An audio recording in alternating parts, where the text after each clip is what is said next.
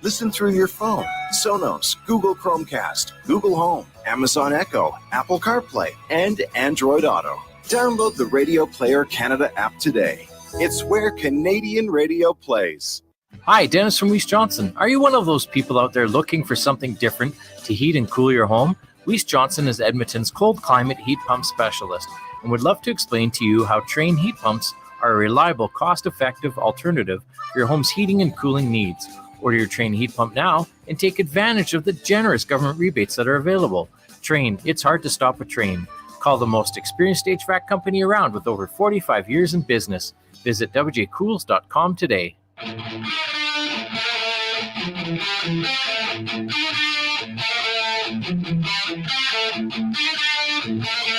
Sports Radio is back. It'll be Kulak moving the puck. Rebound scores! Kulak moved in, and an Edmonton area kid has the opening goal. The Jason Gregor Show on Sports 1440. Vikings bring the heat again. Wilson throwing, it's up for grabs, and he's caught for the touchdown by Sutton. Presented by PlayAlberta.ca, Alberta's only regulated online gambling website. Down by 3. Time running out. End zone! Touchdown! Tyson Philpott has the catch that has put Montreal ahead in the Grey Cup with 11 seconds to go.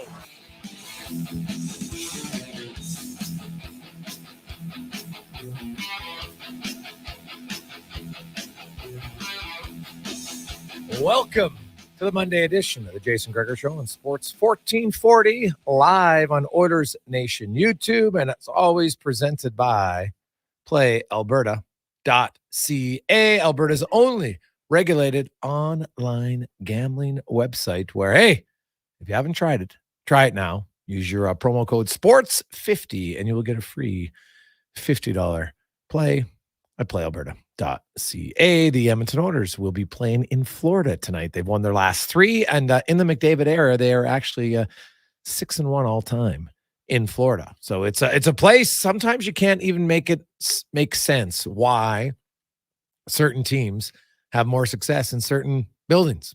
But the Oilers, they like playing in Florida. We'll see it happen tonight to Mr. Pickard.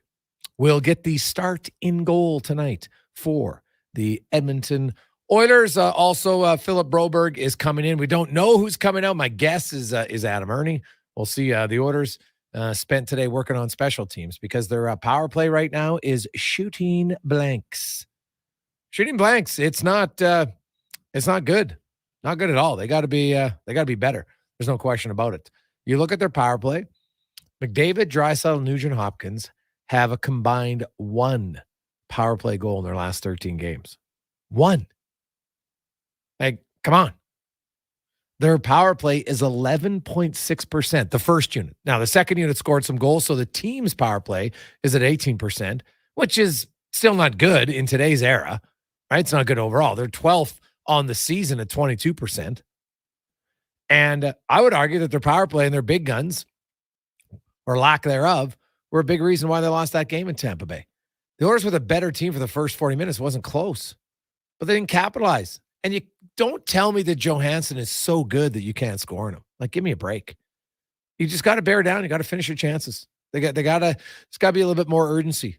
There's clearly, even the best players in the game can lack some confidence. And I think it's obvious right now that there is a lack of confidence offensively right now for the Oilers' big guns. And we'll see if it can come around. They need it to. There's no question about it. They need their big guns to show up here soon. But, hey, they have played well. They've won 3 of their last 4. Right? They had another good start in Tampa Bay. Good starts haven't been their problem. Holding the lead has been their problem. Usually when you score first, the good teams, you're winning 80, 85% of those games. The Oilers right now have won 40% of the games where they score first. Not good at all. They do get a little bit of a break as Barkov will not play tonight for Florida. He got injured on Friday night in Anaheim and is out tonight. Maybe will be ready for Florida. So that's a little bit of a break. Lundell will move up. And hey, watch out for Reinhart. Reinhart is on fire right now. He's got 13 goals in the first 17 games for the Panthers.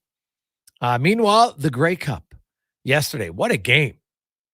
I love championship games in any sport because there's so much on the line. And that was a fascinating game to watch. It had everything. And what about the play call from Jason Moss on 3rd and 5 to go over the top for 31 yards? And then on the next play, they hit Phil Pott in the end zone for what was the game-winning touchdown. That was unbelievable play calling. I loved it. Aggressive. It was awesome. So, full marks for Montreal. That has to be a real kick in the junk for Winnipeg. Another good season.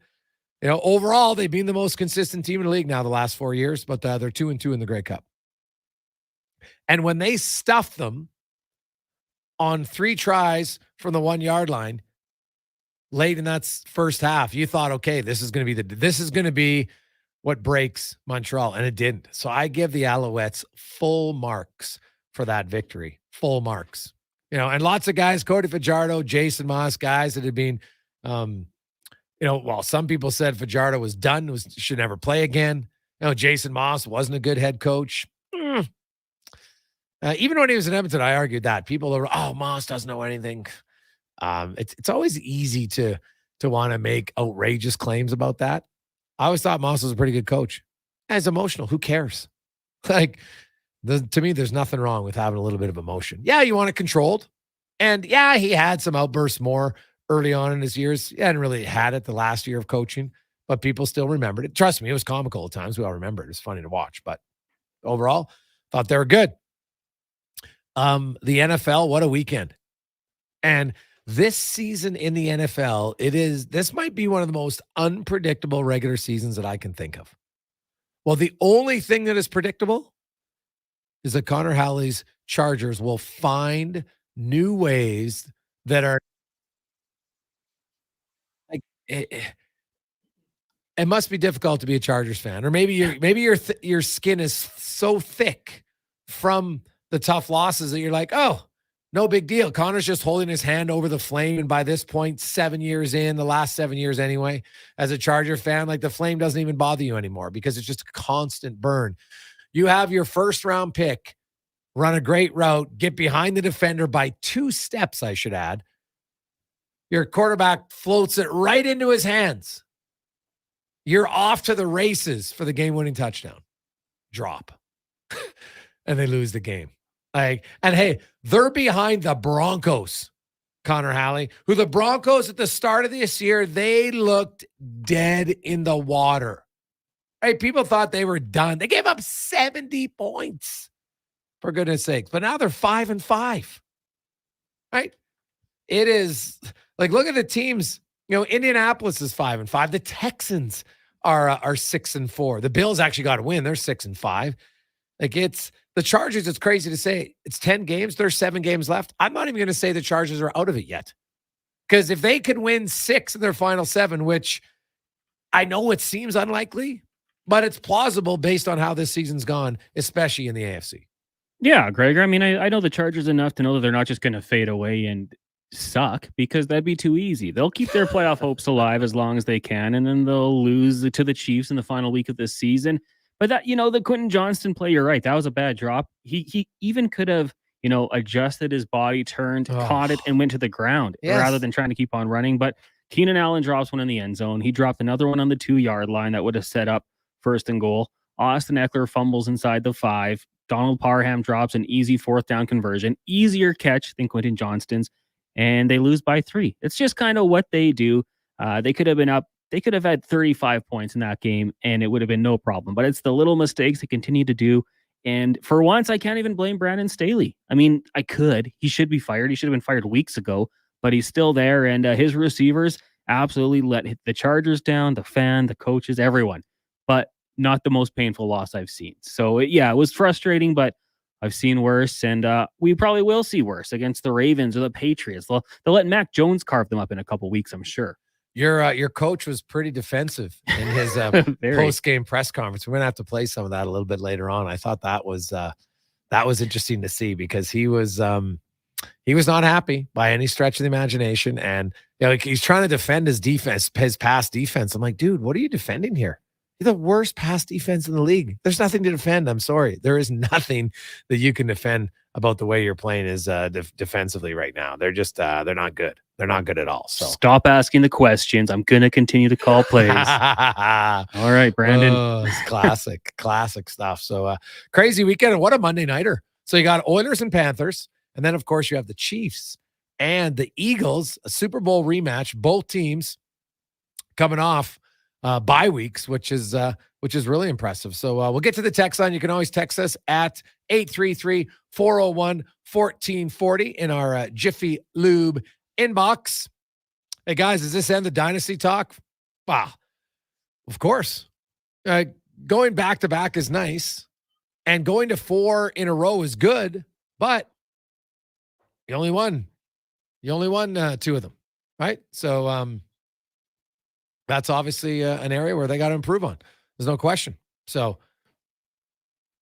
hey guys, the Broncos are the hottest team in the NFL right now. Winners of 4 in a row. Is that the longest streak? You're right. That is the longest streak. See, that's how crazy it is. The Broncos have won 4 in a row, and that's the hottest streak in the National Football League. So, you know what? The Browns lose their quarterback. The Houston Texans have won 3 in a row.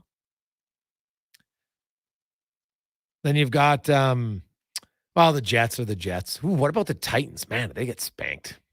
They are not good at all right now. Hey, Gregor, did you say Broberg's coming in? Why wouldn't they just keep the 4th line intact? It played well and just take Desharnais out from Doug. Doug, I can't agree with you anymore. I totally agree. The 4th line was very good. Limited minutes, I get it. But I guess they want Desharnais on the penalty kill. That's the only thing I can think of. Because, yeah, you could put in Broberg for Desharnais. I don't think Desharnais has played that well. Right? I don't love how he played that the game-winning goal. Right? He was pointing. Ryan McLeod wasn't close enough yet to fully commit and just give the passing lane. I think he needed to let McLeod get a little bit closer to Glendening before then you could escape and go off to the puck carrier. So that was just me, but we'll see. Hey, Gregor, why do all the betting apps still respect the Oilers this much? Well, because they've won 3 of their last 4. And because if you look at all the underlying numbers, the Edmonton Oilers control the puck more. They have more shots. They just don't score. And they against Tampa, I didn't see any 10 Bell errors. Of course, they made a few errors, but everybody does, right? Overall, though, the Oilers, they're not that bad. I know the record says it. But they are still the best team in the league, in my opinion, in self-destructive. I'm sorry, but they are. They are the best at self-destructing. So whenever they can figure that out, that's going to help them. Like they did it. Look at Seattle. Look at the Islanders. Look at Seattle games. They didn't self-destruct. The other team's obviously going to get chances, but there wasn't many top-notch chances in those games against. And when there was, Skinner was good. The Tampa Bay game, all right, a lot of penalties. 4-on-4, they got murdered because there wasn't a lot of 4-on-4 time. And look how many goals they gave up. So to me, they got crushed. And their power play let them down. Their power play needs to be much, much better. So.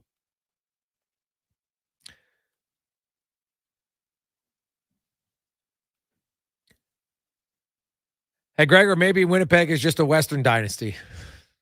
Wow. Touche, Walter. Touche. Hey, Gregor, you sound sick. No, I'm not sick. I just was coached. I was in a hockey tournament this weekend. And there was lots of coaching. We had a lot of fun. Kids had arrived.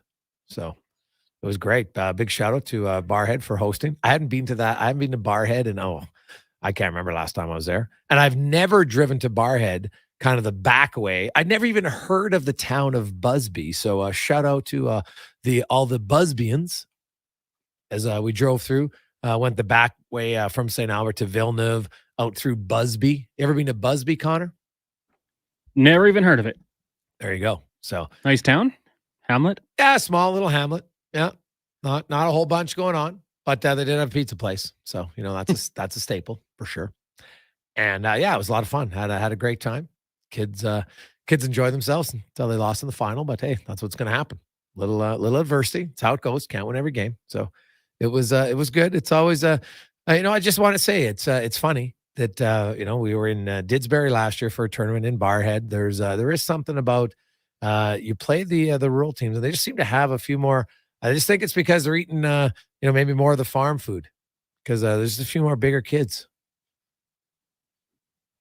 like some rather large kids. Which when kids are 9, right, and then someone's 10 or 11, obviously it can be a pretty large size difference. But there's a few. Barrhead has a few pretty big kids. Although so did Beaumont in the tournament we played. But we had a lot of fun. So I hope everybody out there, if you're playing in your tournaments, remember, have a good time. Try not to keep the lunacy to a minimum. Right? Keep the lunacy to a minimum. That's always key. Now, a few other texts to get to. Hey, Greg's, the Busby Bar is nice. Lots of guys still ride sleds there for a beer. From Chad. Well, there you go, Chad. I'd never heard of, honestly, I'd never been to Busby. Some huge farms around there, though. As a farm guy, I was just amazed at it. At just you can tell, these are massive, massive farms. Just the amount of hayland they have, the amount of head of cattle. It's, a little tear in my eye when I'm rolling through there, just because obviously I miss the cows at our farm right now. So it's one. Those are the things I notice. But Busby was definitely fun. I'd never seen it. Never driven through it before. It was great. Hey, guys, there's a Frisbee with a bowl in the middle called a Busby from Husks. What? Oh, yeah. Alberta's got a lot of those small little towns, that kind of have the unique signature piece. I like that. Instead of a Frisbee, they call it Busby. Oh, my God. That is gold. Gene Principe. If there's ever a kid who comes to the NHL from Busby, Gino's going to be using that one for sure. Coming up on the show today, we're going to hear from Andi Petrillo in the 3 o'clock hour. Usually she's in 4. She's in the 3 o'clock hour today. Lots of big news in the footy world. Brownlee's going to join us next. We got Cam Tate, 2-minute warning. George Richards will join us. The Panthers. How about the Panthers? They're in second place. They just got Ekblad and Montour back on front. That's their top 2 ranked defensemen. And they played great without him. Oliver Ekman-Larsson is on their first unit power play. He's played great. He's been a bargain for Florida thus far. Sam Reinhart, I mentioned it, 13 goals in 17 games, killing it. So they get Ekblad and Montour back. That'll make them even more formidable tonight. Spec will be by, Kevin Woodley. Also, help your neighbor. We are going to have our winner in the 4 o'clock hour. So stay tuned. If you're one of our lucky qualifiers, you definitely want to stay tuned. We're going to be calling you, so answer your phone. And for anybody else listening, hey, somebody's going to be gifted a pretty big prize today. So that'll be awesome. You can always text us, email us on our Jiffy Lube inbox, 833-401-1440. It is the Gregor Show presented by PlayAlberta.ca. Rodeo clowning felt like an exciting opportunity. Boy, was I ever wrong. The bulls. So predictable. But you know what's exciting and unpredictable? PlayAlberta.ca. I can bet on any sports game, play online casino games anytime, and buy lottery tickets anywhere. PlayAlberta.ca. Go all in on excitement. Sign up today and get over $100 in welcome bonuses. Remember, if you gamble, use your game sense. At Wolf GMC Buick, all Denali's are on sale. Terrain, Acadia, Sierra, Yukon, all Denali's are on sale. Get special 0% financing for 48 months on all remaining Sierra Denali half-tons because all Denali's are on sale. I'm not kidding. Every in-stock 2023 GMC Denali is on sale. All Denali's are on sale. Hurry into Wolf GMC Buick for the best selection. Wolf GMC Buick. We're making it easy because all Denali's are on sale. Full-service provider of heavy haul transportation and rigging at the highest level. Next Gen Transportation. We're developing new and innovative ways to transport oversized and overweight equipment to remote and challenging locations. Our Next Gen team leads with a wealth of experience and expertise. But most importantly, we put safety first, so everyone gets home safely. We also take great pride in supporting our local community programs and teams. Good luck to everyone this season and in the year ahead. Visit nextgentransportation.com. Christensen Communities, the name in active adult living. Enjoy retirement living without compromise. At Christensen, we understand that each lifestyle is unique. We are committed to providing choice through optional dining, personal services, recreation programs, and care plans to suit your current and future needs. Enjoy maintenance-free living and build new friendships in a safe, independent community. Large suites with full kitchens and in-suite laundry, on-site amenities, and so much more. Find out more today about our communities across the province at cdlhomes.com. How do we do it? Well, at Leading Edge Physiotherapy, we invest. Our money and time goes right back into technology and training, and it's all designed to get you back into shape. We invest in people, the people who really care, and they understand how your body works. Then they combine their experience, training, and skills to work with you to help you solve your issues, be it pain in the back, neck, arm, shoulder, heel, literally head to toe.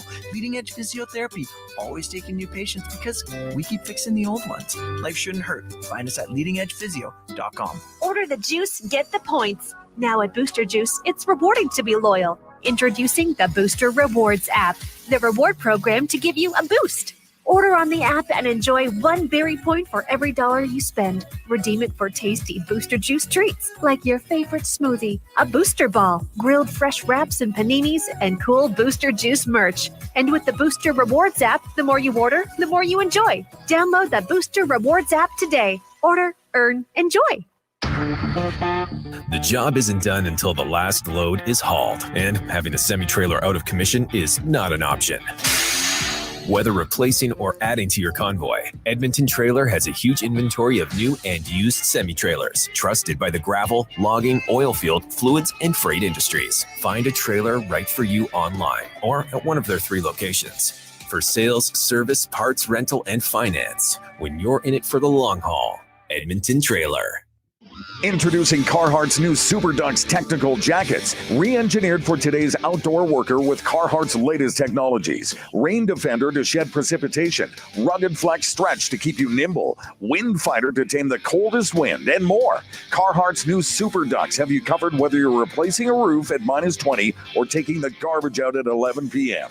Find yours now at Short-sight workwear, tough gear for tough jobs.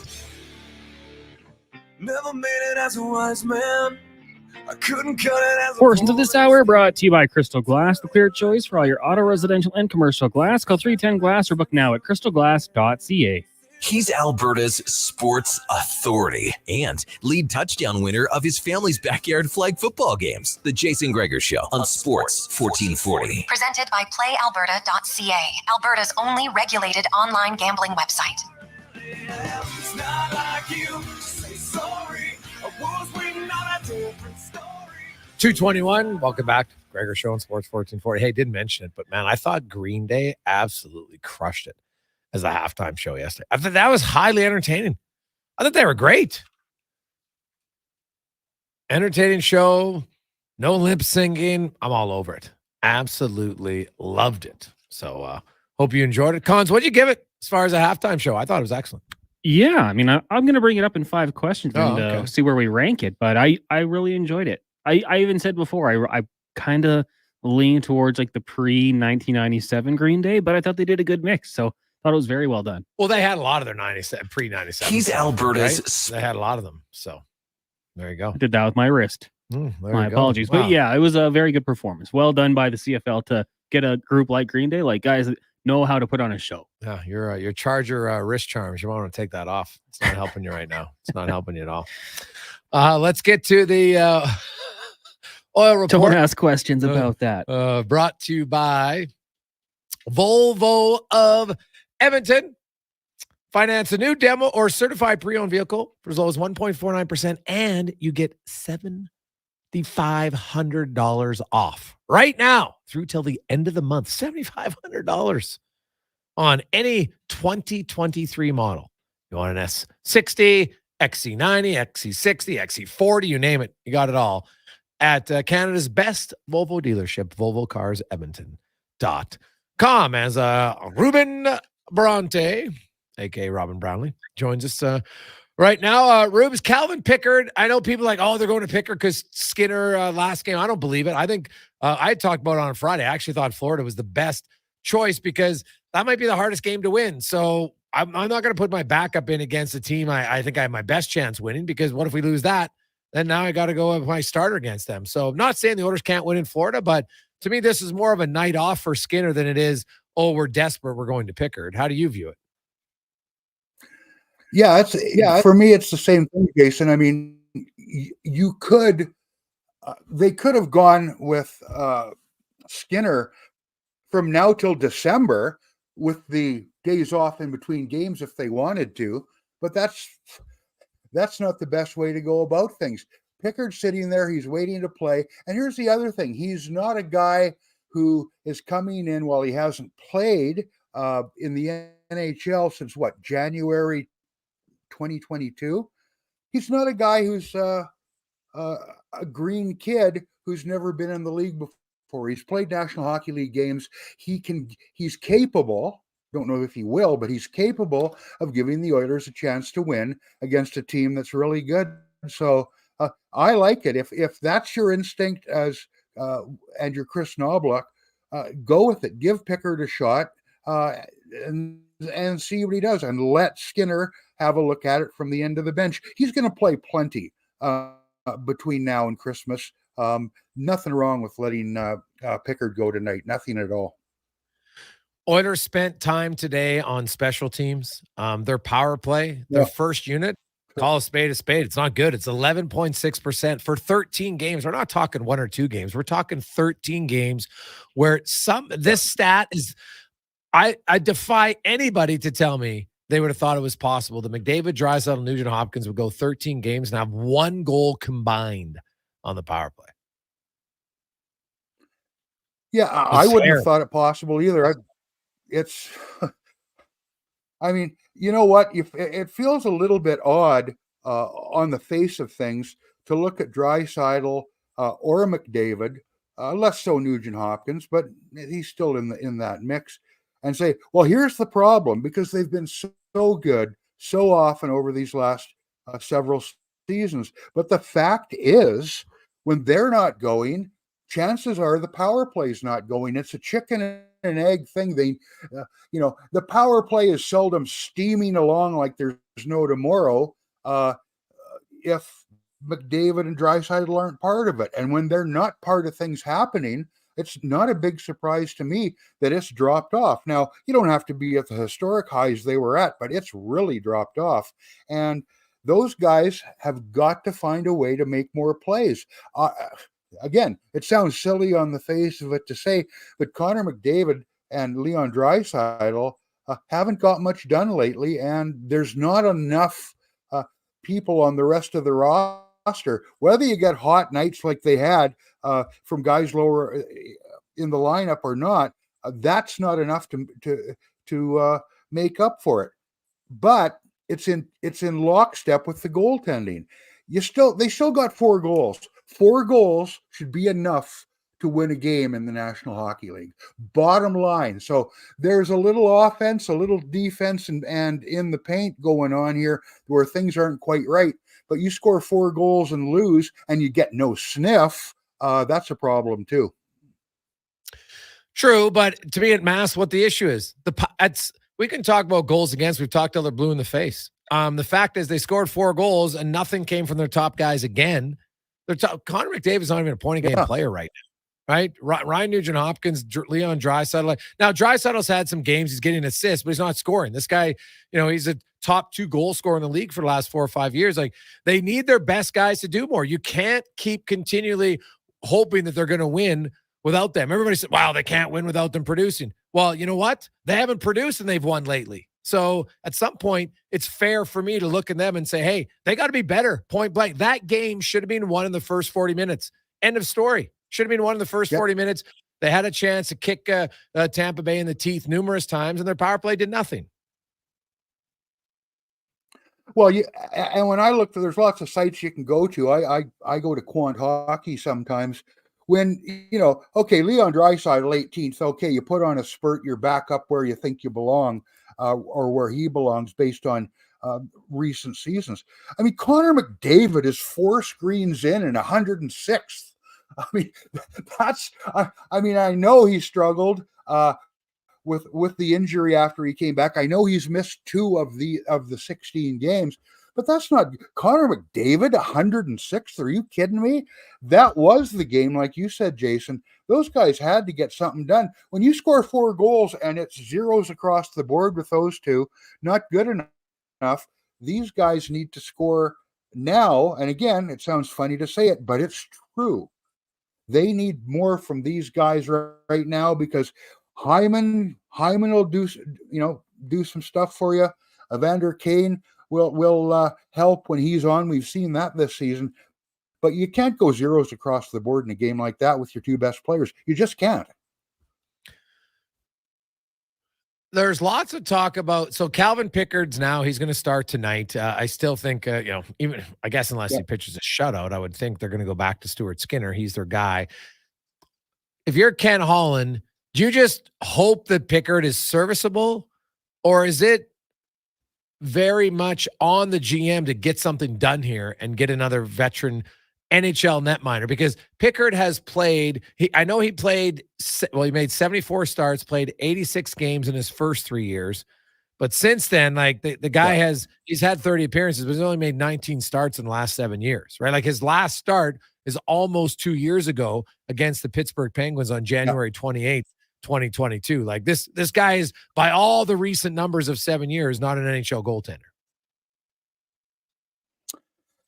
Well, here's the thing, Jason, and I mean, if you've got an answer, I'd love to hear it.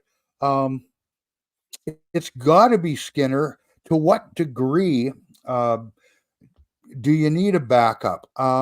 Here's the problem: they've got no room for error, no margin for error right now because of their start. If you drop down with your backup and you're off to a guy gets hurt after a red hot start through the first 20 games, pick a number. If he's not your best goaltender, but can you get by with him? Well, maybe you can when you got some margin to work with. They've got zero margin to work with. And that's the problem. You can't, hey, Cal, it's all on you now, bud. Well, that's kind of a bit much to expect.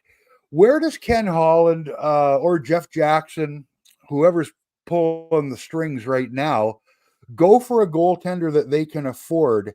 And here's the other thing that's they can afford that's a better option than Pickard. And I know we've had some stuff run on Oilers Nation recently where there, you look at names that are out there.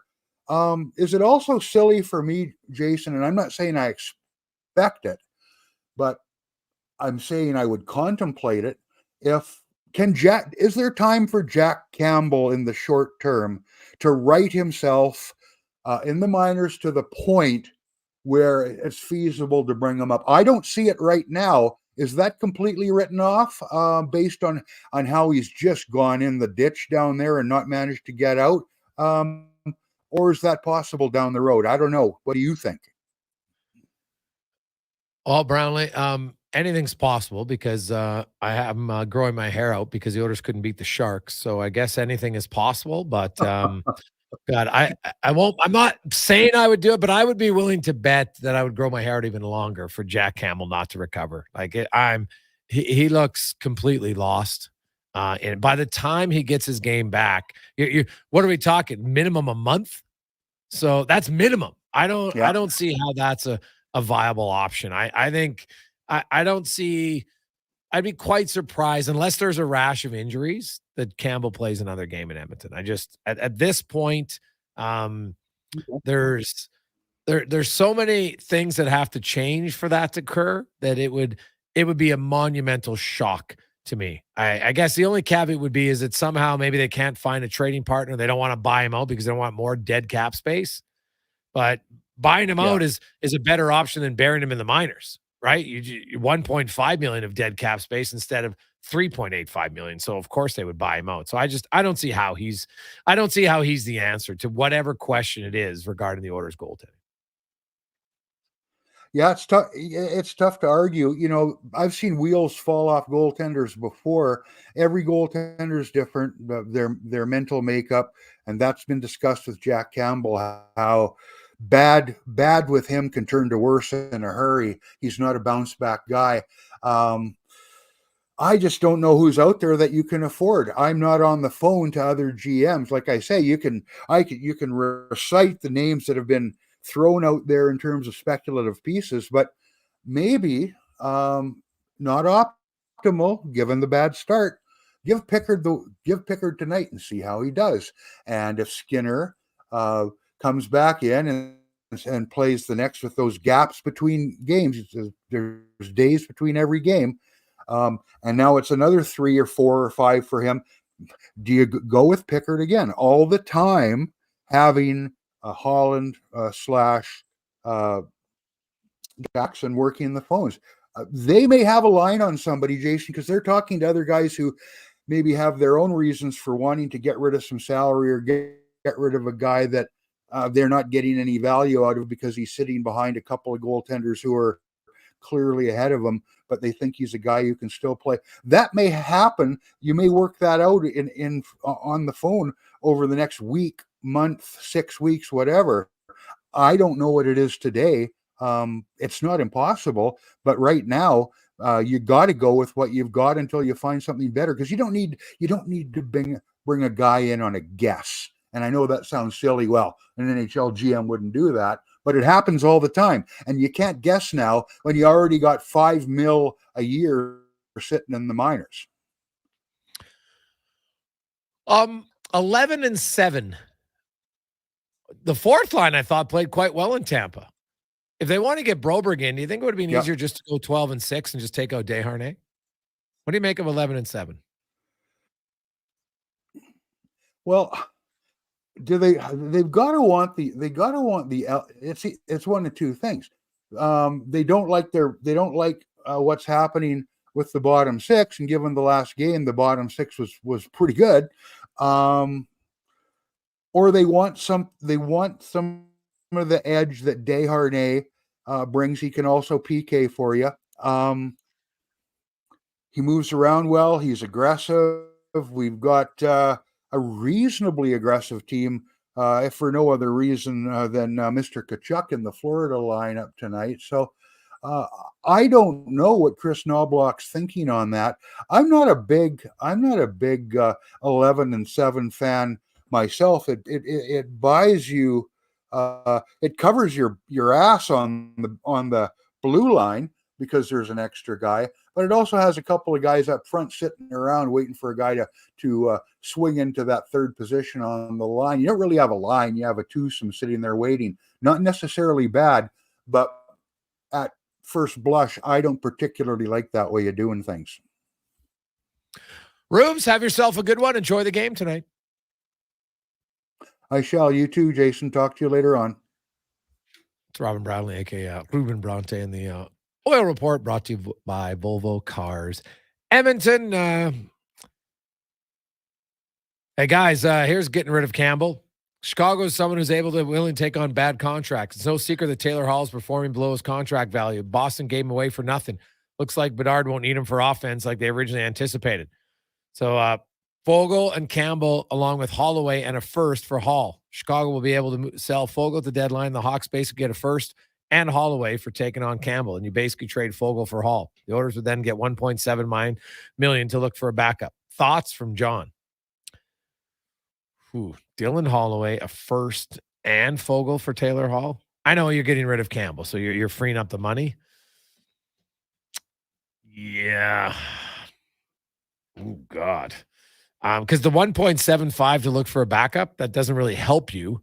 Because there's not many backups that teams are willing to trade necessarily, regardless of cap space. They just don't want to trade him, right? Like Calgary probably would trade you Dan Vladar, who just makes $2 million, but I'm not even sure how good Vladar is.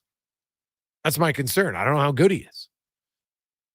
But Hall right now hasn't been healthy at all in Chicago. It's kind of hard to. So would I want to take on a guy who's banged up that much?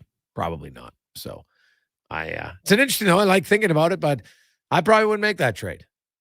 Even though it gets rid of Campbell. But I'm getting rid of Campbell and a first and Holloway, who's a former first, and Fogle. I think that's too much. So that would be my take on it. So we'll see. 2:39. Got a lot more text coming in at Sports 1440. 401-1440. We'll get to Cam Tate. Also, we have Andi Petrillo coming up. Is there a goalie that you think is realistic to look at? I know we got a lot of people asking about Halak. Now, Halak's signed a PTO, right, in Carolina. And I'll be honest, I will look up his numbers because I haven't looked them up.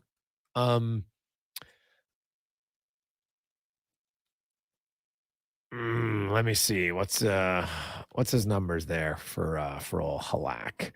I'll find him during the break, and then we'll talk about it. My initial gut says no, but considering that you wouldn't have to give up anything if you pay him a league minimum, maybe it's better. We'll find out next. Jason Gregor Show on Sports 1440. Building or renovating, you want to work with someone who sees and understands your vision. BIE Engineering is a family-owned, experienced structural engineering consulting firm serving commercial and residential clients in Edmonton and surrounding area. Homeowner or large company, they'll work with you to help see your ideas through. BIE Engineering can help prevent problems, deliver solutions, and minimize your risk. BIE Engineering. Request a quote for your project today. Visit bieeng.com. Mr. Rooter visits the dentist. Well, you're all done there, Mr. Rooter. You can spit in the sink. Hey, Doc, you got a clog here. Oh, no. Don't worry about it. I got it. It looks like a long piece of floss with something tied to the end.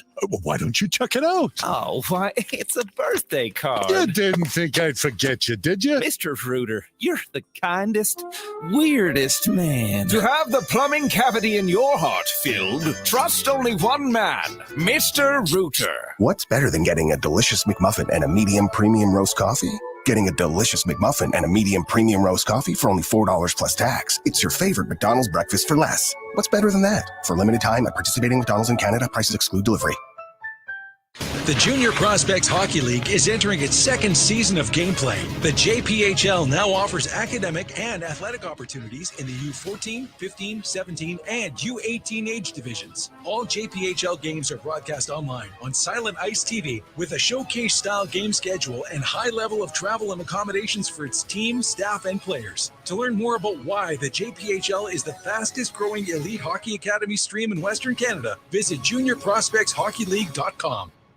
When you hand deliver a hamper to a family in need, everyone's hearts fill with joy. Be part of the Holiday Hamper Program, a charitable experience unlike anything in Edmonton. Sign up to adopt a local family, fill a hamper with food and gifts, then bring it to their door and see the difference you're making firsthand. With the rising cost of living impacting so many families, the need has never been greater.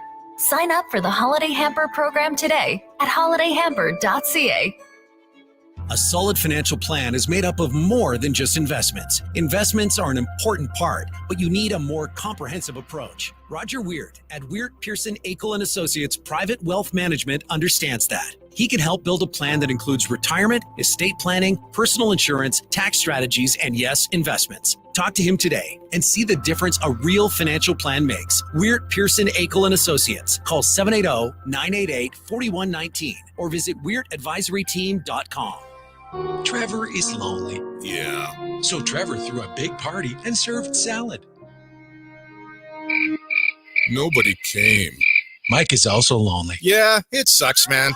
So Mike threw a big party and served Will Hawk beef jerky. Go Will Hawk! Go Will Hawk! Everybody came! Will Hawk beef jerky. Because you don't win friends with salad. Will Hawk is the home of Alberta's best beef jerky. In Leduc, Spruce Grove, and West Edmonton Mall. Did you strike out on booking Network Travel's 2023 baseball trip to see the Jays play by the Bay in Seattle? Well, registration is now open for the 2024 trip next season.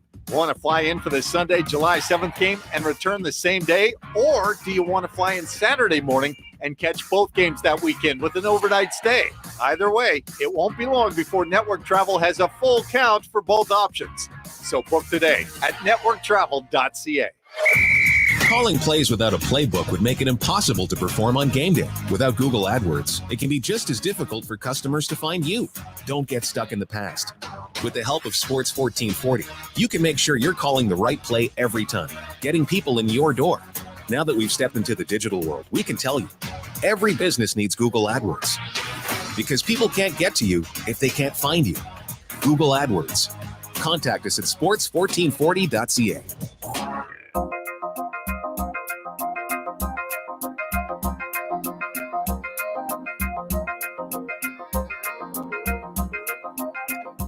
Portions of this hour brought to you by Cantork. They've continued developing tools and are excited to announce their newest design, battery-powered nut runners. 4 models from 500 to 3,000 foot-pounds with more on the way. Learn more at cantork.com.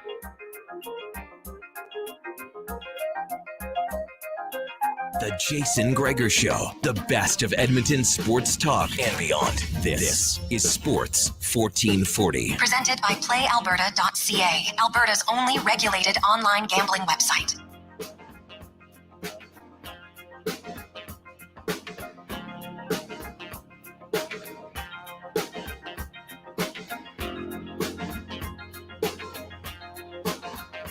.244 game day on Sports 1440. I'm Jason Gregor alongside Connor Halley. The Gregor Show is always presented by PlayAlberta.ca. We got loads of texts coming in, 833-401-1440 to the eWell studio, EWEL.ca for your one-stop shop for all your electrical needs. And if you're thinking about a project and you want them to help your project look even better, they can do that as well. So supply you with material and make your projects look even better.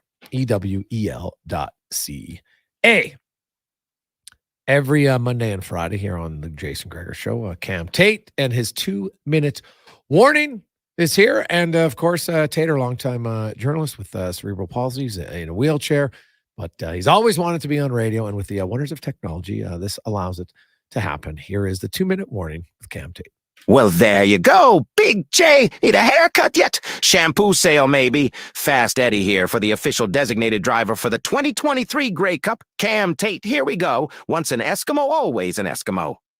Those profound words were boldly painted above the door in the Eskimo dressing room.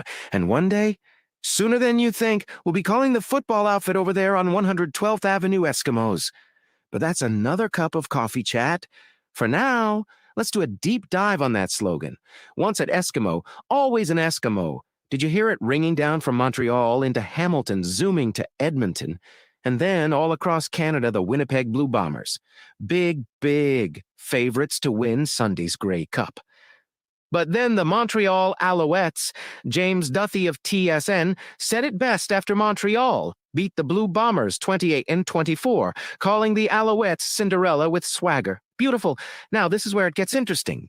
Winnipeg won the Grey Cup in 2019 and 2021. If the Bombers did win yesterday, the D word might be whispered in the Manitoba capital city. That D word, you ask? Dynasty. But even if again they would have won the Grey 3 CFL championships in 4 years, Montreal, with Annie Machocha as GM and Jason Moss as coach, ended that run. Now, what team did Machocha win as head coach with Moss as quarterback? Edmonton Eskimos, baby. Let's go back even more. The Eskimos went on that amazing run, winning 5 consecutive Grey Cups in the late 1970s and fumbling over to the 1980s.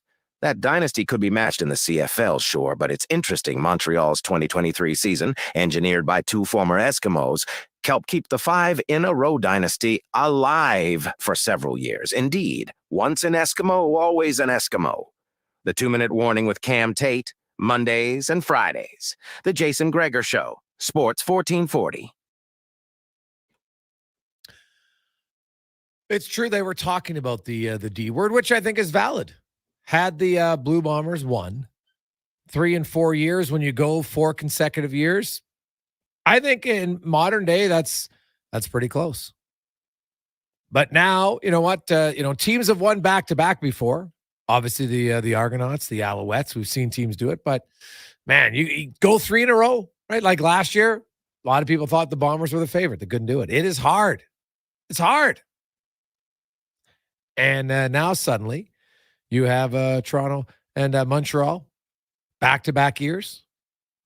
The East winning twice, and we'll see. Do I envision the green and gold in the Grey Cup next year? Probably not, but I hope I'm wrong. They were much more exciting in the second half. That's fair.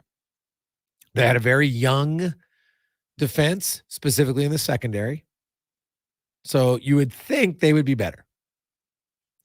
Jarius Jackson is their OC, 10 times better than his predecessor. To me, not even close. So that will help them. Trey Ford, the potential, everybody sees it. Now will be the evolution and the development of his passing game. Knowing when sometimes just to throw it away, don't take a sack. But also, the best scrambling quarterbacks, when you want to talk about Damon Allen, you want to talk about Doug Flutie, just look at their passing yards.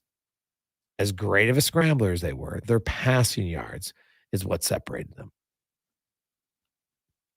Hey, guys, what do you think it would take to get Blackwood out of San Jose? I think his upside is huge from Beaumont Cowboy.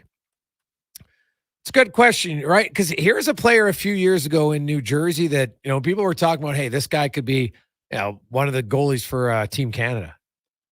And he still might get himself back in that conversation. He's a $2.35 million cap hit for this year and next year, so that's a really good deal. The Sharks, man, they got a lot of dead cap space. But they are rebuilding. There's no question in my mind. I think, are they finally willing to commit to do it? So if you look at the deal, so you say, okay, we'll trade you Blackwood for Jack Campbell's contract. And if they want, they play Campbell in the minors next year. I could do it, right? There's basically $3.85 million on their cap hit. But they've already got so much dead cap space. Now, I know they're not going to be competitive, so maybe they don't care. You have to give up a first, though. That's going to be the challenge for Edmonton. You free up the cap space of Jack Campbell. So I guess it's a move that's going to be in unison with other moves because it'll allow you to be more aggressive at the deadline. But ideally, you would like to use that first rounder for a player that's going to help you. Now, Blackwood, you know what? Obviously, he's going to help you. So you're getting Blackwood. You probably would have to give up even more, to be honest.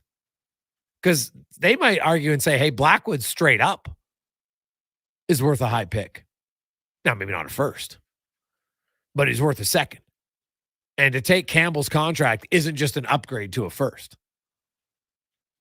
So I wonder what San Jose, I would think they would want, would they want Olivier Rodrigue? Would they want a young goalie? Maybe. I'd need to see a little bit more from Blackwood. I'd probably wait on him. He's only 26, so that's the good news. And a few years ago, he looked really good. Right? Then he struggled after the injury. And maybe his is an injury that's just taken that long to rehab. I think it's going to be challenging to accurately gauge some of his numbers. You're going to have to dig deep, and we'll have Woodley on later with Blackwood because the Sharks give up so much. And so, while they give up a lot, it might, this guy makes a lot of high danger saves. Sure. But he also faces way more, right? And if some of them are happening in a 6-1 game, are the guys, I'd say they're not trying to score, but you know what I mean? If it's 2-1 or 6-1, it's a little bit different. Hey, guys, Demko was garbage last year. Look at him now. Blackwood was almost out of the league. Be patient. From Imitation Tom. Well, Tom, just to be fair, though, Demko was injured, right? He had an injury. He came back. Look at him after the injury. Jack Campbell doesn't have an injury right now. Right? Blackwood had an injury. Jack Campbell doesn't have an injury. That, to me, is what's concerning. Because if you were right, if it was coming off an injury, then I could see it. But Demko, when he returned from injury, was very good. His numbers, he played through the injury, that's where he was weak. So, I don't know. The Jack Campbell, what's the best case scenario? Is that Jack Campbell's a backup? Right? Is that probably maybe most realistic is the better word? Is that the most realistic? I think it is. So, what do you do? Hey, Gregor, doesn't Campbell have a no movement clause? No. Otherwise, he wouldn't be in the minors. A no movement clause means you can't be sent to the minors, right? Now, Jack Campbell has a limited no trade clause, right? And he submits a 10-team no trade list. So That's it. So these are the 10 teams you can't trade him to, which leaves you, another 21? And I guess he could veto it, right? But at this point, the team sent you to the minors. He might be thinking, hey, I'm not sure this organization is really going to want to play me. Right? The other thing that's beneficial about Campbell is both of his signing bonuses have been paid out. He had a $2 million signing bonus last year and a $1 million signing bonus this year. So the final 3 years of his deal, there's no signing bonuses. So that's what makes the buyout a lot more attractive. And maybe they did that on purpose, which makes you wonder. His base salary also goes down a lot. So money owned is another factor, right? He's owned 5.4, then 4.2, then 3.9. So even though his cap hit would say 15 mil over the final 3 years, he's not owed 15 mil, right? He's owed what, 13.5? Is that right? 5.4, 4.2? Yeah, I think it's 13.5. So they all those little things add up. But at the end of the day, his numbers, his play, combined with his cap hit, it's a hard trade. You're going to have to convince a team to take him, and you're going to have to pay significantly to do it. And I think so. That's where it'll come down. Is it worth trading away Jack Campbell so you get the cap hit off the books and give up a first rounder, or would you rather buy him out and have the cap hit penalty for the next 6? That's the thing. 6 seasons. It's not ideal. Don't get me wrong, but it is. That's the conversation I think that they need to have, right? So Jack Campbell, he would be his cap hit. Actually, the cap hit would be next year 1.1, then 2.3, 2.6, then 1.5, 1.5, 1.5. So obviously next year would be a huge cap savings.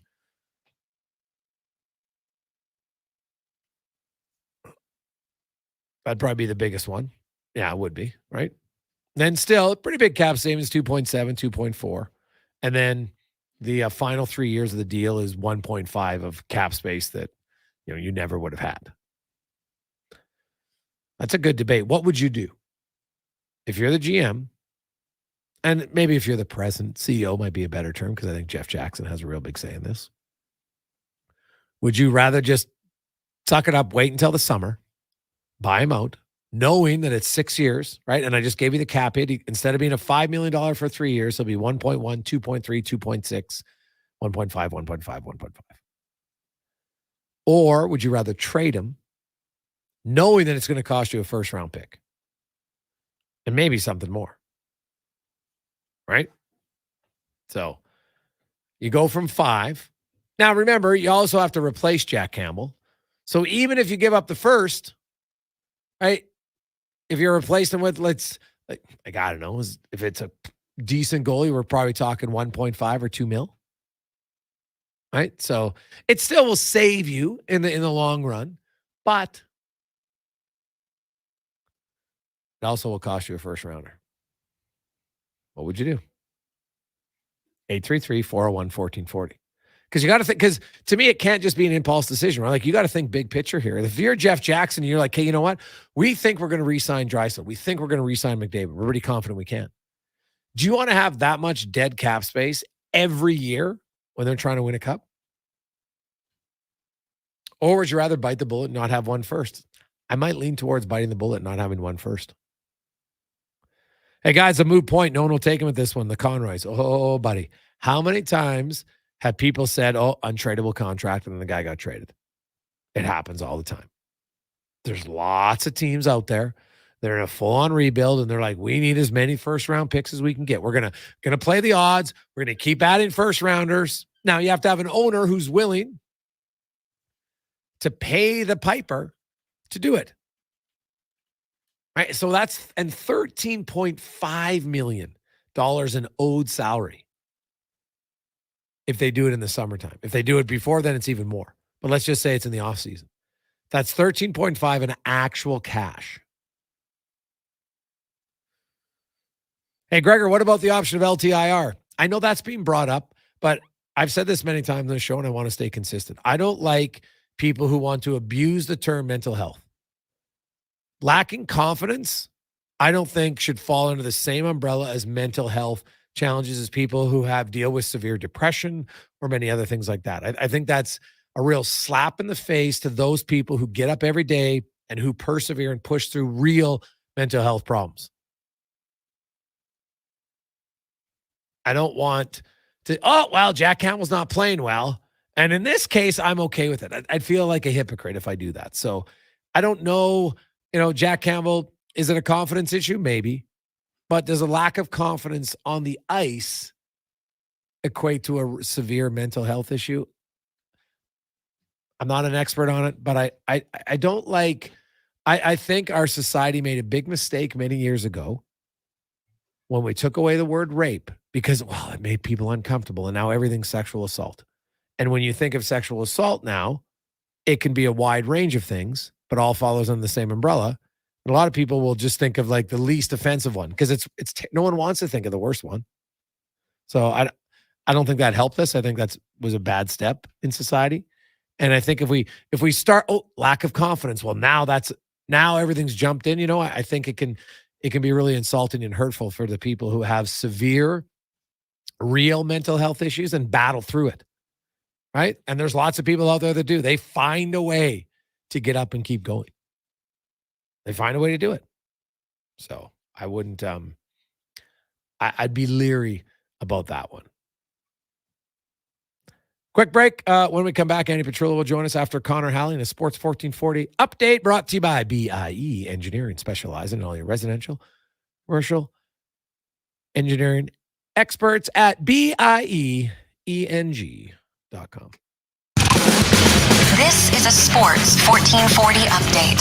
7 games on the ice tonight in the NHL, including the Oilers down in Florida taking on the 11-5-1 Panthers. Puck drop just after 5 o'clock. Calvin Pickard will get the start between the pipes for the Oil. Elsewhere, Bruins taking on the Lightning. The Preds host the Avs. Rangers take on the Stars. Kings travel to the desert to take on the Coyotes. Canucks hosting the Sharks. And the Flames up against the Seattle Kraken. Week 11 in the NFL wraps up tonight as the 8-1 Eagles head to Kansas City to take on the 7-2 Kansas City Chiefs. That'll get going at 6:15. You can join me at the Manning Canadian Brewhouse for your chance to qualify for a trip to the Super Bowl in Las Vegas. In the association tonight, we've got the Warriors hosting the Rockets, Clippers in San Antonio, Kings travel to New Orleans to take on the Pelicans, Timberwolves host the Knicks, Bulls up against the Heat, the Bucks in Washington, Pistons host the Nuggets, and the Celtics taking on the Hornets, and one game in the AJ, Calgary hosting Okotoks. That one gets going at 7 o'clock. Coming up in hour 2 of the Jason Gregor Show, we will be joined by Andi Petrillo of CBC Sports and One Soccer, as well as Florida Panthers beat reporter George Richards. I'm Connor Halley. This has been a Sports 1440 update. This is Sports 1440, a Stingray radio station broadcasting on Treaty 6 territory. Download the free iHeartRadio app and listen to CKJR wherever you go. It's simply the best time to buy. The Black Friday event is on right now at Volvo Cars Edmonton. You'll save up to a game-changing $7,500 off your purchase or finance as low as 1.49%. Choose from a winning selection of 2023 cars and SUVs like the sleek S60 or the roomy and comfortable XC60s and 90s. Black Friday is on now at Volvo Cars Edmonton, Canada's only 12-time Volvo Excellence Award winner. Visit 1205 101st Street Southwest or chat online at volvocarsedmonton.com. Your furnace is dead. It's time to replace it before winter crushes you. Legacy Heating and Cooling is practically there already. Yeah, we're working in your basement, doing a replacement. The work is so earnestly building your legacy. With no payments and no interest for 1 year, you gotta call Legacy. Replacing your dying furnace before it's too late, that's how you build your legacy. Legacy Heating and Cooling. At The Brick, we're not just proud of this city and its rich sports history. We're proud partners of it. The Brick started right here in Edmonton over 50 years ago. And when we're not cheering on the Oilers and Oil Kings live at the game, or the Edmonton Elks under the bright stadium lights, we're in our stores, providing everything you need to cheer them on in your home. The Brick, supporting Edmonton sports teams and fans since 1971, saving you more. Building or renovating, you want to work with someone who sees and understands your vision. BIE Engineering is a family-owned, experienced structural engineering consulting firm serving commercial and residential clients in Edmonton and surrounding area. Homeowner or large company, they'll work with you to help see your ideas through. BIE Engineering can help prevent problems, deliver solutions, and minimize your risk. BIE Engineering. Request a quote for your project today. Visit bieeng.com. The job isn't done until the last load is hauled, and having a semi-trailer out of commission is not an option. Whether replacing or adding to your convoy, Edmonton Trailer has a huge inventory of new and used semi-trailers, trusted by the gravel, logging, oil field, fluids, and freight industries. Find a trailer right for you online or at one of their 3 locations. For sales, service, parts, rental, and finance, when you're in it for the long haul, Edmonton Trailer. No project too difficult. No problem too complex for Action Electrical. Edmonton's leading electrical contractor is a family-run business since 1973 and proud to offer complete commercial electrical services of the highest quality. When you need a contractor to design, build, implement, and maintain complex systems or emergency electrical assistance, help is here with the professionals. Book a service call at actionelectrical.net today. That's actionelectrical.net. Black Friday early deals are on now at Canadian Tire. Save up to 50% on kitchen essentials, tools, Christmas decor, and more. These prices won't go any lower this year. Ends November 22nd. Conditions apply. Visit CanadianTire.ca or flyer for details. Listen to over 500 radio stations from anywhere in Canada with Radio Player Canada, the must-have app that's as Canadian as you are. Friendly, ready to party, great company. Enjoy every type of radio station, anywhere, anytime. Listen through your phone, Sonos, Google Chromecast, Google Home, Amazon Echo, Apple CarPlay, and Android Auto. Download the Radio Player Canada app today. It's where Canadian radio plays.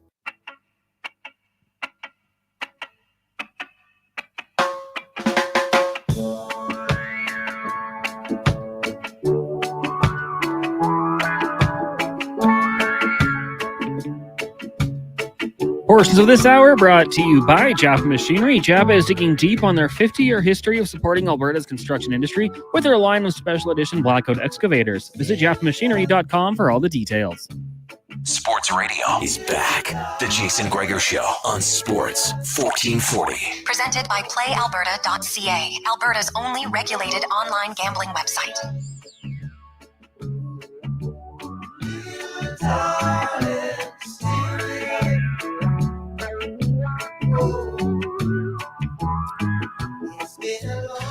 Just after 3 o'clock on a game day. Happy Monday. Jason Gregor, Connor Halley with you. TR might make an appearance on the show, but heavily in filming for season 3 of Shoresy today. And he sent me their script reading today.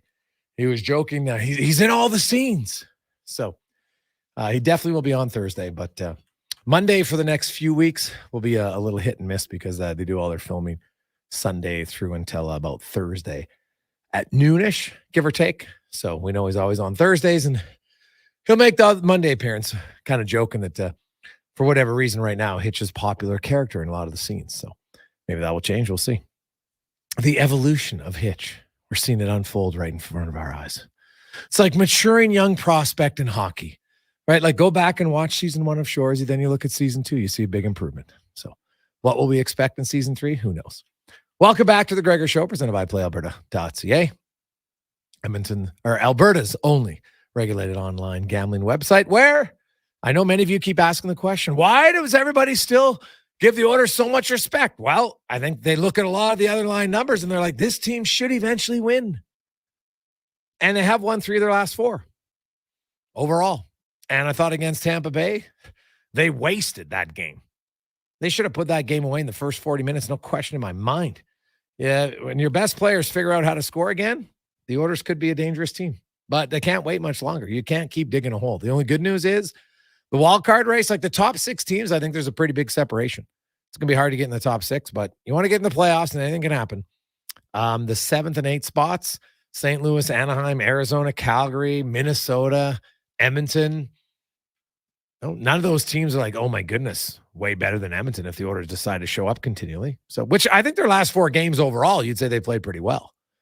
They just, you know what? That game was frustrating because I thought that was a very winnable game. Very winnable game. Now, let's get to our big guest of the day, brought to you by Silent Ice Sports and Entertainment, an innovative market leader across Western Canada with properties including the Spruce Grove Saints, Seattle Thunderbirds, the Junior Prospect Hockey League. They have Silent Rides charter companies, arenas, and more. That is Silent Ice, and they do a ton of charity stuff as well, which is great. Andi Petrillo from CBC Sports and on soccer joins us. Andi, how was your weekend? It was busy. I was working at CBC, but getting ready for the winter. It's strange to say that I'm getting ready for the winter season because it feels really cold.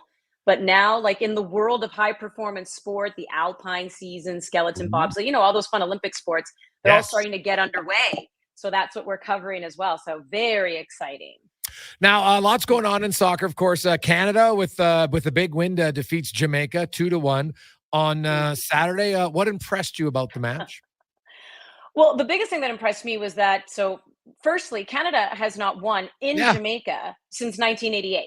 Yeah, and fun little fact, if you draw the two together, another little parallel, 1988, Calgary Olympics, 1988, the Jamaican bobsled team was making headlines. I don't know. Sometimes I love like those little types of historical connections there. But, the Jamaican bobsled team was making headwaves in 1988. And that was also the last time Canada was able to win a soccer match in Jamaica. But they get the win. So that's what's impressive.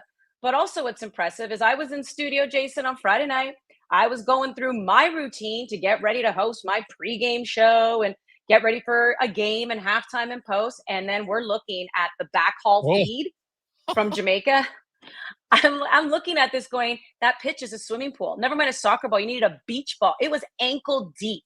That's how much water was on that pitch. And we were just watching it getting delayed. It was supposed to be kickoff at 7, then kickoff at 8, then kickoff at 9. And we're like, come on, CONCACAF. It ain't going to happen. So they finally called it and they moved the game to 10:30 a.m. Eastern the next day. And, this, right? When you're talking about high performance athletes, everything is scheduled to a T. So now all this time they had to stay focused, keep warm. Now they got to go back to the hotel. They got to have the proper rest. Now they're waking up having a 10:30 soccer match. I mean, the last time these guys probably played at 10:30 was when they were playing for like pee-wee soccer. Like you don't play matches at 10:30 in the morning. So now you got to wake up at a certain time. Do you eat breakfast? Do you not eat breakfast? What do you eat? Like everything is kind of just thrown off a little bit because athletes are just such creatures of habit and routine. So the fact that Canada was able to overcome all that, the weather, the delay, change in time, and also pull off a victory for the first time since 1988, there was a lot to be impressed about with the team, for sure. Now, are we at the point where, you should expect Canada to win pretty much most of the time in the CONCACAF region? We are. And the biggest challenge for Canada is doing it now outside. So the expectation, without doubt, should be every time you go in and you face teams in CONCACAF, you should be challenging for top spot. We know that the demons that are still in front of the Canadians, the Americans, and the Mexicans, although in this quarterfinal of CONCACAF Nations League, the Mexicans lost to Honduras. So if they're ripe for the picking, anything can happen. Game 2, which by the way is in Mexico, Azteca, scary place. But those are the two teams that Canada really has to overcome. As you hear them say, win trophies, right? Be kings of CONCACAF. Well, you have to do that. Qualify for the Final Four, which if they beat Jamaica on Tuesday, they'll qualify for the Final Four of Nations League in March. Got to be in the final again. Got to try and get that trophy. So the expectation is they should be performing night in and night out in CONCACAF. And then what happens outside of that? We, just a couple of weeks ago, Jason, we were talking about that spanking at the hands of Japan 4-1. It was a friendly, but those are the problems Canada faces, right? Is they can't get it done outside of CONCACAF, which is why, just a reminder to everybody, if they beat Jamaica on Tuesday, which again, they should, they'll also qualify for Copa America next summer. And that's where they're playing Argentina, Brazil. Like they need to be playing these other countries to prepare for the 2026 World Cup. So This is pretty huge. That 2-1 victory in Jamaica, massive. It set them up nicely for Tuesday night at BMO Field. What'd you make of Alphonso Davies' game? It was okay. It wasn't his best game. And with Alphonso Davies, it's really interesting because nobody's going to deny this guy's a superstar. I do think Mauro Biello put him in the best position where he was a little higher up the pitch. Yes. And you also 100%. exactly. And here's the thing, should we expect more offensive production from him? Well, here's the reality. Every single team has his name circled on the board. So whenever he gets the ball, he's getting tag team, triple team, quadruple team. What's up to Alphonso Davies now? Because you can understand he's really talented, he's gifted, and he wants to be able to perform for his country. The effect of that, though, is sometimes you try to do it by yourself. Maybe he holds on to the ball a little too long. Maybe, he can't get the pass and he gets stripped of the ball. All that can kind of happen. So for me, what happens is when everyone's closing in on him, he's got to have that outlet pass, and he has to know that guys like Jonathan David, Kyle Larin, that's what they are there for. So not saying it isn't nice when Alphonso Davies scores, but should that expectation be of him to be more on the score sheet? Not necessarily, because this team does have a lot of other forwards. This team does have a lot of scoring prowess. It's a matter of if Alphonso's job, and this may be frustrating to him, is to draw everyone into him, the other team, so he can set up his teammates. And sometimes that's a sacrifice you have to make because this guy's too good. Everyone's just going to be on him. But he, having said that, has to find a way also to get around that because he is so speedy. He is so talented. So if he can make one touch, two touch, and he's breaking free of a block from the opposition and can get in on goal, well, isn't that spectacular? We've seen him do that before. But a lot of people now have the scouting report on him too, right? Yeah. It's not like it was in 2019 or 2020 when he was really bursting onto the scene with Canada. So I think Alphonso just needs to kind of relax a little bit and not always try to feel like he's got to put the team on his back. And then quite frankly, Jason, he does have to work on set pieces. We know that they rely on him to take them because he's got a really good left foot. Yeah. But he still needs work. He still has work to do in that area as well. But that's okay. Hopefully he can work on it. Andi Petrillo joins us talking all things football. Now, you'd mentioned briefly about the importance of this one. Obviously, there's lots on the line.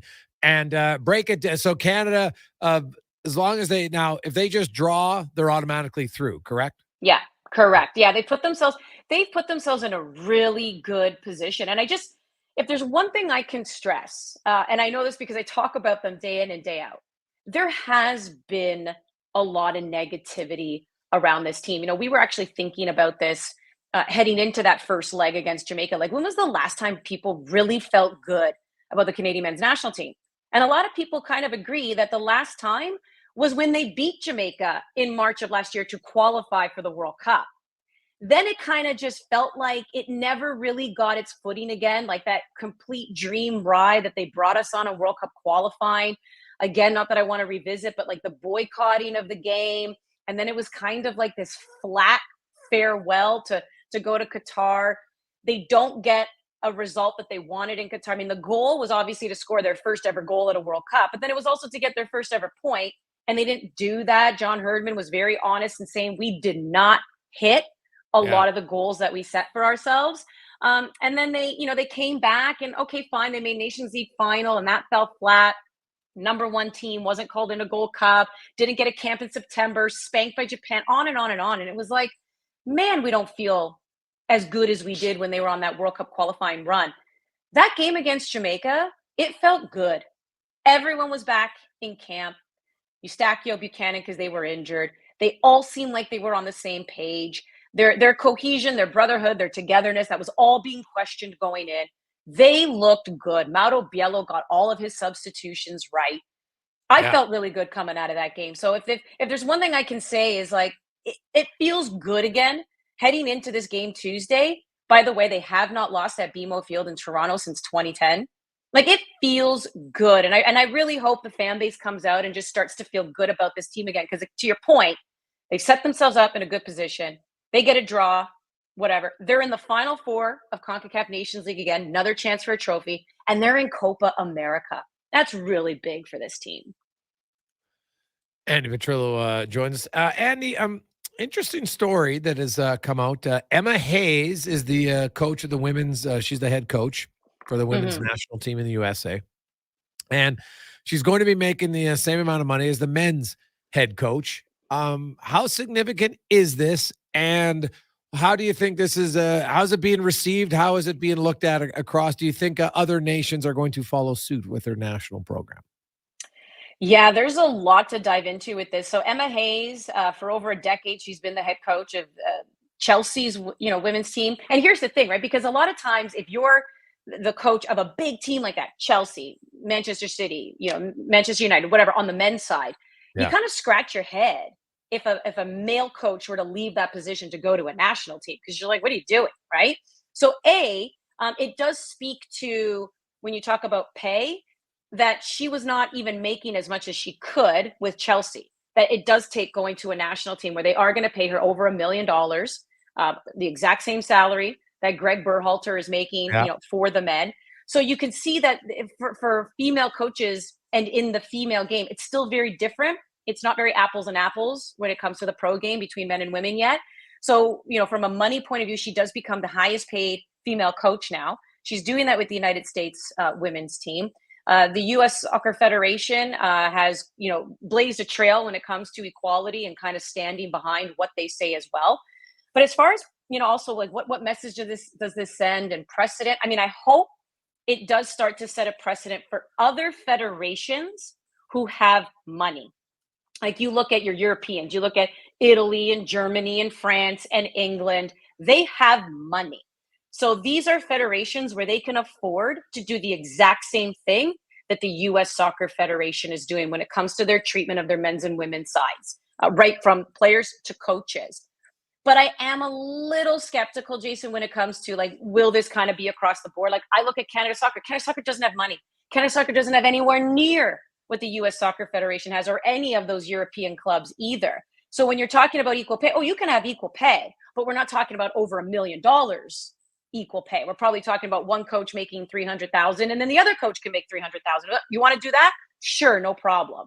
But as far as that dollar amount, I don't know if it will necessarily mean, all right, everyone kind of up the ante. But from an equal pay point of view, I really hope it does, because it shows that it can be done. And Emma Hayes, by the way, she's won just about everything she can win with Chelsea. So this is also an extremely qualified coach who's coming on over and trying to get the U.S. women back on track. They had their worst showing at a World Cup ever. So they need someone to right that ship as well. But this is huge news, Jason, and it just goes to show that it's happening in places slowly but surely. But you know what? You can't take your second step without your first step. So first steps are being made, and that's really great news. Andy, what are your thoughts quickly on William Nylander and the Toronto Maple Leafs, and what a contract extension would look like? Oh, I thought you were going to ask me about that viral video going around of him on that Swedish talk show in his undershirt, and I was like, my goodness, but that lady, that older woman, I mean, good for her. She was just taking some liberties, and he was having a grand old time with it. William Nylander, as someone who's covered him when he had some stints with the Toronto Marlies, this guy has grown exponentially, not just as a player mentally, not just skill-wise, but physically, he's become the full package, Jason. And I do think that this is somebody they have to hold on to. I've been saying this since day one with the Toronto Maple Leafs. They continue to do the same thing over and over again. I know they've locked in their money. We don't have to rehash everything with Tavares and Marner and obviously Austin Matthews. But if you want to keep William Nylander and you want to be able to pay him what a lot of people feel he deserves, what are we talking about? Like, I've been hearing like 10. Yeah. Right? Like around 10 million seems to be that average, give or take 9.5 or 10.5, whichever way you want to go. Somebody has to go and something has to give, because I think a lot of fans want William Nylander to stay, but in the same breath, they're complaining about their blue line. So you need the money to be dispersed elsewhere, and it can't just be locked up. And again, we can go into Tavares has the no trade. You are not getting rid of Austin Matthews. Does it become Mitch Marner? Do you figure out a way? with him, just because a lot of people would argue William Nylander has surpassed him as far as somebody who's just grown physically and what he also does skill-wise. That to me ends up being the conversation you're having is who are you keeping there, William Nylander or Mitch Marner? At least to me, that's the conversation I'm having, because you can't have it all and then expect to have a great blue line and expect to have a great goalie. Ain't going to happen. Andi, great stuff. We appreciate it. Enjoy the week. Enjoy the game tomorrow night. Yeah, thanks. That is Andi Petrillo from One Soccer and CBC Sports. When we come back, how about this? Not Tkachuk, not Barkov, but Reinhart is killing it. He's got 13 goals in 17 games. He already has 10 multi-point games. Guy's on fire for the Panthers tonight, but a new center as Barkov is out. How much of a loss will that be? And how concerned should the Oilers be about the Panthers now that they're healthy?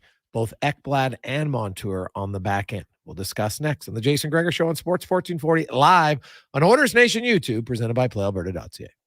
You know, I got into reffing for the excitement. He's going for the chair. Turns out wrestling is completely scripted. But you know what's exciting and unscripted? PlayAlberta.ca. With an all-new sportsbook, odds boosts, and betting on any game. PlayAlberta.ca. Go all in on excitement. Sign up today with promo code SPORTS50 and get a $50 free bet. Official gaming partner of the Edmonton Oilers. Remember, if you gamble, use your game sense. Hey everyone, it's Kelly here from United Sport and Cycle. United's annual Black Friday sale is on now. Save up to 60% off throughout the store on great gift ideas for the sports fan on your list. United Sport and Cycle, your Santa's workshop for over 95 years. No, if I lift this up and then hit it right here. No, it's hit then lift. What are you guys doing? We can't get this thing to work. For guaranteed same-day service, call Franco Sorgiovanni at Corporate Business Solutions before someone makes it even worse. Most issues can be resolved within 20 minutes or less. Corporate Business Solutions is an authorized Konica Minolta office equipment dealer for sales and service. Call CBS today at 780-490-5600 or visit cbsca.com. When basketball legend Shaquille O'Neal joined the team at Papa John's, he brought some big ideas, but his biggest idea is the Shaq-a-Roni pizza. It's a massive pizza designed to feed big appetites and make a big impact. It comes with 8 foldable Shaq-sized slices, loaded with extra cheese and extra pepperonis. But what makes it really big is that for every Shaq-a-Roni sold through December 31st, 2023, Papa John's donates $1 to Second Harvest to provide 3 healthy meals to people and agencies in need. The Shaq-a-Roni is bigger than pizza. Get yours today for only $21.99, only at Papa John's. Hey, sports fans, we've got a clear choice for you. At Crystal Glass, we provide customers with the perfect glass for any job. From home to auto and even commercial, installation or repairs, we're your team. Call 310-GLASS or visit crystalglass.ca. Crystal Glass. Bringing every project to life requires the right team. By joining the Japa Machinery Group service or sales teams, you can be part of setting a new industry standard. Celebrating a legacy of excellence with Japa. Learn more at japamachinery.com. Get your vehicle ready for winter with Jiffy Lube. Drive in, drive out service with 25 extra air miles with your Shell Go Plus app. Be wise, winterize. Jiffy Lube, keeping you moving. What's better than getting a delicious McMuffin and a medium premium roast coffee? Getting a delicious McMuffin and a medium premium roast coffee for only $4 plus tax. It's your favorite McDonald's breakfast for less. What's better than that? For a limited time at participating McDonald's in Canada, prices exclude delivery. At The Brick, we're not just proud of this city and its rich sports history. We're proud partners of it. The Brick started right here in Edmonton over 50 years ago. And when we're not cheering on the Oilers and Oil Kings live at the game, or the Edmonton Elks under the bright stadium lights, we're in our stores, providing everything you need to cheer them on in your home. The Brick, supporting Edmonton sports teams and fans since 1971, saving you more. This is a commercial for Corporate Business Solutions. Corporate Business Solutions, aka CBS. That's also known as CBS. As I was saying, Corporate Business Solutions empowers any business to become more efficient and profitable with office machine technology that really works. That's why they're the #1 Konica Minolta authorized dealer in all of Western Canada. Well, why don't you just read the next line? Sure. Corporate Business Solutions. Local service, local support, local always. Visit cbsca.com. What's better than getting a delicious McMuffin and a medium premium roast coffee? Getting a delicious McMuffin and a medium premium roast coffee for only $4 plus tax. It's your favorite McDonald's breakfast for less. What's better than that? For a limited time at participating McDonald's in Canada, prices exclude delivery. Portion of this hour brought to you by Roger Weirton, his team at Weir Pearson Akelin Associates Private Wealth Management, helping business owners and professionals build, protect, and enjoy their wealth. Earn more now and call Roger and his team at 988-4119. Pro sports, local sports, minor leagues, you got it all. It's the Jason Gregor Show on Sports 1440. Presented by PlayAlberta.ca, Alberta's only regulated online gambling website.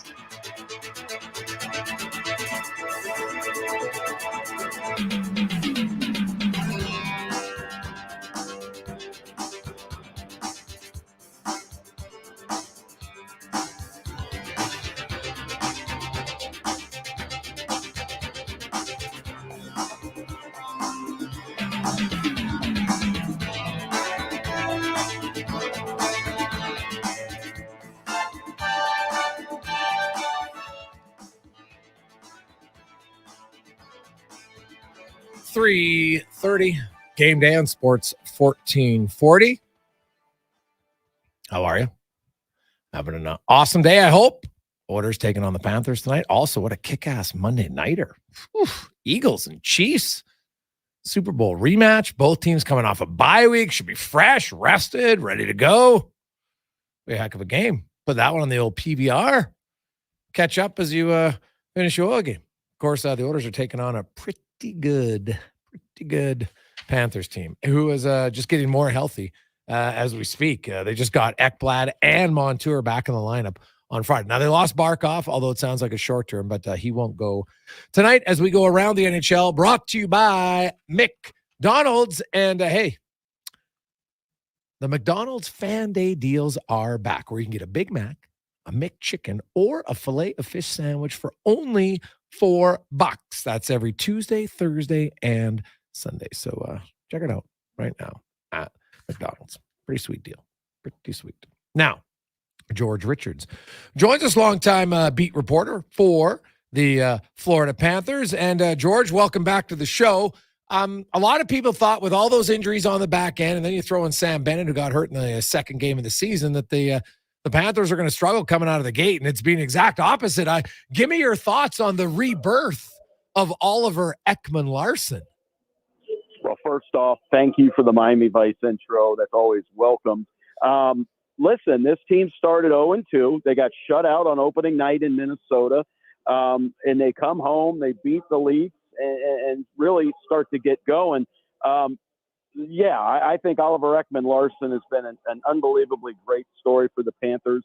He was one of those guys when Florida signed him on July 1st, you kind of pointed to and said, this is a no-lose, no-risk proposition.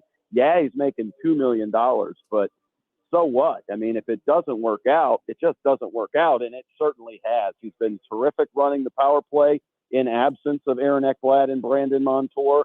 He was playing top pairing minutes.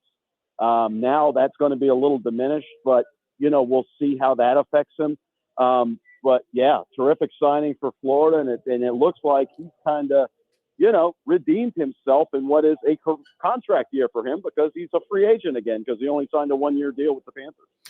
Yeah, I noticed, so they kind of have him on their third pair, right? Now with Montour and Ekblad bats. So we'll see, but obviously now he's still on their first unit power play. I'm not sure how long that'll last, but he is there for now. He's played very well, but Reinhart has been unreal, leading the charge offensively. He's got 10 multi-goal or multi-point games already. He's got 13 goals in 17 games. Now he's in a contract year as well. I understand it. Yeah. And and that's all great, but I think teams have to realize, like, one good year doesn't mean, the smart teams anyway aren't going to grossly overpay a guy for 1 year. But Reinhart's been a pretty solid player. What about the hot start, George? I don't expect him to score at a pace like this, 13 goals every 17 games, right? I don't think he's an 65 goal scorer. But what have you liked about his game? What's led to so many goals early on? Well, he's absolutely fantastic around the net, and that's been, one of his calling cards throughout his career, even in Buffalo. But you look at his stats; this isn't just a one-year thing. Obviously the pace he's on is, but he's been 35 goals a year for the Panthers the past two seasons. So Sam Reinhart has definitely got a little bit of a track record going here. He's 28 years old. It's the first time he's going to be UFA. So there are going to be people lined up to sign him if the Panthers don't get a deal done first. He's been playing with Sasha Barkov. That's a combination that Florida has tried the previous 2 seasons, and for whatever reason, it just didn't produce. Did it work? It did work. They were getting lots of chances. They just weren't putting the puck in the back of the net. This time around, the third time's the charm. Barkov and Reinhart have been a fantastic combination, and you just watch Reinhart go at it. I mean, he is some of the best mitts you've seen around these parts in a long time, and playing with a guy like Barkov and now Anton Lundell, he's just been cashing in left and right. Yeah. Barkov is out. How long? They're saying day to day, week to week. I don't know. I think Aaron Ekblad yesterday when we were talking to him kind of slipped up and said, we hate missing Sasha, but hopefully we can get through these 3 games without him. So I would assume that he's gone through the weekend. And that's probably wise. I mean, he got struck flush on the knee. He's walking around and all that stuff, but you might as well just let him rest and bring him back next week. Of course, next week's a road trip, so we'll see. But I would think, at any point he could come back, but I don't expect to see him back till next week. George, if I said Patrick Kane would sign with the Panthers, what would be your response? The guy's, wanting to win, right? And wants to come to Florida and take a little less, and maybe a lot less money. I mean, because that's really the only way Florida can do it, is a 1-year deal, maybe with some incentives slapped on there that they would have to pay next year. Right. This team's up against the salary cap. They really don't have the room. Now, they could make a couple moves here and there to free up some money, but, I would think Patrick Kane could make more money elsewhere, especially, Buffalo for one, Toronto for another with all their LTIR. Florida doesn't have that right now. So if he would come to Florida, I think it would be because he was sold on it. Not only by Bill Zito in the front office, but by players who are here right now. And it's a fun place to play. The guys really dig it. This is not just the local beat writer saying it. I mean, you saw it at the All-Star game last year. Every player here was like, wow, this is awesome. It's February and it's 85 degrees. I mean, they like playing here. And now that you've got an owner who spends money, this is, kind of the giant that finally awoke. For all those years, the Panthers were a joke because they didn't have any money. It was a retirement community. Now you're getting players in their prime who want to play here and live on Fort Lauderdale Beach. So we'll see how it goes. I don't expect it to happen. But stranger things have definitely happened. Yeah. I look at teams, Florida being enticing. They made it to the Cup final last year. They got a boatload of high-end talent. And now you mentioned Toronto really, even with all their LTIR, they don't have any cap space anyway. So if they sign them, they'd have to move some other guys as well too. I'm not sure. Like they need defense in Toronto more than anything else. And I look at Kane and Florida's, I keep hearing that, there'll be a decision this week. Florida, Dallas. I think Carolina is the team that needs him the most, but I don't think they're going to sign him. But I think they're the team that needs him the most. They've never had him. Carolina's so weird in situations like that, though, aren't they? I mean, when it comes to stuff like that, where you think Carolina's a slam, and they're not. I don't know what they confound me sometimes. But Dallas would be a great fit for Kane. But Dallas is up against the cap too. They kind of would have to offer a Florida kind of contract, as well. So. Yeah, like I wonder how much the Tage Thompson injury impacts Kane. He's like, I can go to Buffalo, and I could make a little bit more money, but man, we're probably not going to win there. So, but he might get a multi-year deal there, and if he's not able to come back from the hip injury, and he's got a multi-year 35 and over contract, he gets that money. If he comes on a 1 year and can't play, that might be it for him. I don't know. Yeah, that's fair. It's one of those deals where we'll see. I mean, he says he's ready to go and all that, but that's a tough surgery. So, well, that's where your team doctor is going to make his money, right? You would think, for sure. Give us an update on the goaltending situation for the Panthers. Well, it's Bob and it's Anthony Stolars. They're the 1-2. Spencer Knight is playing down in the AHL. He was hurt for a little bit. I don't know what his situation is right now, but I think the plan for Knight is just to get some AHL playing time and instead of sitting behind Bob. Now, Stolarz, it took him a month to get 2 starts, but now he's had 4 in the past couple weeks, just because of the way the schedule has gone. But Florida's very happy with its goaltending. Sergei Bobrovsky, you look at his numbers right now, 2.63, he's at 91%. Stolarz has won 3 or 4 starts. He's at 2.28, 92%. So the Panthers are very happy with their goaltending. They're very happy with the defense that's in front of them. I think that's a big difference from the defensive play that Sergei saw the first 2 years he was here in South Florida. They've really, really clamped down defensively, and you can tell it's really helping out the goalies. Now, do you think Florida would be interested in moving Spencer Knight to free up that 3.35 of buried penalty that they got in the minors? Yeah, that's a tough one. I do not know. I mean, that would be, if I said yes, I'd be guessing. If I said no, I'd be guessing. I really don't know, because it's a 3-year deal for $4.5 million, and you can only bury with that. They're carrying 3.5 money with him down in the minors. I don't know. I mean, he's considered the future goalie here in South Florida. Bob's only got 2 years left on his contract after this season. Knight's a young guy. He's very popular in this organization. That would be something that Roberto Luongo and his goalie department would probably have the final say on. Although, Bill Zito has the final say, but I would think they'd leave that decision to their goalie department. Yeah, it's a fascinating scenario there for sure. Because really if they get to the deadline, they're like, man, we want to win. We're close. Like they made it to the Cup final last year. I wonder if they just say, hey, you know what? Maybe Spencer Knight will be there in the future, but we don't know 100%. I wonder if they'd be willing to move that out. And it's just an. Well, here's the other thing: they don't have any draft capital. So with, it's a trade deadline. You're dealing with teams that have been out of it for a while for the most part. They want future assets. The Panthers don't have that right now. So even if the Panthers wanted to be a player and had cap space, at the trade deadline, I don't know what they've got to offer. It'll be interesting to see. George, enjoy the game tonight. We'll see if the struggles of the Oilers power play continues or if it finally wakes up in Florida.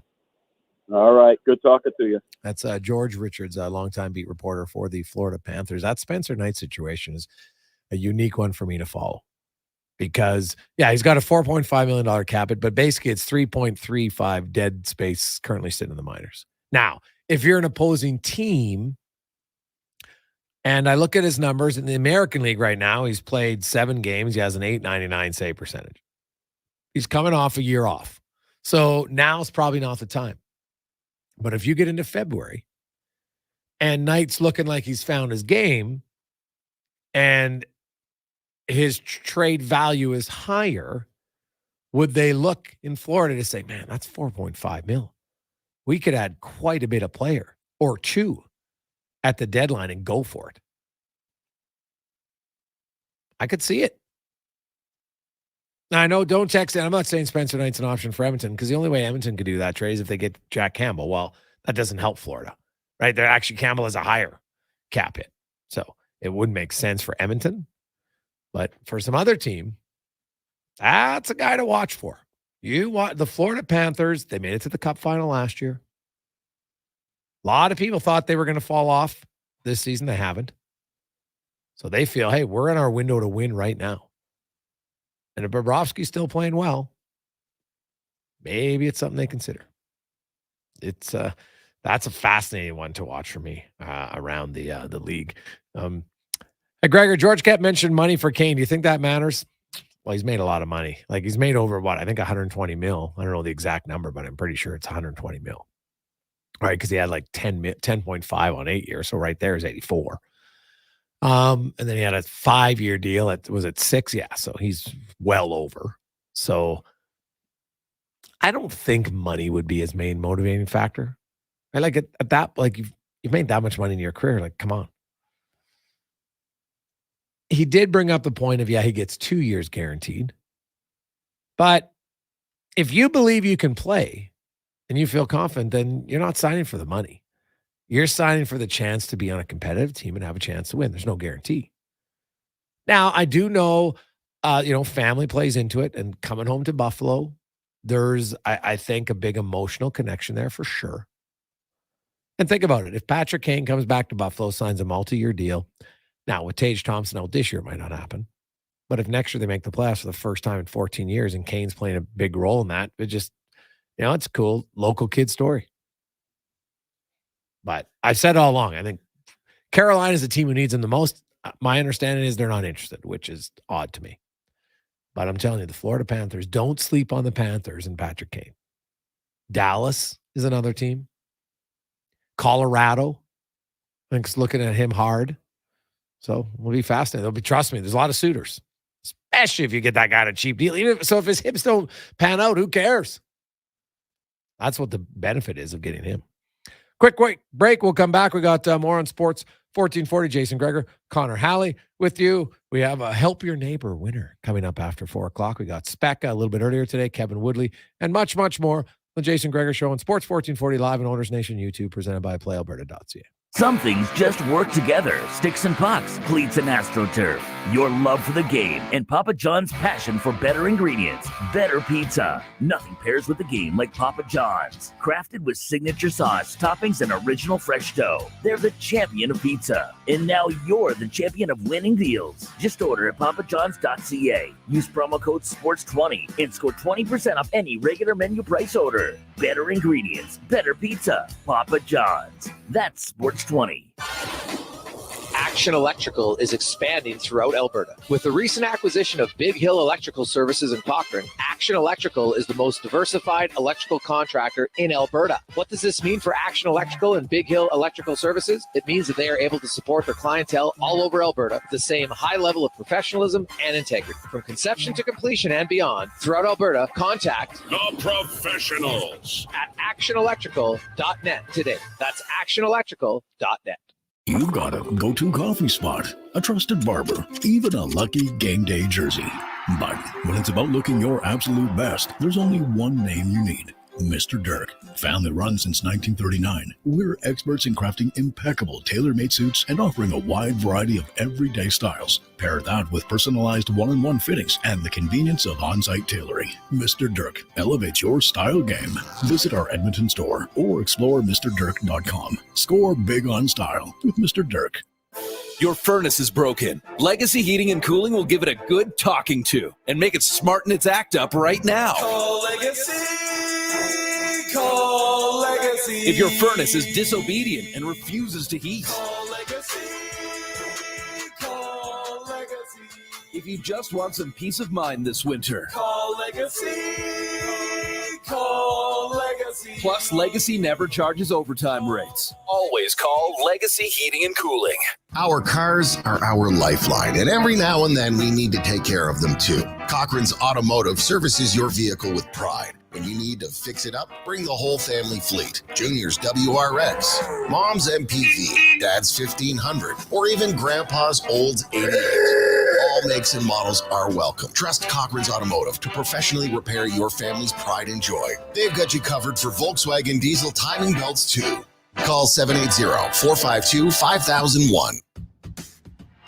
Did you strike out on booking Network Travel's 2023 baseball trip to see the Jays play by the Bay in Seattle? Well, registration is now open for the 2024 trip next season. Want to fly in for the Sunday, July 7th game and return the same day? Or do you want to fly in Saturday morning and catch both games that weekend with an overnight stay? Either way, it won't be long before Network Travel has a full count for both options. So book today at networktravel.ca. Does anyone buy an RV in the fall? I mean, why would you go to all the trouble to find just the right one when you can't enjoy it until the spring? Only someone like Rick Showers from Noble RV would know the answer. Ain't that right, Rick? That's right, Bob. You'd be surprised how many people buy their RV from us in the fall. It's a buyer's market. The people who sell their RVs with us are often a little more motivated to sell this time of year. And that means a better deal for you. And when you buy your quality used RV from No Bull now, I cover the cost of storage and winterization for the coming winter. So you can pick it up in the spring, ready to roll without paying an extra cent. Winterization and storage? That can cost quite a bit, Rick. Not when you come to No Bull. Our inventory is constantly changing. Something we have today, we might not have in the spring. So the best time to find the RV that's right for you is anytime. And that's no bull.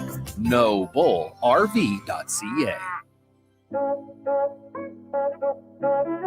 Mr. 305, Flow Rider and Lunch Money. 3 Miami boys, you know what time it is. Give me the green light. Cause I'm ready to go. Let's have a good time. Let's go. What you waiting for? You only got one life. And we gon' live it up. So give me the green light. Cause I'm ready to go.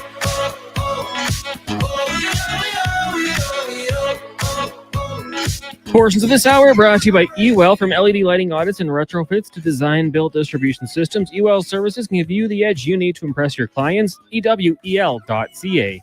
Pro sports, local sports, minor leagues, you got it all. It's the Jason Gregor Show on Sports 1440. Presented by PlayAlberta.ca, Alberta's only regulated online gambling website.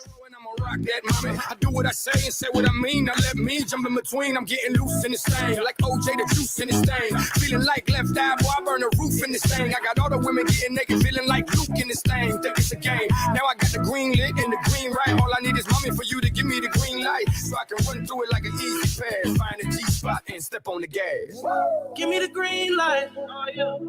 Cause I'm ready to go. Let's have a good time. Let's go. What you waiting for? You only got one life. And we gon' live it up. So give me the green light. Cause I'm ready to go.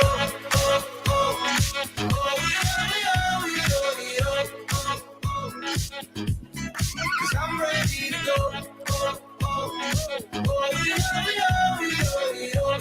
350. How are you? Welcome back to the Gregor Show on Sports 1440, live on Orders Nation YouTube, where of course you can always get involved in the chat. Sometimes gets pretty intense, pretty funny over there on the YouTube chat line. The con man's always in with some polls. It gets people fired up, which is great. So you can chime in there. Also, the text line is humming as always, 833-401-1440. And our Jiffy Lube inbox. Remember, be wise. Winterized. It's coming. It's coming. Don't wait. Show your vehicle a little TLC. Book now at jiffylubeservice.ca. Lots of text to get to.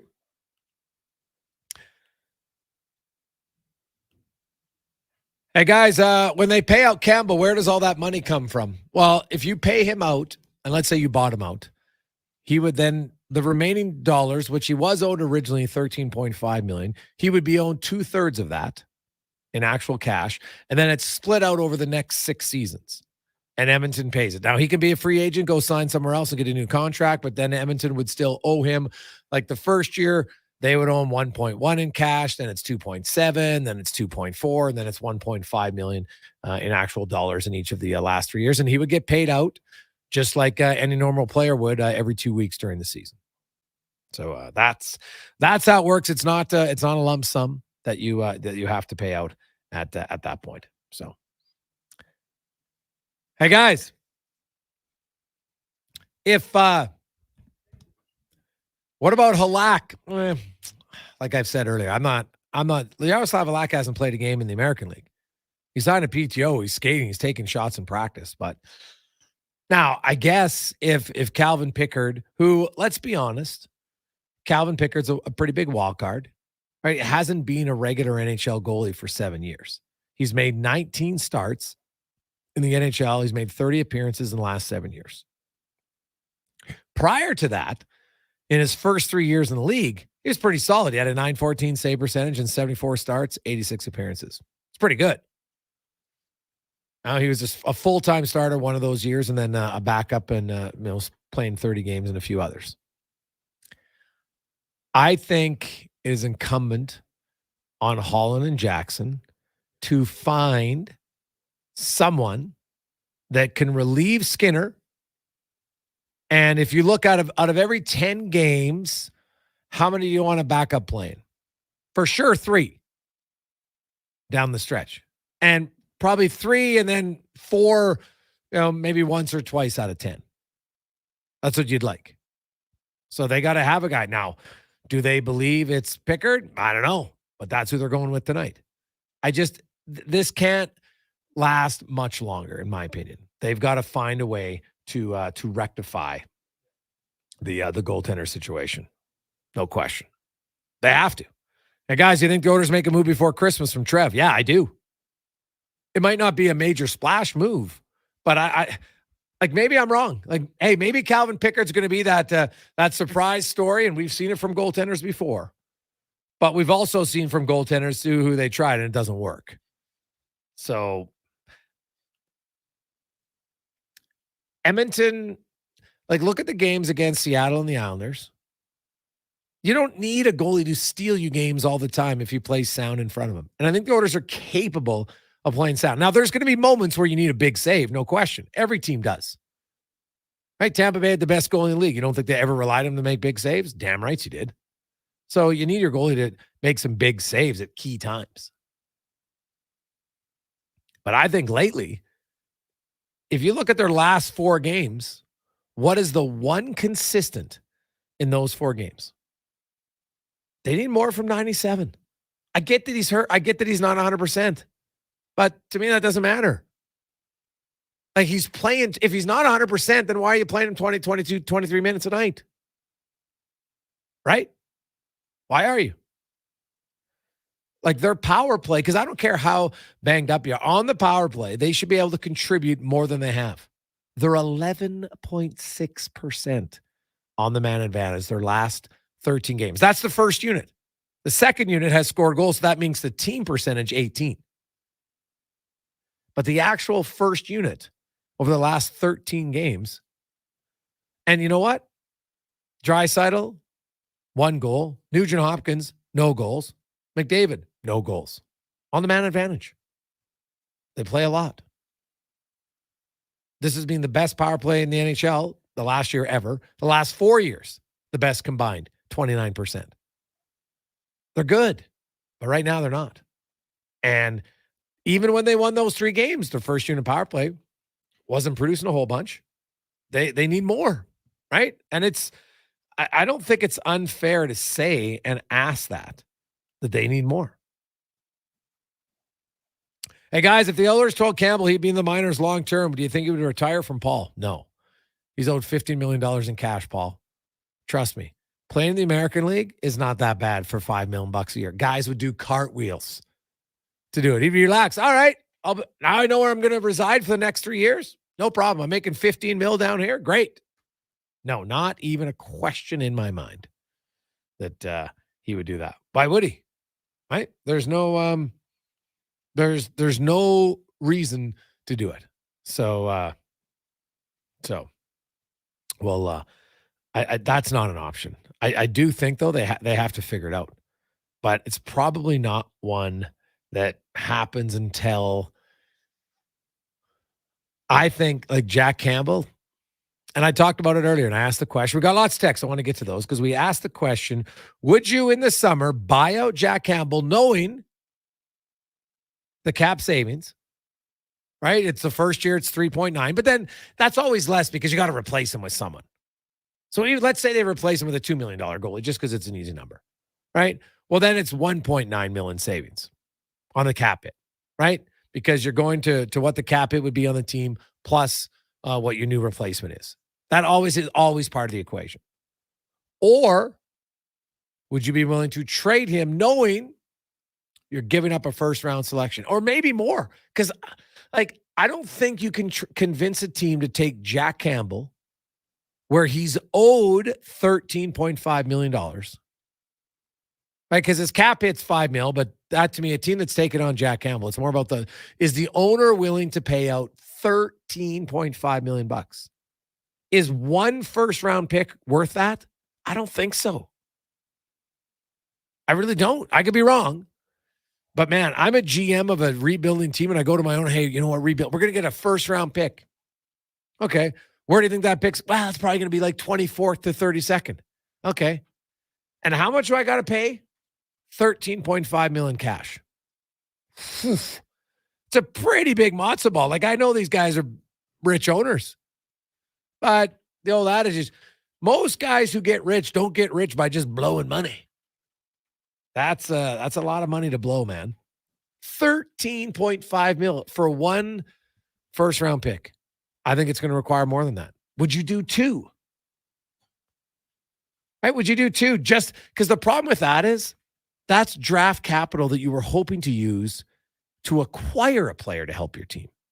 Like, that's why, like, it's easy to say, just buy him out. You get rid of him, out of sight, out of mind. But there's lots of complications to it, man. And there's lots of long-term ramifications because of it. Like, this is a terrible deal. And Ken Holland's got to own it. He's got to own it. He signed it. All right. Imagine if you would have signed it just for $3 million. For 3 years. It'd look a lot different, wouldn't it? You buy him out. It's only a 2-year then.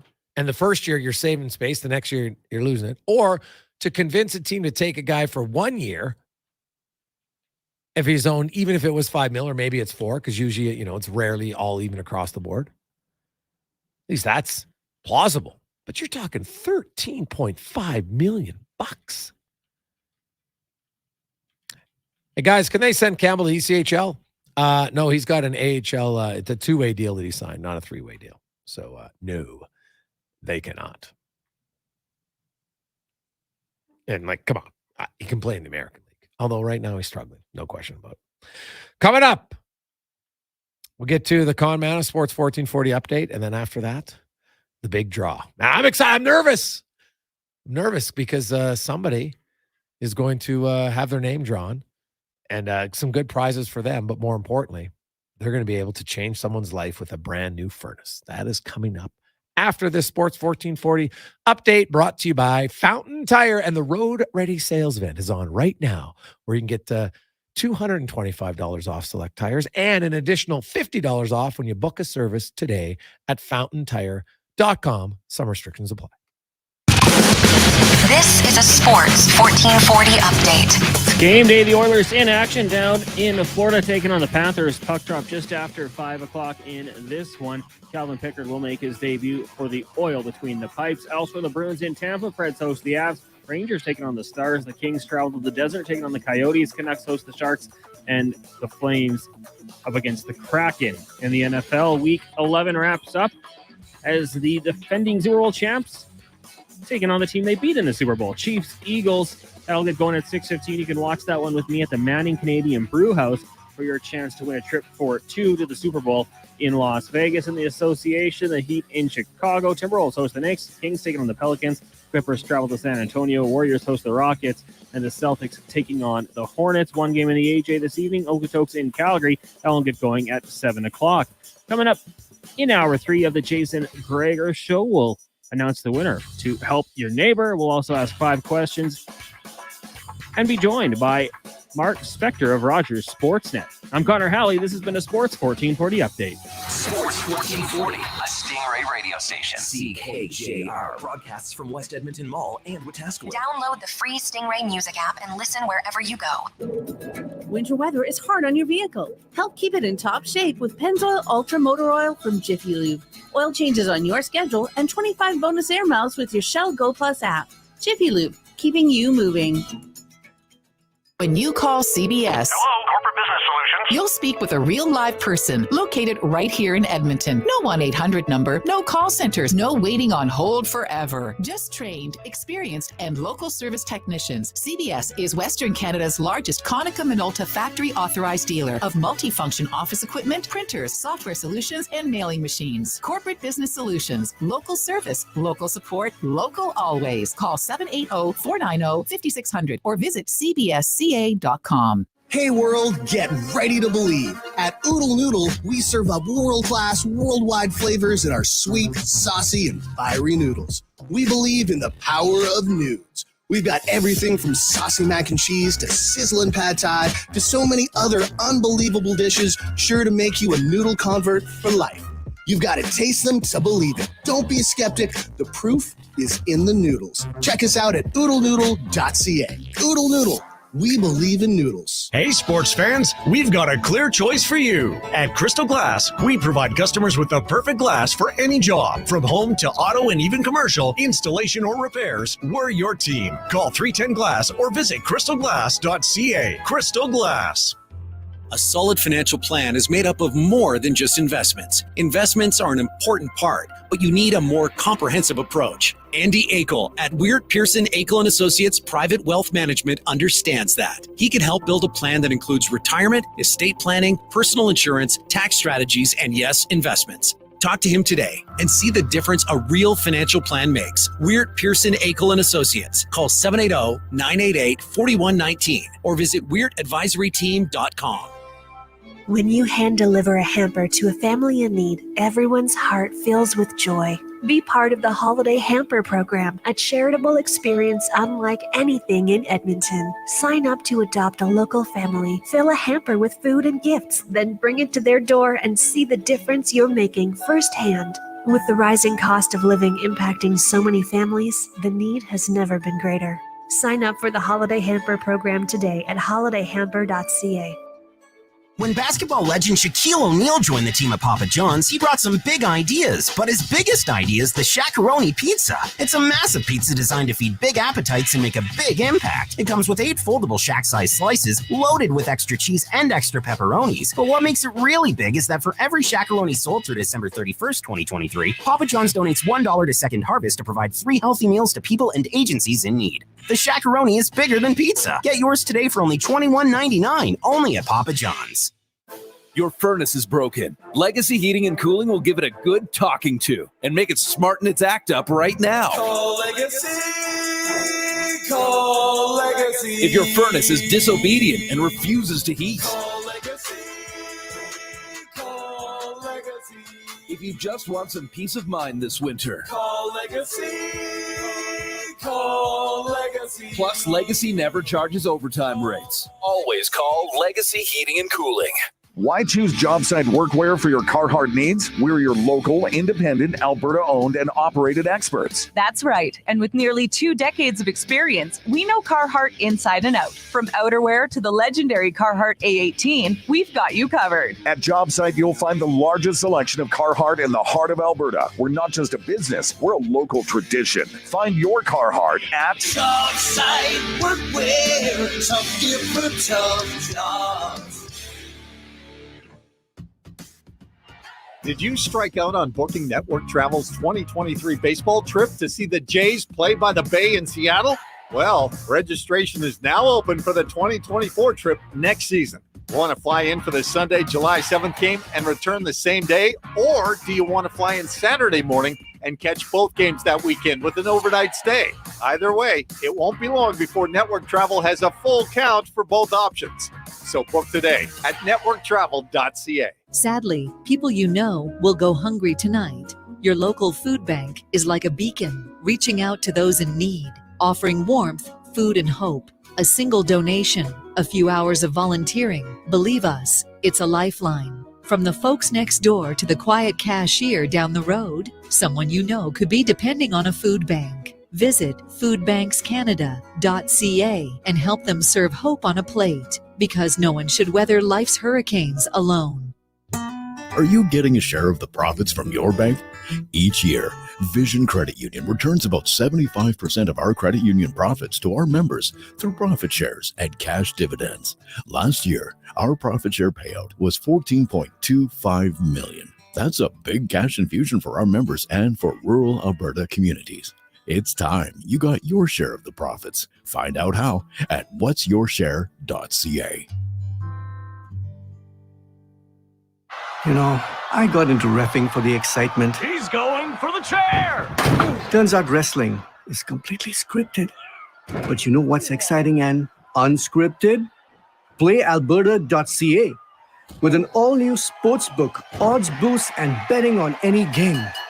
PlayAlberta.ca. Go all in on excitement. Sign up today with promo code SPORTS50 and get a $50 free bet. Official gaming partner of the Edmonton Oilers. Remember, if you gamble, use your game sense.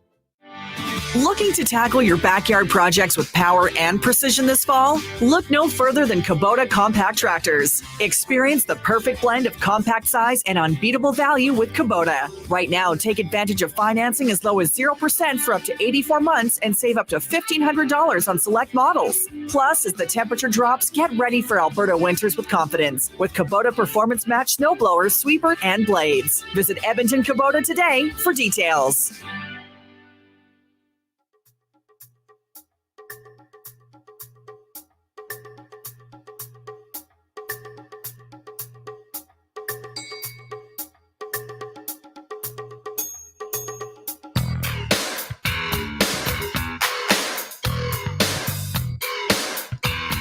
Portions of this hour brought to you by Leading Edge Physio. Professional athletes use aquatic therapy, radial shockwave, zero gravity treadmills, and pneumatic recovery devices for rehab. Leading Edge Physiotherapy offers those to you because sport shouldn't hurt. LeadingEdgePhysio.com. Sports Radio is back. The Jason Gregor Show on Sports 1440. Presented by PlayAlberta.ca, Alberta's only regulated online gambling website.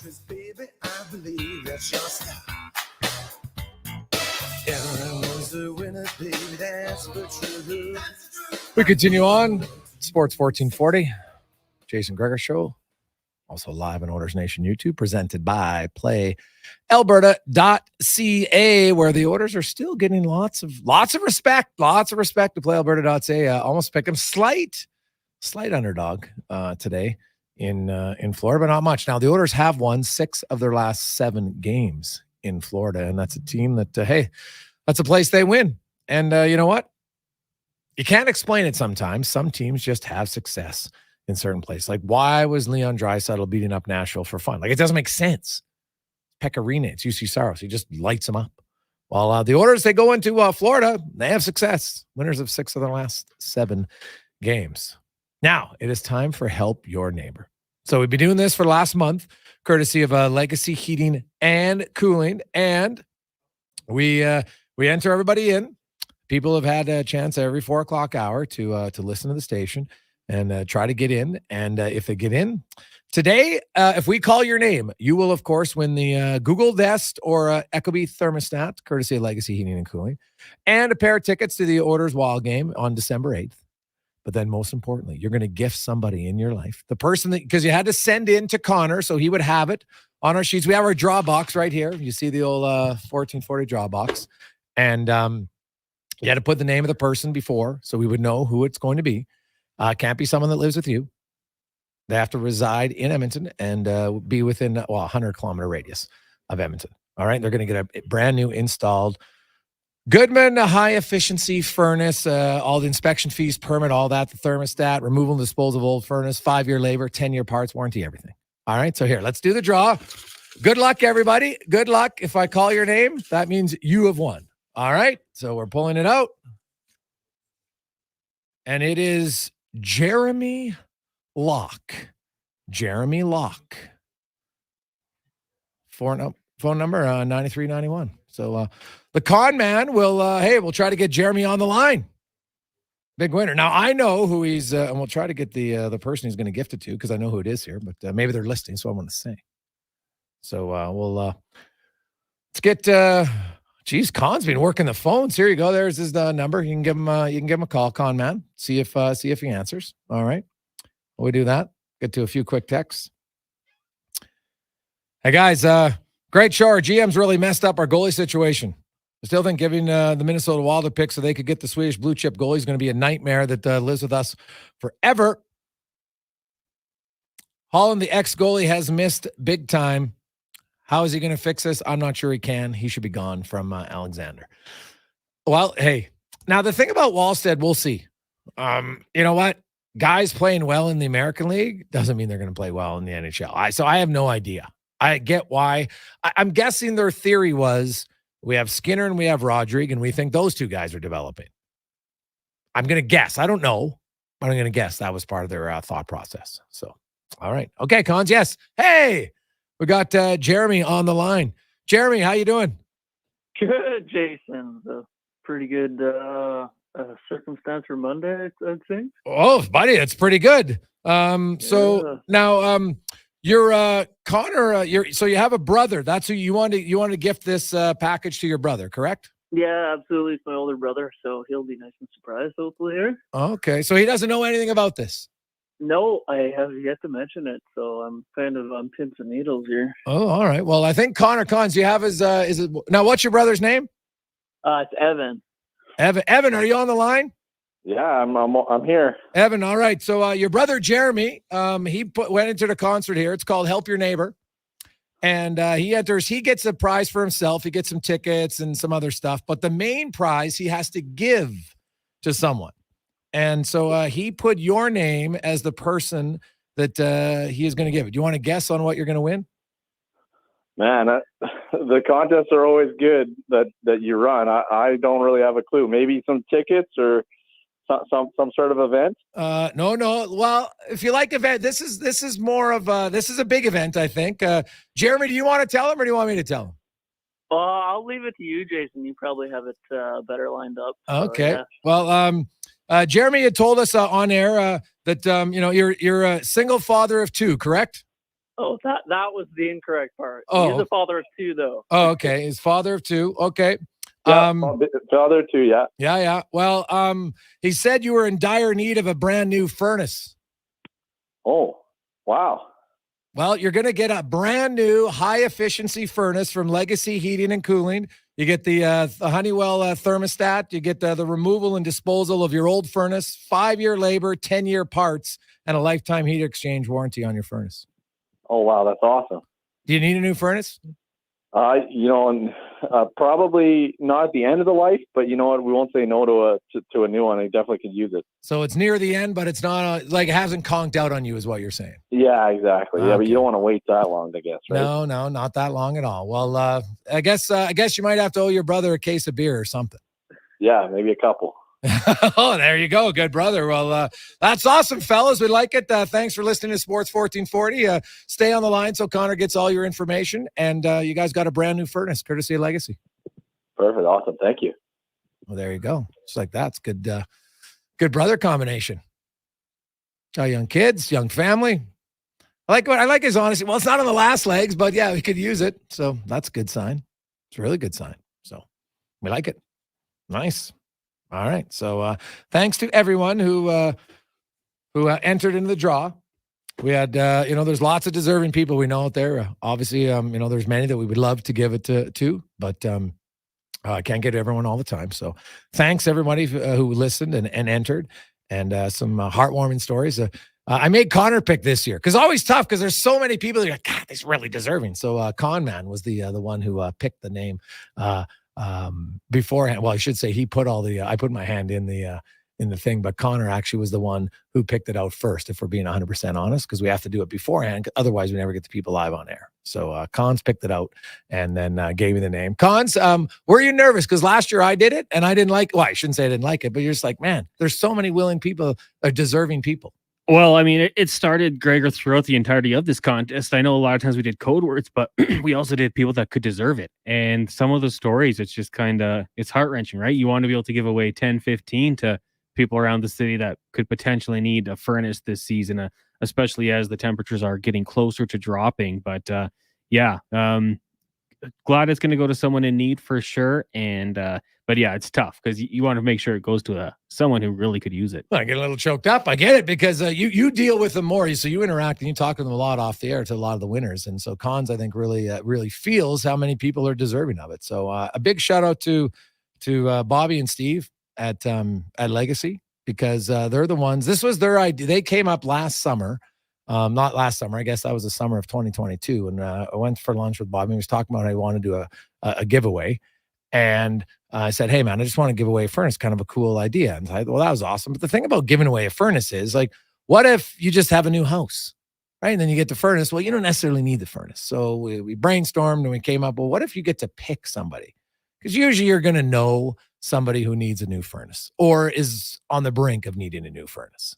And I think that makes it a little bit better. So that's it's always deserving, something like that. Like, hey, everybody can use a pair of tickets at any time. We all get that, right? But like for me, for instance, our furnace is like 5 years old. I don't need a new furnace, but maybe your neighbor or somebody else could use one. So That would be way better. So congratulations. There we go. Hey, boys, I love this contest. Even though I didn't win, I still think it's great. Thanks for having it. That one comes in from Nick. Well, Nick, hey, you know what? Good attitude. I appreciate that. You're right. We'd love the odds are pretty good. It's 1 out of 20, right? We do it for 4 weeks, every weekday. And I know Legacy, they love the feedback they get. They love just helping out people. And so we'll probably do it again next year. So, hey, guys, great idea. Good timing for a furnace. It's an outstanding one. You're a legend for charity from Ty. Well, hey, Ty, I don't want to take credit for this one. This is, this is all those guys, their generosity. Like they give away all of this. It's unbelievable. So, we provide the tickets, but that's minor compared to the furnace. And, you get the Echo B smart thermostat or the Google Nest in your home, which is a nice little cool bonus, which is awesome. Hey, boys, big picture question. What do you consider a successful season for Knobloch from Coach Mike? Well, they got to make the playoffs, don't they? If they don't make the playoffs, there's no chance it's considered a success. So number one is playoffs. Now, once you get to the postseason, there's no guarantees, right? Tampa Bay, we've talked about it before. Look at their trials and tribulations before they won. Conference final, then they make it all the way to the Stanley Cup final in 2015, then they lose. Then 2016, they lose in the second round. 2017, they don't even make the playoffs. 2018, they lose in the first round. 2019, that's the year they had 100, well, they win 62 games. 62. They got swept in the first round. 62 wins, swept in the first round. Then they won 2 consecutive cups. Actually went to 3 straight cups, but won in 20 and 21, lost in 22. Like the Oilers, you know what? Went to the conference final. Then they lost to Vegas in the second round. Obviously disappointing, both of them. But even the organization felt like maybe they took a bigger step last year. Now, obviously the first 16 games have not gone according to plan at all. But you can never win a Stanley Cup early in the year. You can potentially lose it because if you fall too far behind, you never get to the postseason. So, Mike, they got to make the playoffs, and then after that, man, I don't know. I truly don't know if they can get in or not. So we'll have to see.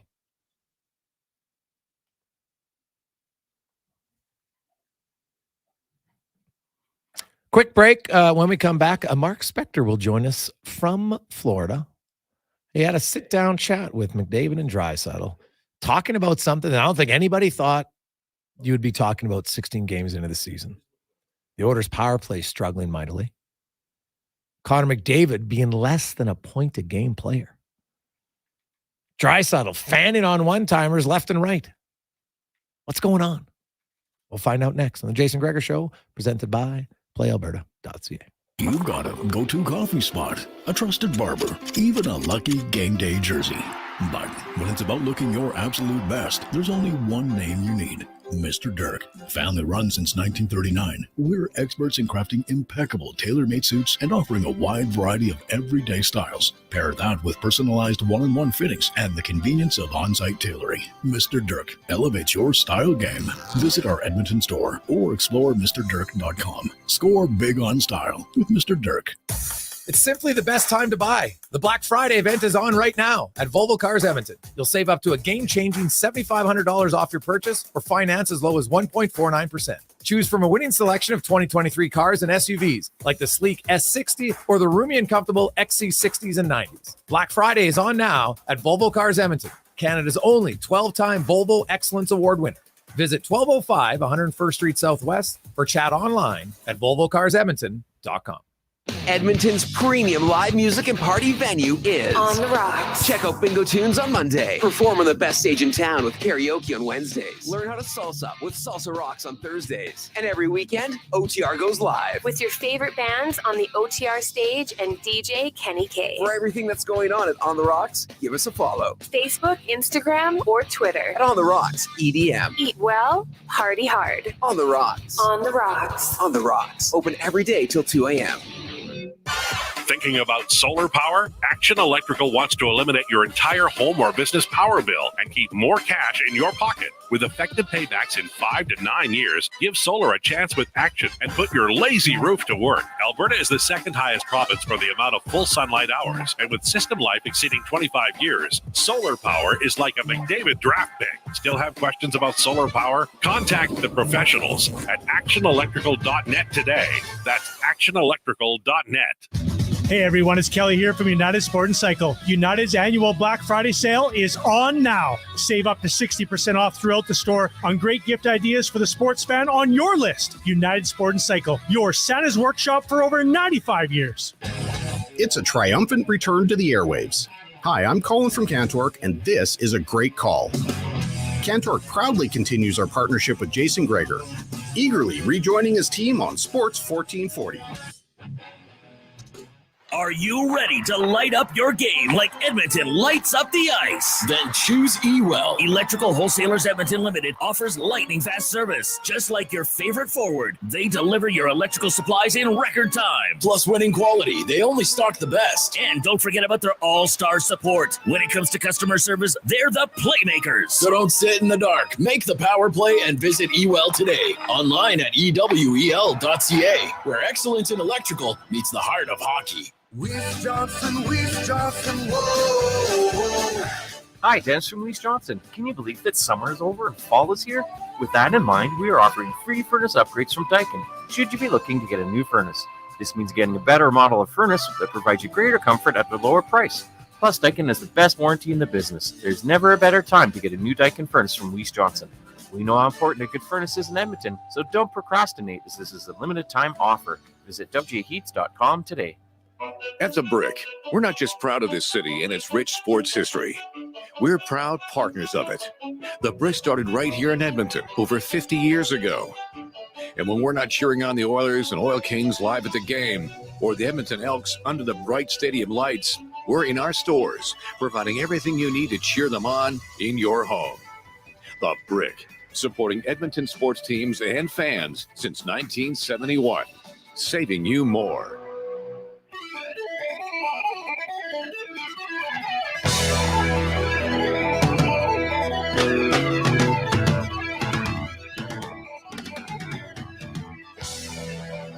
Portions of this hour brought to you by Papa John's. Try the Shakaroni, a big pizza with a big impact for $21.99. For every Shakaroni sold until December 31st of 2023, Papa John's donates $1 to Second Harvest. Order at papajohns.ca.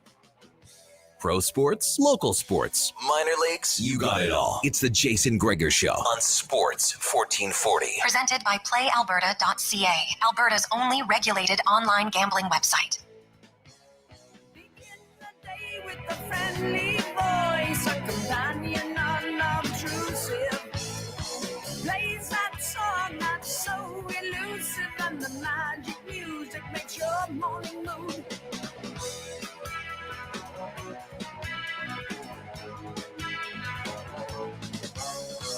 Up on your way, hit the open road. There is magic at your fingers. For the spirit ever lingers, undemanding contact in your head with solitude.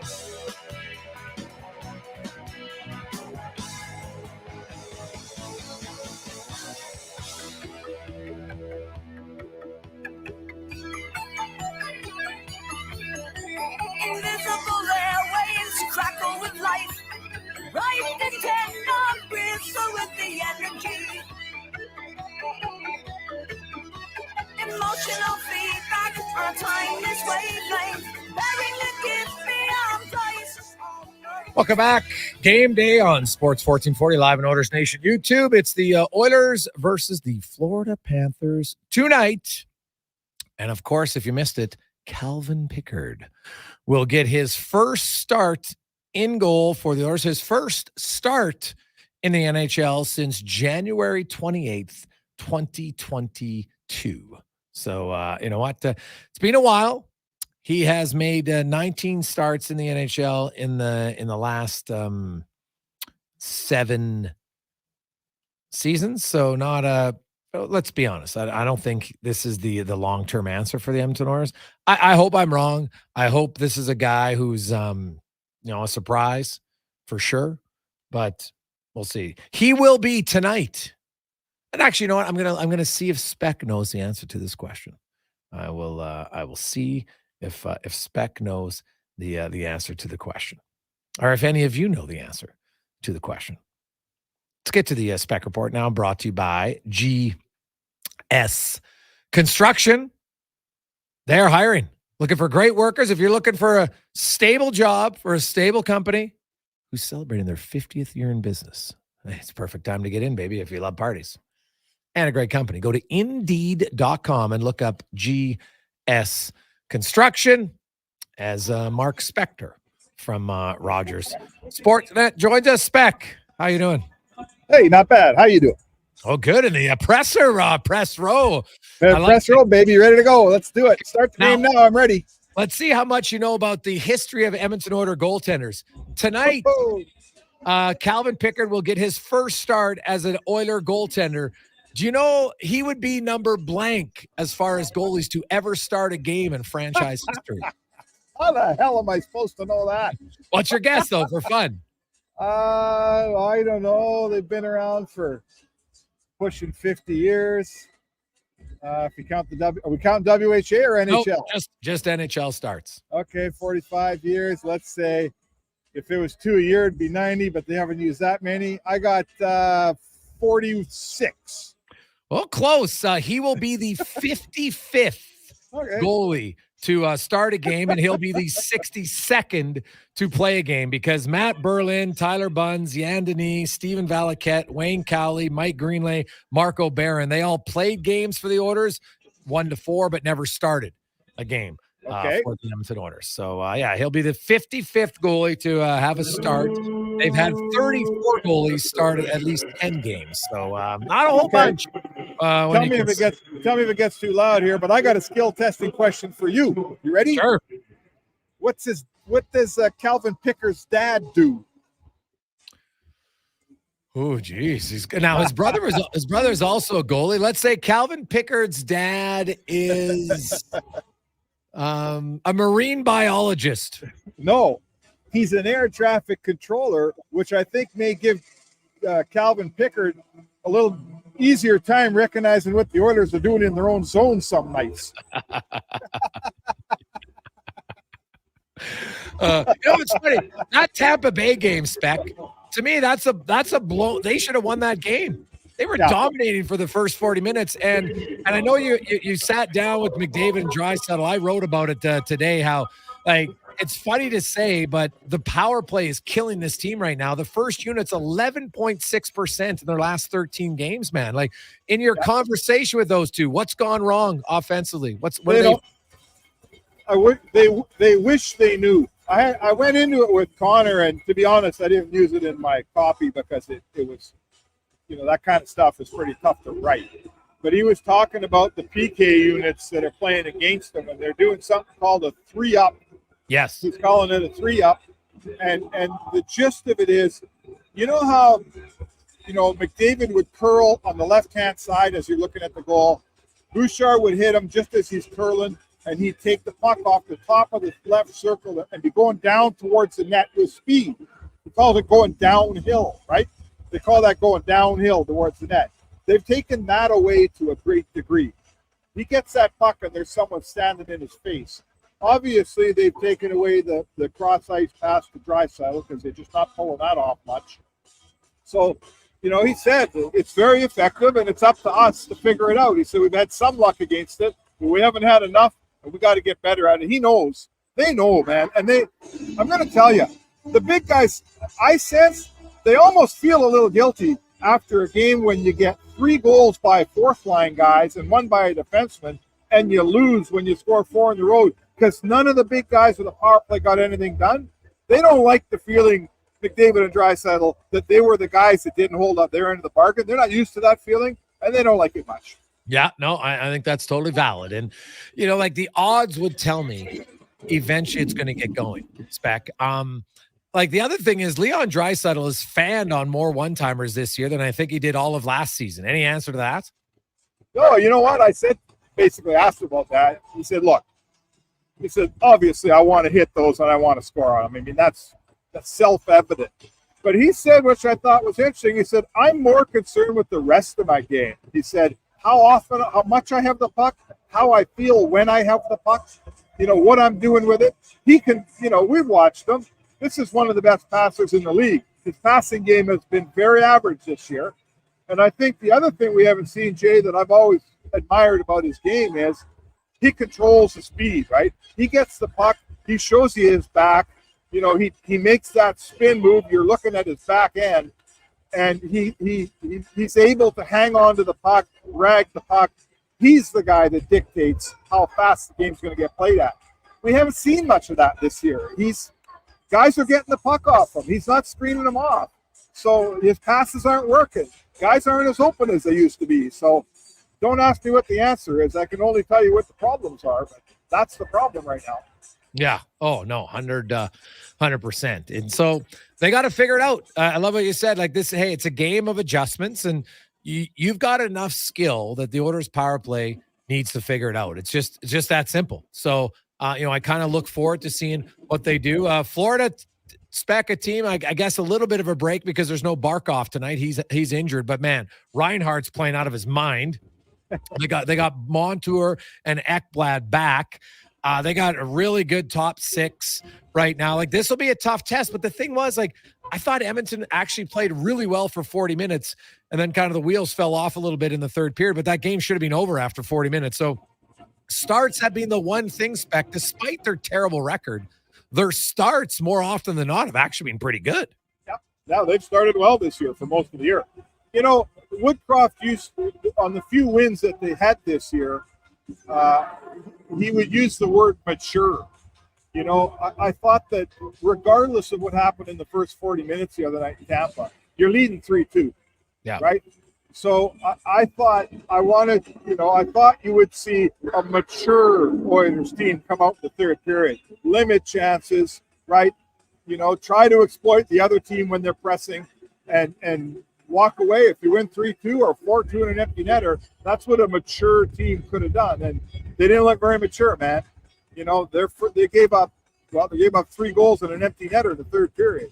So I didn't like that. This team's won a ton of hockey games over the last 2-3 years. Like, I'm not saying they're world beaters, but they got a lot of W's here. 99 regular season games, 5 playoff rounds. And in that game, they're up 3-2 in the third period. They looked like they didn't have a hot clue what to do with that lead, and I didn't like that much. Yeah, no, that's totally valid. I think that's a fair thing to point out for them. So I look at the order, Spec, and the good news for them is that there's kind of been the top 6 teams, the top 3 in each division have kind of separated themselves. And the wild card race, St. Louis, Arizona, Seattle, Calgary, Edmonton, and Minnesota, like the Oilers aren't that far back. And none of those teams to me are like top of the line world beaters that would be so difficult to catch. But they just got to start winning. Like, they have won 3 out of the last 4. They're not going to win every game. I understand that. But I'm kind of curious to see how they respond tonight. And what do you make of Broberg coming in? Like, and is Ernie the guy coming out? I think so. I think it's going to be Ernie. I'm not positive, and I'm not paying attention to the skate here or the pregame because I'm talking to you. So I believe that's what it was. This morning it wasn't clear because they just had an optional skate, so you really didn't know what was going on. You know what? I think the new coach wants to get a look at Broberg here for sure, and I wouldn't put it past. We always use the word showcasing. I hate that word, but I wouldn't put it past, the fact that if I know this, they're desperately in the market trying to find a goalie here. Jeff Jackson and Ken Holland, there's goalies out there, I'm sure, but they're not much of an improvement or they're overpriced.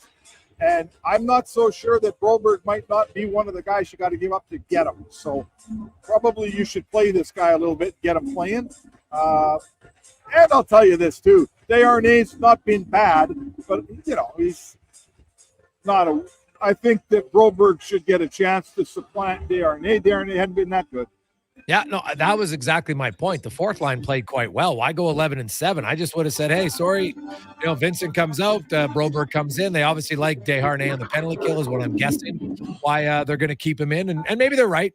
We'll see. I know you don't love it. I know a lot of the defensemen don't love the 11-6. While you're in Florida, Spec, and I'm not saying it's an option for Edmonton because one bad contract, Florida would never do Jack Campbell for Spencer Knight, but what do you think the appetite is of the Panthers to potentially move on from him this year and free up that cap space and really go for a run for it? Do you think they would? Well, that's a good question. It's I don't know enough about Spencer Knight. He's had some issues down here, right? And some of them have been, off ice. So I'm not going to have an opinion without knowing all the facts here, and I don't know all the facts on Spencer Knight. His pedigree is really, really high.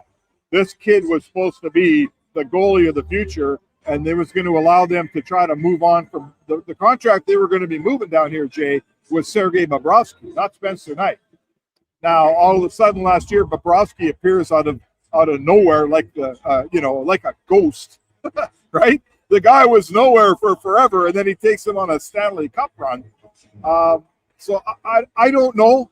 I think I'd be intrigued if I thought that Spencer Knight had it together and was ready to be the goalie everyone thought he could be. I'd look hard at him. But I think I should also say to you, Jay, the Oilers have a goalie that hasn't been right always, that's got some sort of confidence issues, let's say. And maybe bringing in another guy like that's not always the greatest idea. You know what I mean? No, yeah, I don't think it was for Edmonton. I wasn't saying that at all because Florida, to get rid of him means, like, if Edmonton's bringing in a goalie, they're obviously going to try to get rid of Jack Campbell unless it's a guy on like a $775K deal, right? And they're just replacing Pickard. But there's no chance it would be Campbell for Knight. I was saying more Florida's appetite to trade him anywhere. See teams be interested in it, right? So, well, they're stuck with Bobrovsky. They got a huge deal on him. It's bad enough you got to pay him $10 million, but if he's going to give you Stanley Cup goaltending, you can live with it. It's when he was sitting on the bench getting $10 million that it was killing him. Yeah. Oh no, he earned it last year for sure. You don't earn it every year, but he earned it last year for sure. And this year he's off to an okay start. Is he starting tonight or is it Stollers? I don't know. I honestly don't know. Sorry, I've been talking to you, not watching the skate here. Okay, well, no, that's fair. I know that like Bobrovsky, Stolarz has started, I think, 4 games. Like they really like to run Bobrovsky. Like it's funny. They're one of the organizations that kind of bucks that trend. They're just like, oh yeah, we're gonna play our starter like 80% of the time. Yeah. Well, I mean, Bob's that guy. Like in his prime, he played a lot of games.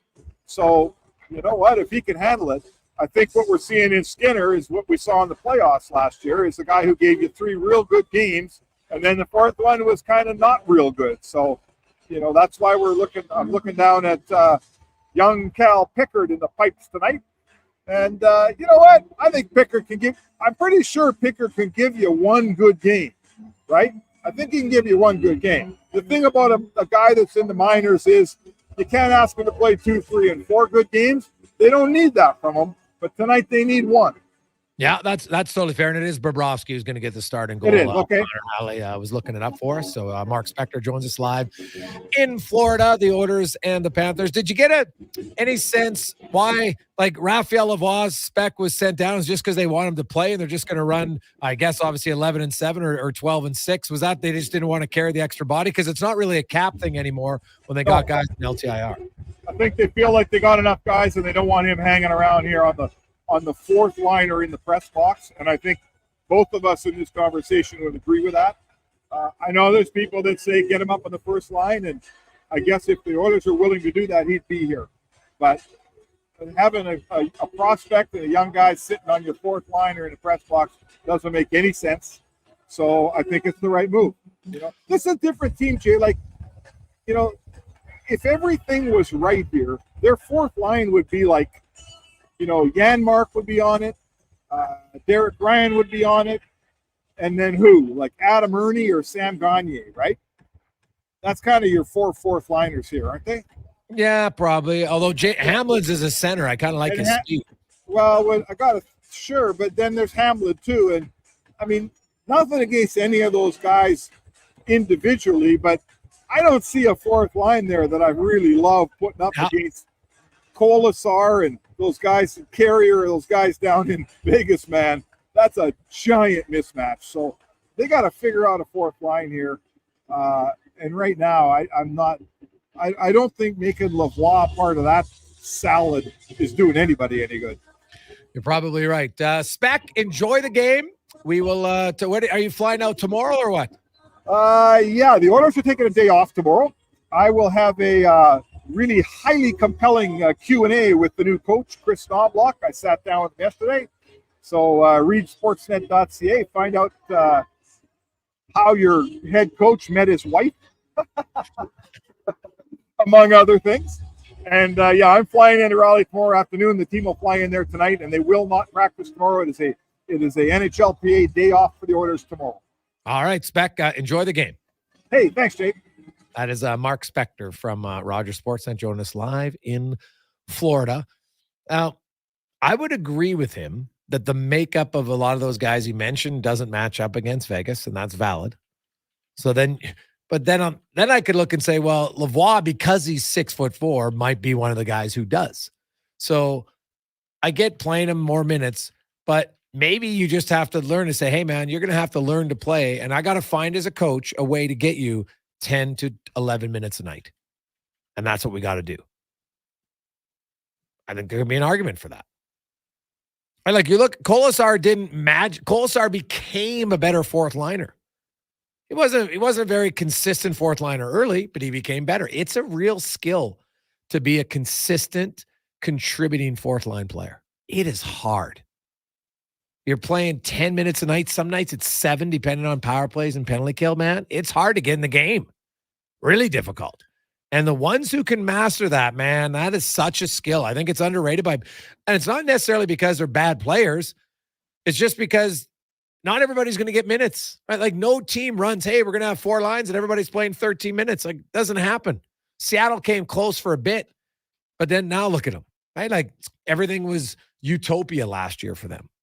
Now it's kind of back to normal. It's just hard to find those minutes, especially if you've got some elite players. Like you're not going to play Jack Eichel and your fourth line a 2-minute difference in minutes every night. It's not going to happen. You're not going to do that with Connor McDavid. Right? You're not going to do that with Kucherov. Go down the list of teams. So to find players who can contribute in that 10-minute range, man, that's like found money, but it's hard to find them. And I think they got to be good skaters and they got to be physical because they can be guys who can change the game momentum-wise with a big hit or a grinding type of line. And I'm not sure Edmonton has those guys right now. That's a challenge for sure. Quick break. We'll come back on Sports 1440 with 5 questions of the Gregor Show presented by PlayAlberta.ca live on Oilers Nation YouTube.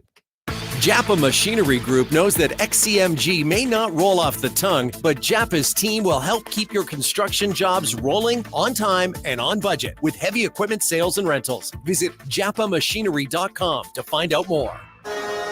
Ding, ding. The champ is back in the ring going toe-to-toe with the best flock and chicken wing special in town. Only at the Canadian Brewhouse. A minimum 1-pound order ain't no problem for the champ when they're only 69 cents all day Wednesday and all day Sunday. 2 days to enjoy one unbeatable offer on wings. With featured wing flavors of the month, Wednesday and Sundays just became a very serious wing thing. Both days, all day. 69 cents only at the Canadian Brewhouse. Your furnace is dead. It's time to replace it before winter crushes you. Legacy Heating and Cooling is practically there already. Yeah, we're working in your basement, doing a replacement. The work is so earnestly building your legacy. With no payments and no interest for 1 year, you gotta call Legacy. Replacing your dying furnace before it's too late, that's how you build your legacy. Legacy Heating and Cooling. Looking to tackle your backyard projects with power and precision this fall? Look no further than Kubota compact tractors. Experience the perfect blend of compact size and unbeatable value with Kubota. Right now, take advantage of financing as low as 0% for up to 84 months and save up to $1,500 on select models. Plus, as the temperature drops, get ready for Alberta winters with confidence with Kubota Performance Match snowblowers, sweeper, and blades. Visit Edmonton Kubota today for details. Hey world, get ready to believe. At Oodle Noodle, we serve up world-class, worldwide flavors in our sweet, saucy, and fiery noodles. We believe in the power of nudes. We've got everything from saucy mac and cheese to sizzling pad thai to so many other unbelievable dishes sure to make you a noodle convert for life. You've got to taste them to believe it. Don't be a skeptic. The proof is in the noodles. Check us out at oodlenoodle.ca. Oodle Noodle. We believe in noodles. Does anyone buy an RV in the fall? I mean, why would you go to all the trouble to find just the right one when you can't enjoy it until the spring? Only someone like Rick Showers from Noble RV would know the answer. Ain't that right, Rick? That's right, Bob. You'd be surprised how many people buy their RV from us in the fall. It's a buyer's market. The people who sell their RVs with us are often a little more motivated to sell this time of year. And that means a better deal for you. And when you buy your quality used RV from No Bull now, I cover the cost of storage and winterization for the coming winter. So you can pick it up in the spring, ready to roll, without paying an extra cent. Winterization and storage? That can cost quite a bit, Rick. Not when you come to No Bull. Our inventory is constantly changing. Something we have today, we might not have in the spring. So the best time to find the RV that's right for you is anytime. And that's No Bull. NoBullRV.ca.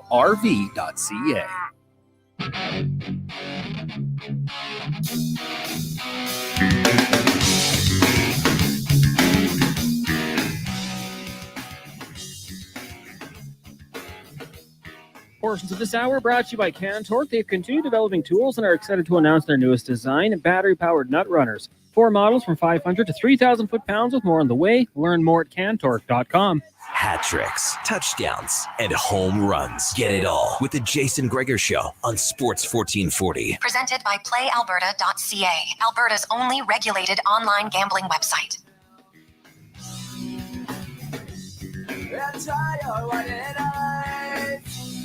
I'm just moving for the moving sticks and my backyard to touch and so upside you've been thinking about ditching me. 450. How are you? Welcome back. Jason Gregor Show. Sports 1440.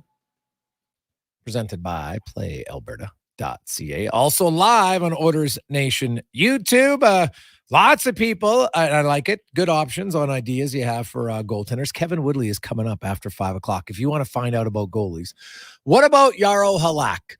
He was released from his PTO in Carolina. People are wondering, does that mean he's signing somewhere else? Maybe. But I know he had good numbers in New York last year.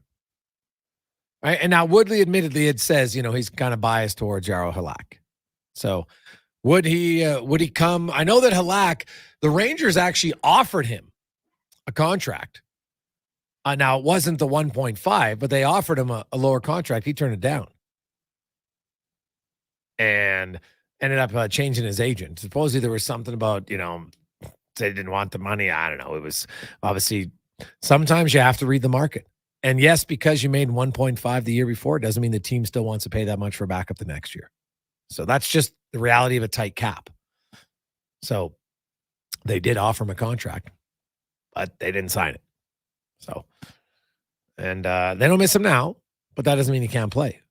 Would Jaro Halak be an upgrade over Calvin Pickard? I don't see any way why it wouldn't be.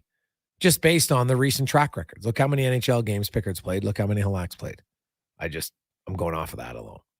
Let's get to 5 questions brought to you by The Brick, and they are committed to saving you more. Their holiday price guarantee. You can shop with confidence, know that you're getting the lowest price. If you find a lower price before the end of the year, they'll refund the difference, including Black Friday and Boxing Day prices. It's a pretty sweet deal at The Brick and thebrick.com. It's time for 5 questions on the Jason Gregor Show. All right, Gregor, question number 1. True or false? Calvin Pickard's save percentage will be above .873 tonight as the Oilers take on the Panthers. Above, now .473, that's a very specific number. What is that? Is that Skinner's number on the season? And Campbell's, actually. .873 save percentage. Really? Yeah. Holy doodle. Higher than 873. So let's say gives up 3 goals on 30 shots. That's 900. So if it's 3 goals on 20. Yes, I'm going higher. I'm taking higher. Can I ask how much higher? Ooh, now that's a good question, man. Yeah, I think it's. I just got it. I'm trying to figure out what the number would be if he's saving. On I'm thinking the Oilers give up like 29 shots, so I'll say like 8. I hope I'm wrong. I think they give up 3, but they only give up 28 shots. So what's that, like 890? So that's what I'll say.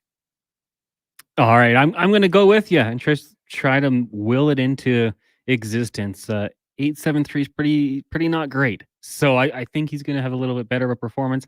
I'm not saying it's over 9, but I think it will be above 873.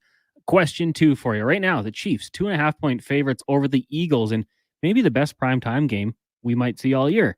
Do you think that they will cover? That's a good question, buddy. Well, it's hard. I guess there are 1-point wins. It happens, but yeah, I think they'll cover. Like if they're going to win, then they're going to win by 3. But man, I think this is a really good game. The thing about the Chiefs is just when you count them out or you think, oh, all these wide receiver issues, they've had a bye week to figure it out.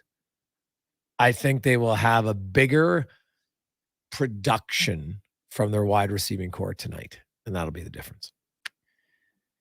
Yeah, I've got the Eagles in this one. It'll be tough going into Arrowhead and getting it done, but I think the Eagles will do so. They've got some just great weapons on offense everywhere. Defensively, they're stout. It's going to be a great matchup, and I think they get a little bit of revenge for what happened at the Super Bowl last February. That's my pick. I've been wrong before. Question number 3. In honor of last night's game, what was the best Grey Cup in your opinion? That's a good question, right? Like it kind of all depends on who you talk to. Like I still remember the 89 one, the Tony Champion catch. That's one of the greatest ones I've ever seen. But man, like you think about it, there's been a lot. Like Edmonton and Montreal went to overtime in 2005. I thought that was an electrifying game, but I also, when they lost at Toronto and Hamilton in 1996, that was an unreal game. Geez, it's a good, but you know what, I still might go with that Tony Champion because that's the catch that stuck with me for such a long time, and they didn't win, but it still stuck with me. So I will go with that one. Yeah, I mean, you mentioned it. I really enjoyed that 2005 game as a fan of the Double E, Machocha running on the field. It was a good game, and you had the Black Eyed Peas at halftime. So I enjoyed it thoroughly, top to finish there, start to finish, and I'll go with that one for me. Question number 4. We'll stick with the halftime shows, and since I enjoyed the Black Eyed Peas back in 2005, was Green Day the best halftime show in Grey Cup history? Oh God. You go first. You know what?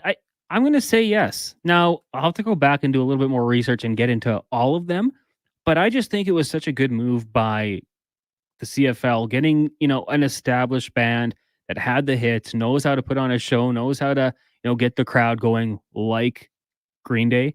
I like this setup they had. It wasn't a small little stage in the middle of the field. They had the big one at the end zone there. So I thought they actually did a really good job of putting on a show.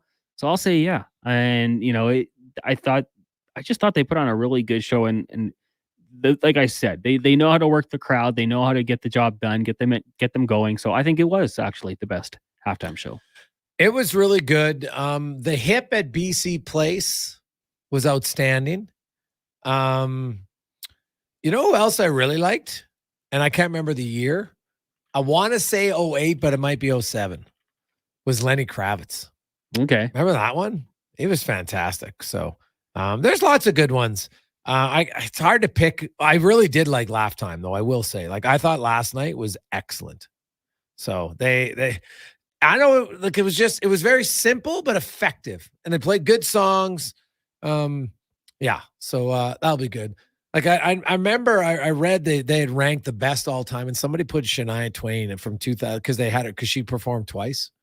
but they included 2002, and I was like, no, she was lip syncing. I'm sorry, that can never be considered one of the greatest ones ever. Like, give me a break. So, yeah, I like Lightning Crowd, but you know what? I just thought the whole Grey Cup, from the halftime show to the game itself, was a big win. It was a big win for the league. And the Grey Cup games, it's rare that you have a dud. I'll say that about the Grey Cup games. Rare are there duds. The Grey Cup.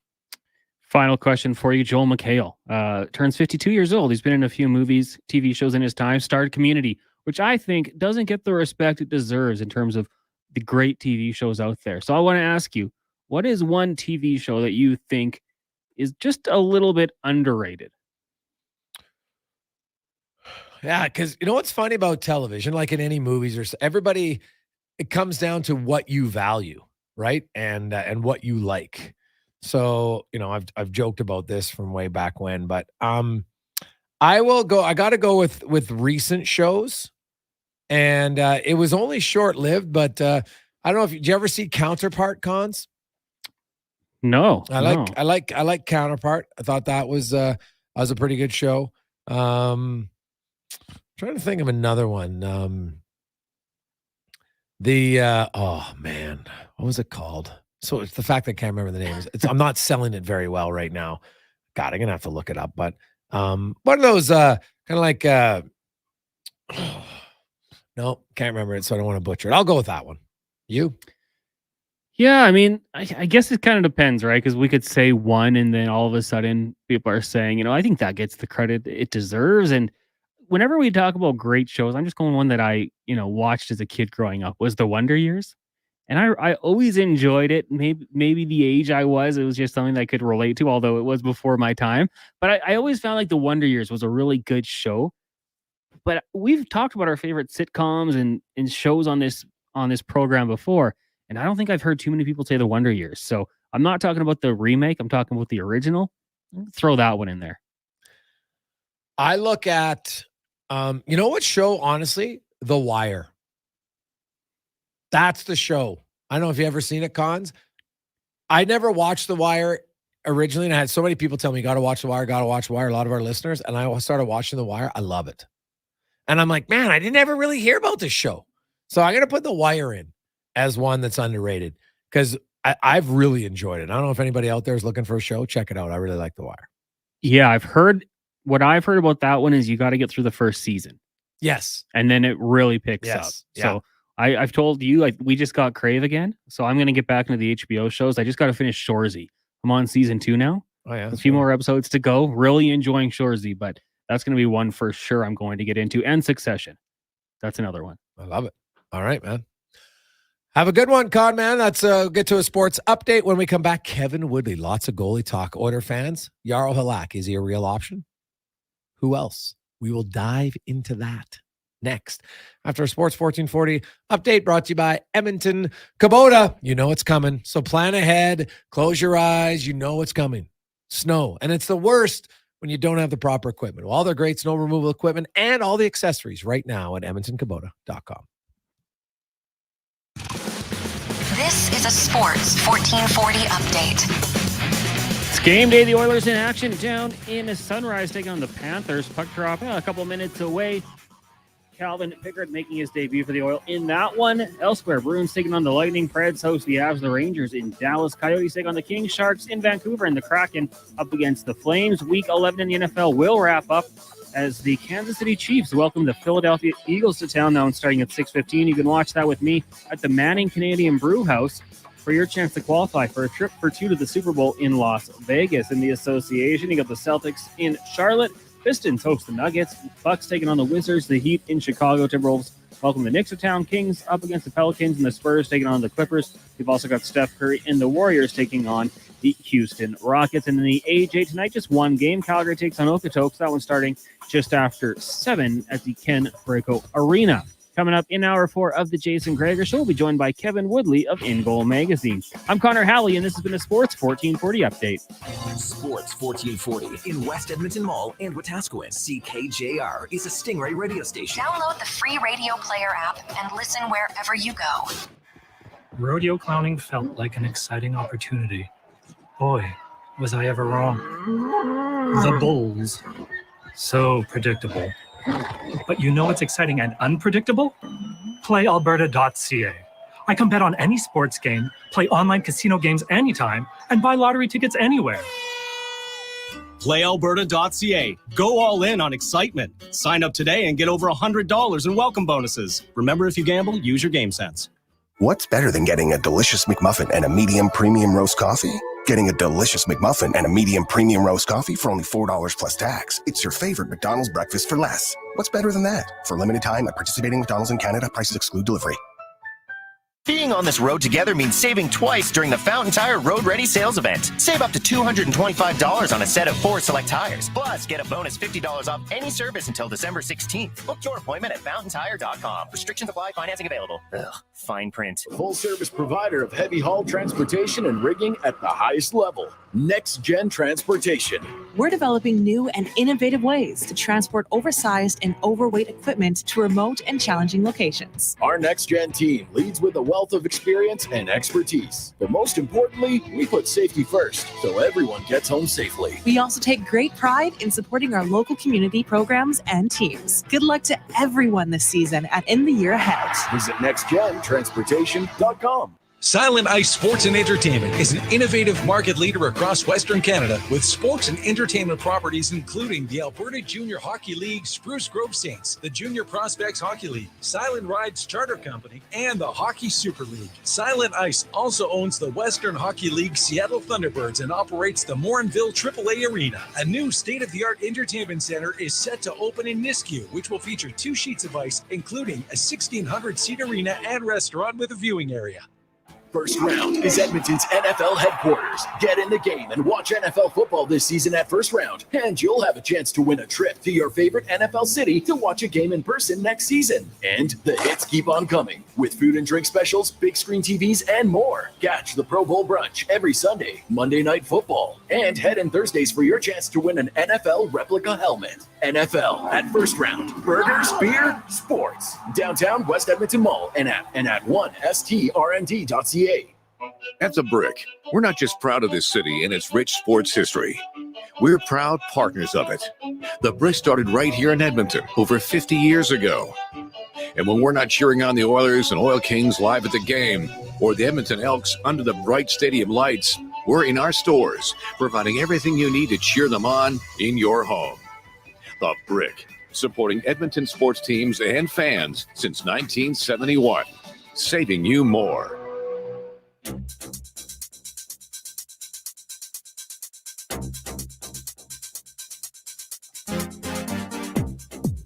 Portions of this hour brought to you by BIE Engineering, your structural engineering specialist. Whether you're in the process of a renovation or building your dream home, BIE can help you out. Go to BIEENG.com.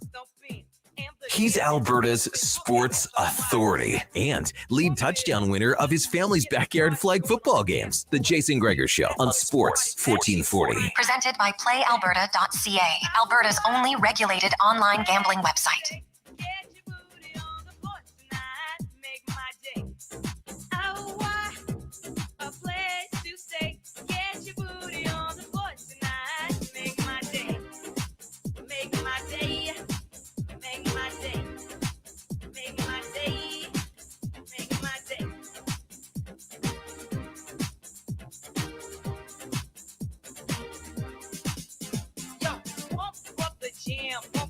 Welcome back. How are you? Jason Gregor, Connor Halley with you on Sports 1440 live on Oilers Nation YouTube. Where the Oilers tonight in Florida to take on the Panthers. Good matchup. Good matchup. As now we go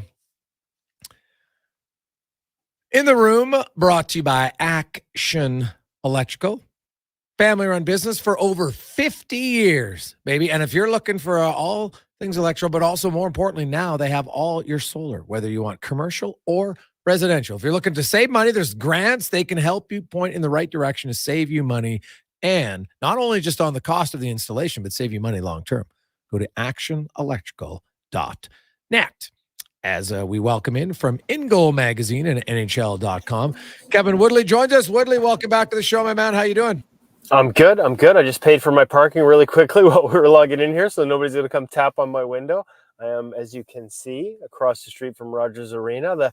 You bumped me up, so I couldn't quite get inside Rogers Arena, but I'm all ready to go before we head in for the game tonight. It's all good. You're looking great. Getting there early for the game. I like it. So the first question Oilers fans are very curious about, Jaro Halak was released from his PTO today, or from Carolina. So many Oilers fans are wondering, is this the guy they should go get on? If I look at numbers and history, I would say Halak should be, in theory, an upgrade over Calvin Pickard at this moment. What do you think? Yaroslav Halak has produced some really good numbers over the past couple of seasons, even here in Vancouver, behind a bad defensive Canucks team. The adjusted numbers ended up grading out close to the top 10. He was top 10 last year in adjusted save percentage in New York. There is, however, one caveat, and that is it takes him a while to get comfortable behind a new team. Not so much a new system. He's been around long enough to sort of be able to play off that. But the thing that separates Jaro Halak from other goalies, the reason he's been able to have this success, and he's done it every which way, right? Like, if you need a guy to go in once every 2 weeks, he's done that as a pure backup. If you need a guy for 2 straight weeks as a starter, he's done that too. He's had success in a lot of different places and in a lot of different roles. It's all predicated on his ability to read the game. And we've had him at ingoalmag.com do the video breakdowns with us. And like Jason, it's like mushroom clouds going off as he's analyzing what he sees on a play. He reads at a really high level.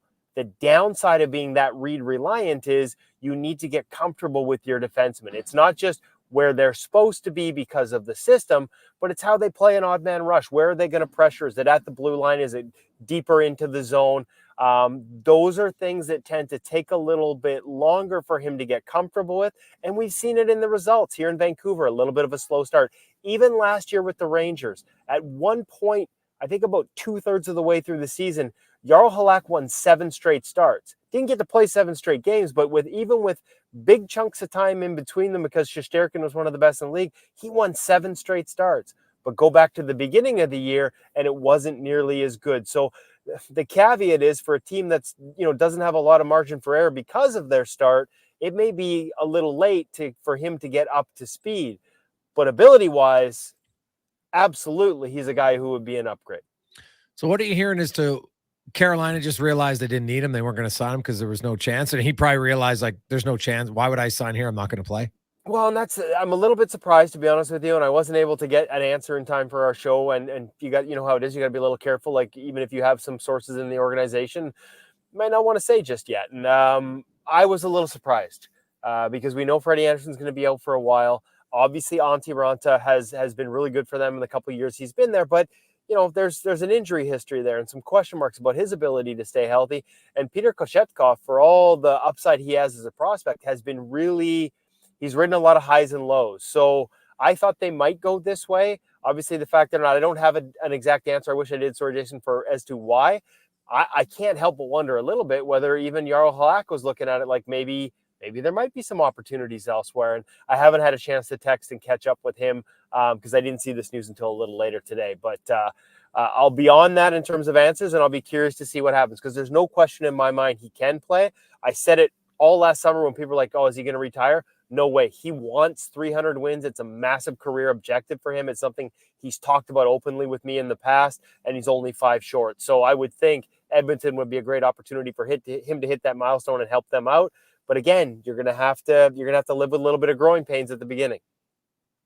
Okay, that is totally fair. So if you look at other options, if Halak necessarily, maybe isn't one, I look at other options around. Like there's talk about Montreal, right? They're saying, oh, they trade Jake Allen and they would take Campbell, and the money is fairly close. Now Campbell, of course, would have 2 years after the end, so you'd be paying for those 2 years because the salary is 3.85 and $5 million, right now. So a little bit of a difference, but you'd have to sweeten the pot. Where do you view Jake Allen as an option for Edmonton? As long as you're not looking for an every night starter, and they're not, I think he's a good option. I mean, his numbers this year, he's plus 2.5 adjusted save percentage, which is 15th. And I think the biggest thing that you have to look at when it comes to can this guy succeed with the Oilers is How does he do off the rush? And, I'm not going to beat that horse dead for another consecutive week here on your program, but they continue to be the worst team in the NHL giving up rush chances. Yeah. And guess what? Jake Allen against the rush is still plus 2.5%. So he's had success against rush chances. When I look at his career numbers, he's another guy who reads the game very well. And, there's been times like I'm not dismissing the goaltenders within this either. Like, you have to be able to read and adapt to the rush. For example, the other night, like, I thought on the rush chance that ends up in a deflection goal, Stewart's quite a bit back in his crease where I expect him to be. And so I look at that and I'm like, hey, that's part of the way he plays. He's not cutting off that angle on that tip. But then on the net, the rush chance that everyone's screaming about, the big long lateral pass off the 2-on-1 where Bouchard gets caught up ice, he's way outside his crease, clearly reading shot from the initial threat, and he makes it such a far distance for himself to have to travel to get across, doesn't get a good push. It looks terrible. Like, to me, that's where experience and knowing to read the rush and being a little more consistent in your process of how you manage rushes. A guy like Jake Allen's got some more experience and a history of being good specifically against the rush. Now, not all rush chances are created equal, and the Oilers have given up some bad ones, but that's one of the things where I'd want to drill down, below the surface level, even of adjusted numbers, and look at situation specific things. Does he handle it well? Traditionally, Jake Allen does. The other one is Binnington.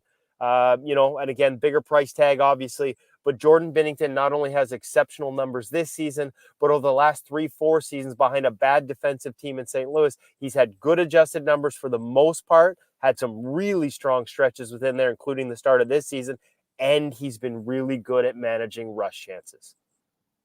Well, that's obviously a key because you mentioned it. Yes, Edmonton definitely gives up too many of those. There's no question about that, and that's something that eventually you got to improve on that. You can't be a team because I would assume, Kev, for most goalies, chances off the rush sometimes can be more difficult just because there's more space. You got to cover more space in a short period of time. Well, there's two things. I'll point to two things. One, I keep hearing this, and I heard it, again this morning on a national program. They give up too much, but could you imagine if Demko was their goalie? And I was like, Thatcher Demko played behind a defense at the start of last year that was producing similar numbers, underlying numbers to what the Oilers are now. And if we all remember, his numbers were terrible. He was under 900. So the environment matters. And the big thing about rush chances, and I apologize if I've told this story before, but Robin Lehner, to me, gave me the best anecdote on rush chances. He was in Buffalo. It was 4, maybe 5 a night. He goes to the New York Islanders, and it's 1 or 2, maybe 1 or 2 every 2 games, he tells me. He's like, even when I'm on my game feeling really good about everything I'm doing, if the other team executes on those 4 or 5 rush chances, I'm giving up 1, maybe 2. Yeah. So if you sort of make that 1 or 2 chances every couple of games versus maybe 3 or 4 or 5 a night, like the numbers are going to be different, even when you're playing well. Those are, and you've heard me use this before, the most dangerous types of chances, odd man in particular, where teams move it laterally. And again, the Oilers have given up more of those than any other team, at least from an expected goal perspective based on clear sight, than any other team in the National Hockey League this season. So they are more difficult, and the types they're giving up are particularly difficult. Kevin Woodley joins us on Sports 1440 live on Oilers Nation YouTube. I want to talk about, and we'll get to some other teams in a sec, but the need of a veteran goalie around Stuart Skinner. And I know that Pickard's been around a long time, but he hasn't been in the NHL, so I'm not sure if that's the same.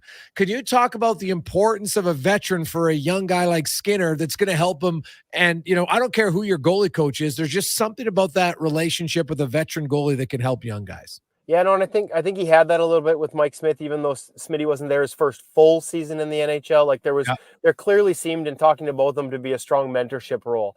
And it matters, right? Like we're hearing the conversation out of Buffalo right now. It's not, have the Sabres asked too much of Devin Levi, but part of the conversation is, have they given him enough support?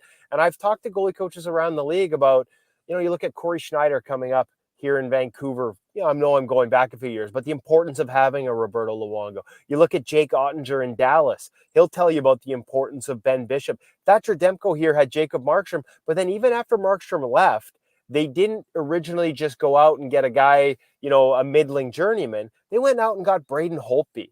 And Thatcher Demko will tell you how important Braden Holtby, even though he ended up taking the job from Braden Holtby, Demko was the first to tell you how important Braden Holtby was to him getting through that year and continuing to grow through that year as a guy alongside him who was both a mentor and willing to share sort of advice. It matters. It matters. Now, I'm not saying Stuart Skinner can't succeed without it, but there are a lot of goalie coaches I talk to around the league that think, particularly your first couple of years in the league, it's important to have that type of voice. And the one thing I would say about all the names that we just listed, like Jaroslav Halak is a veteran. Is he the warmest, fuzziest guy in the world? Probably not. But he still communicates with his partners.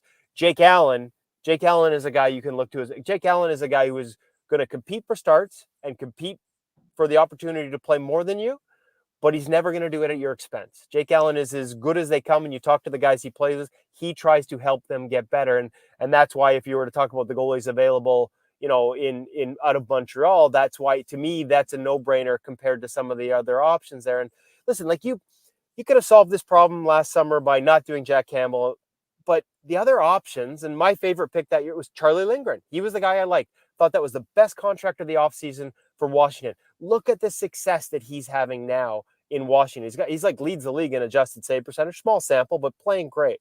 Yeah. Really easy for me to say, oh, they should have gotten him. But look at his first year last year. There was an adjustment period there, and they needed somebody with more pedigree. I'm not saying that Jack Campbell was necessarily the right choice, but I understood it in some ways. Same with Connor Ingram, a guy that I said Arizona should go get out of Nashville, a guy that I think was ready for a bigger role. I'm not sure that that's what Edmonton needed, right? And again, Connor Ingram took him to December to get going. Looks like a great option now, but could you have lived through that first 2-3 months where he was getting used to a new and bigger role? There are other names out there. Depending on how the next couple of months go and depending on where Nashville goes, Kevin Lankinen is a guy that I would absolutely target if I was looking for, a guy who can give you more and more starts and maybe even be a number one in the National Hockey League. But does he come with the experience of having been a number one that's going to help not only in the now and here, but help with Stuart Skinner's development as a playing partner? Maybe two guys on a similar trajectory can play off each other and have success, but a lot of people will tell you need more of that mentor experienced role alongside a young guy, especially in those early years. Kevin Woodley joins us from Goal Magazine, NHL.com. Kevin, the Panthers, of course, orders are taking them on tonight. What do you make of the numbers? Bobrovsky started a lot. He's starting again tonight. And then, of course, you have Stolarz. What are the numbers there? And anything you're hearing on night as part two of that question? Oh, and I'll apologize off the top for not having an answer on part two. I haven't looked into that one. Okay. I'd be honest, Jason, just because of the personal nature, and I know he's back and playing, so that's a fair question to ask completely. But I just didn't bug him when he disappeared, and went through the program. Well, I'm more so just how is he playing this year is what I meant. Yeah, and I haven't really looked. I will get you that answer because that would change the equation. There's another team, and Anthony Stolarz, by the way, having a decent year. I don't know what the raw numbers say, but the adjusted numbers say he's above expected. Interestingly enough, Sergei Bobrovsky is a little below expected at this point. Certainly not where I think some of the narrative and raw numbers are surrounding him right now. And this is a team that's getting it done despite missing some big names on the back end with a team approach to defense under Paul Maurice. All those numbers we talked about with the Oilers, rush chances against, high danger chances defensively against, where they're in the bottom of the league. The Florida Panthers are near the top. So they're a very friendly environment for their goaltenders so far. And I think that probably is reflected in sort of what I call the NHL.com numbers, the raw save percentage numbers, as compared to some of the adjusted numbers that are maybe a little less flattering, especially for a guy like Bob right now. Biggest thing for the Oilers right now, and listen, they're not creating offense to the degree even some of the private data says. When I look at ClearSight, they're in the 20s in terms of the types of chances they're creating. So if you're going to take advantage against Bob, not creating a ton of chances, you stay away from that blocker and you go all over that glove. 11 of 36 high glove so far this season for Bob, and he can get opened up in the 5-hole as well. But man, stay away from that blocker. It's one of the best in the league. The way he holds it is a key to that. You saw that in the playoffs last year. People kind of looked at how he gripped down on the stick and really presents it nice and square to the shooters. Only 2 on 30 chances high blocker so far this year. So, again, you don't go into this like, I'm only going to shoot there, but when you have time and space and the chance to pick a spot, there's one you look to on him, and it's definitely not on the blocker side. It's the other side of the net. What do you make of Anaheim and John Gibson's season here? And because, he'd had 4 years there, Kev, where none of his numbers, whether they expected or not, adjusted or not, they weren't very good. But it's been good. It's a new coach. There seems to be a little bit more of a better commitment overall as a group there defensively. But what do you make of this? I don't know if resurgence is a fair word, but of the play of Gibson. Well, I mean, raw numbers are great. 927 save percentage has him in the top 10. The adjusted numbers are good too. And I will say, last year his adjusted numbers weren't terrible, Jason. They certainly weren't as bad as maybe the raw numbers looked. And I think a lot of that is, again, just that defensive environment. It's so much better now.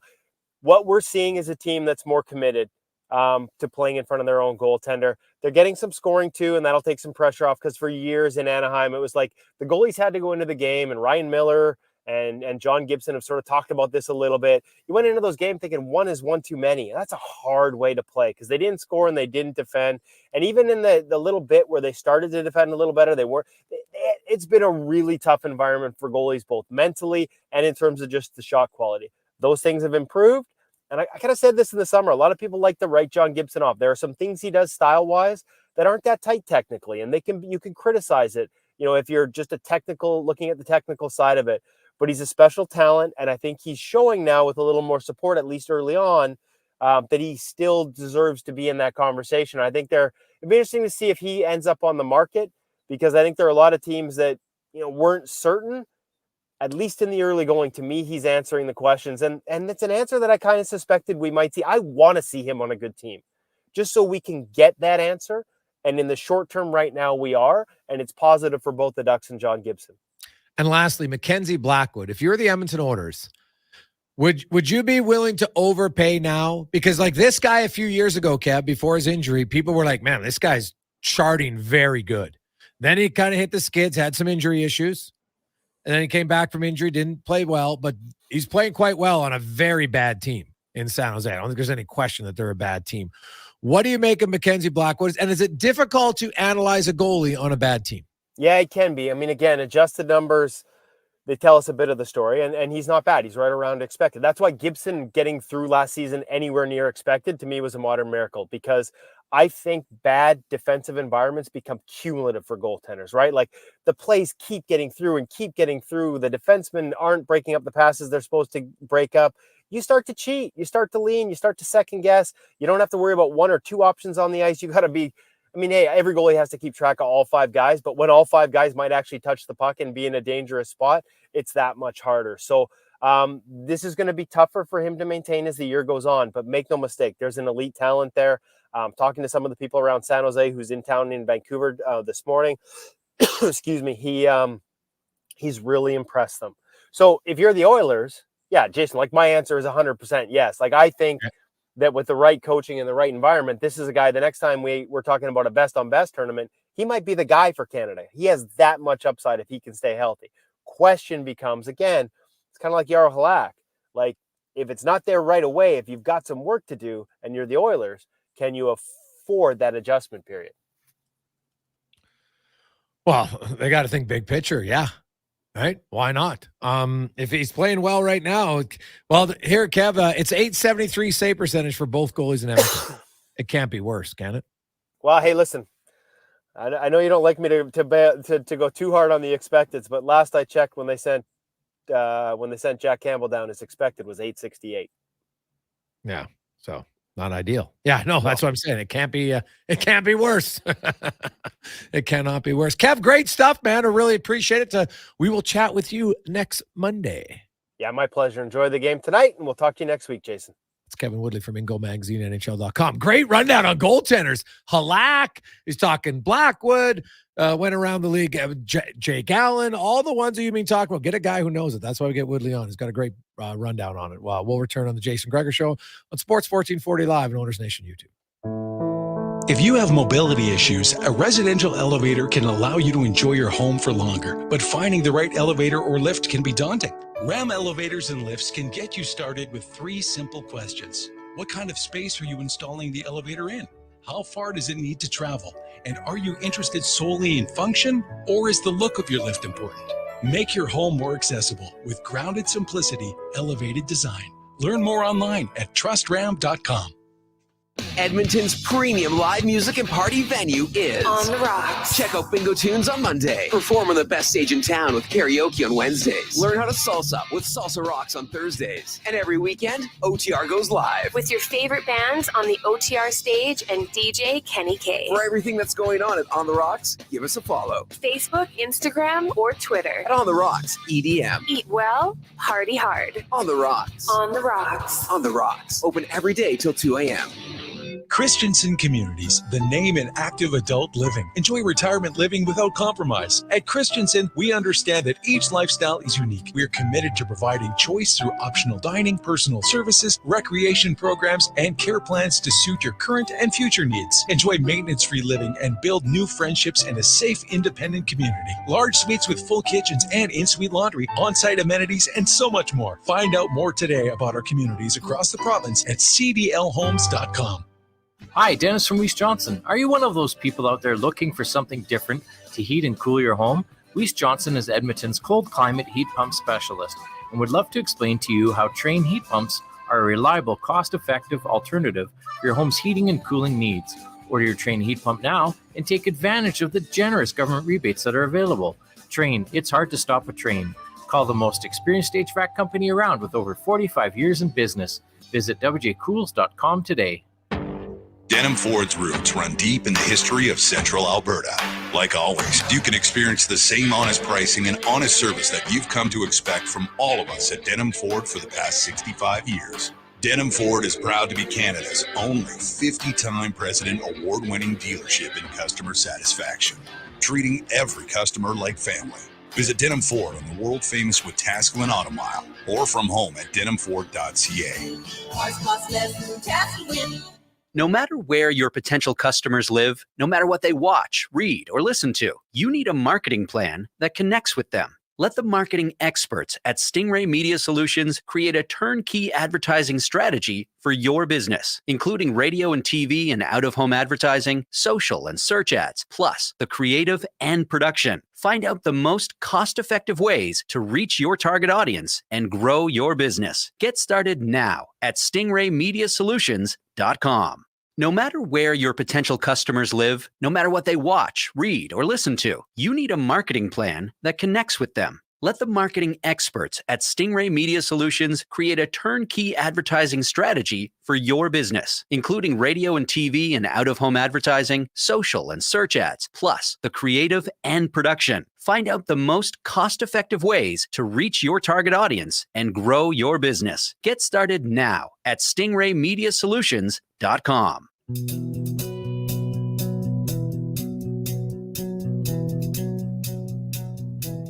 Portions of this hour brought to you by On the Rocks Kitchen and Drink. Watch every single Oilers game at OTR with $4.50 Molson Canadian and 60-cent wings. Plus, play Oilers score and win, and you could walk away with a ton of On the Rocks gift cards. Oilers hockey at OTR. Book your table today. Jasper Ave and 118th. He's not just another pair of glasses. It's the Jason Gregor Show. Thanks for checking out Edmonton Sports 1440. Presented by PlayAlberta.ca, Alberta's only regulated online gambling website. But I can get behind anything. Yeah, I can get behind anything.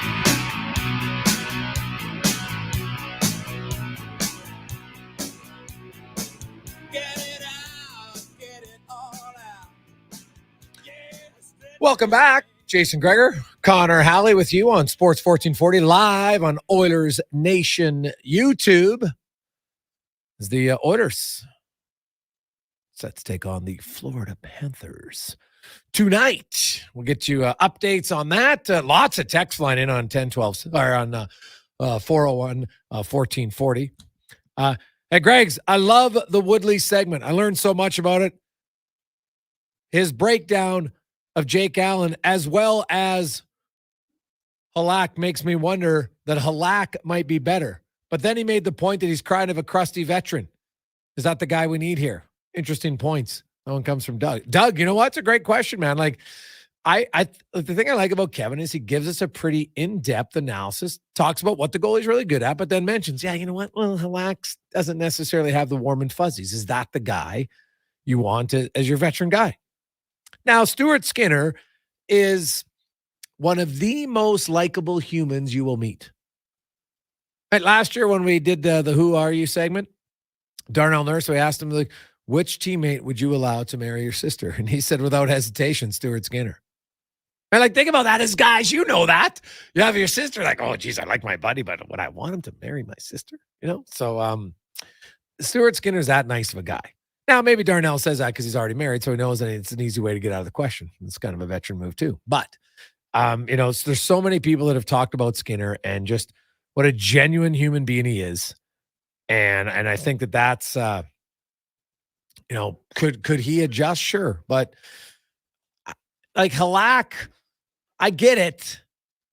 But to me, I'd want to look elsewhere. The benefit of Halak is it doesn't cost you anything. But as Kevin said, there's an adjustment period, and Edmonton right now doesn't have a lot of time if you have a goalie who needs to adjust to your system, because based on how Halak plays, he's a guy who's excellent at reading plays and reading off things. So if he knows, okay, this is how we play 2-on-1s most of the time, I'm going to read the play this way, right? If not, I'm going to go that way. So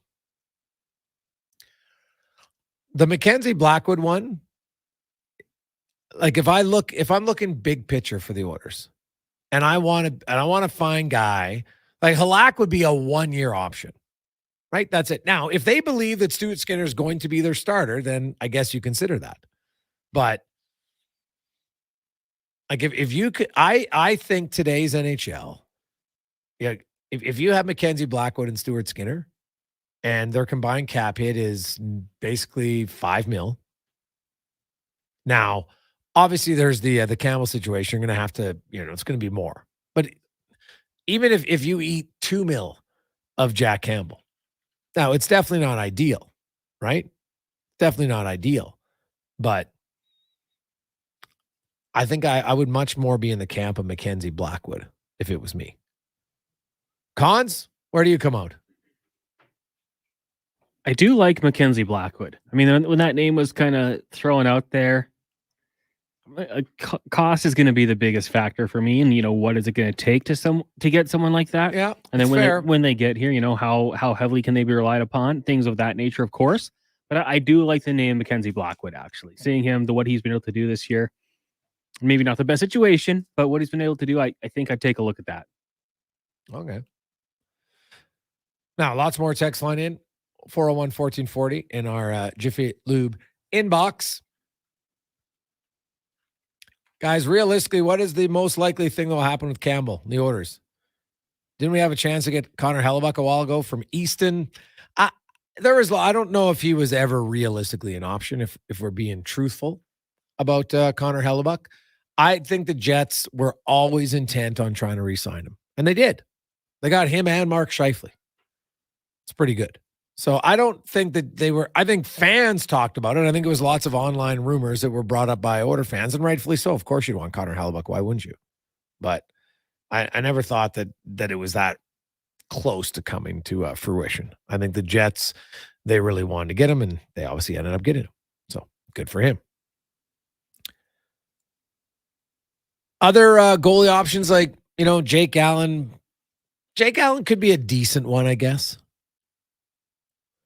As Kevin outlined, he's very good off the rush, and that's a weakness for your team. And I think the thing I like that I've learned over the years from Woodley is a goaltender, like good goalies are good goalies for sure, but like anything, you want to accentuate their best skill set. And the Oilers' weakness has been off the rush. You would love to see them solve it. Lots of coaches have tried. They haven't been able to solve it. Right? And it shouldn't say that. They solved it for a time. We saw the last 40 games last year. They significantly reduced it. I do believe it's a commitment issue from your players. You've got to buy in, and you got to stick with it, and you've got to be consistent. And that has been an issue. I don't think there's any debate on that has been an issue for the Oilers, right? It has been. So you can pretend that it isn't, or you can say, okay, well, not that we're just going to give in, but we want to reduce it. But if there are games where it comes back to bite us, at least if we have a goalie who's better and more comfortable off the rush, then we maybe got a better chance to win, right? I think that's totally valid. So, we'll see where it goes. The Edmonton Oilers nearing the end of the first period. Hey, McDavid scored a goal. Then Evander Kane scored a goal. Then the Oilers took a penalty. They gave up a power play goal. Then the Oilers got a power play, and guess what? It basically was a momentum killer. Like right now, that's how bad their power play is. It's a momentum killer. Like they're missing open passes. And then Kane actually took a penalty late in the power play to negate it. So good start again for the Oilers. They get up 2-0. Now the key is, can they get up 3-1? Can they take this good start and translate? They've got one shot on goal since they were up 2-0.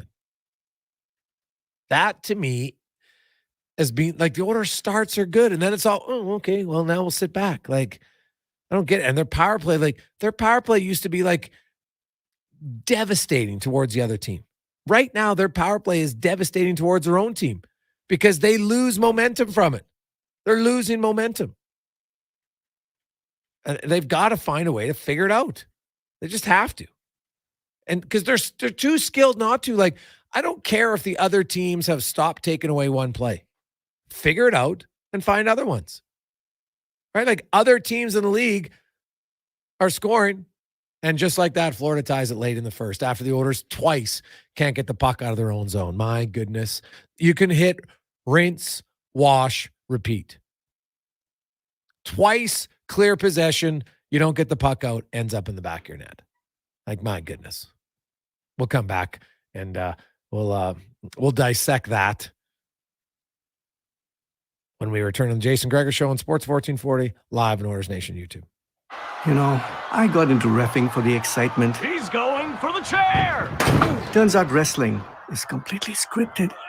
But you know what's exciting and unscripted? PlayAlberta.ca. With an all-new sportsbook, odds boosts, and betting on any game. PlayAlberta.ca. Go all in on excitement. Sign up today with promo code SPORTS50 and get a $50 free bet. Official gaming partner of the Edmonton Oilers. Remember, if you gamble, use your game sense. There's two seasons in Alberta, winter and construction. During these days of traffic barricades and slower commutes, GS Construction reminds you those crews are improving our communities. They're rehabilitating and upgrading Edmonton's infrastructure all across the city. When you see the barricades and run into a traffic backup, remember, the crews are there to help. Drive slow and be patient. Help make our city better and join the GS Construction team. See what they're hiring for on Indeed.com. GS Construction, laying the groundwork for your community since 1974. Silent Rides is one of Alberta's premier bus charter companies. With state-of-the-art motor coaches, we provide our customers with the safest and most reliable ground transportation.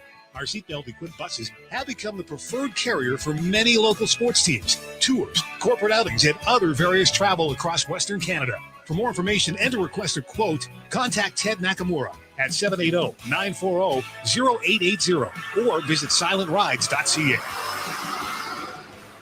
Being on this road together means saving twice during the Fountain Tire Road Ready sales event. Save up to $225 on a set of 4 select tires. Plus, get a bonus $50 off any service until December 16th. Book your appointment at fountaintire.com. Restrictions apply. Financing available. Ugh, fine print. What's better than getting a delicious McMuffin and a medium premium roast coffee? Getting a delicious McMuffin and a medium premium roast coffee for only $4 plus tax. It's your favorite McDonald's breakfast for less. What's better than that? For a limited time at participating McDonald's in Canada, prices exclude delivery. Does anyone buy an RV in the fall? I mean, why would you go to all the trouble to find just the right one when you can't enjoy it until the spring? Only someone like Rick Showers from Noble RV would know the answer. Ain't that right, Rick?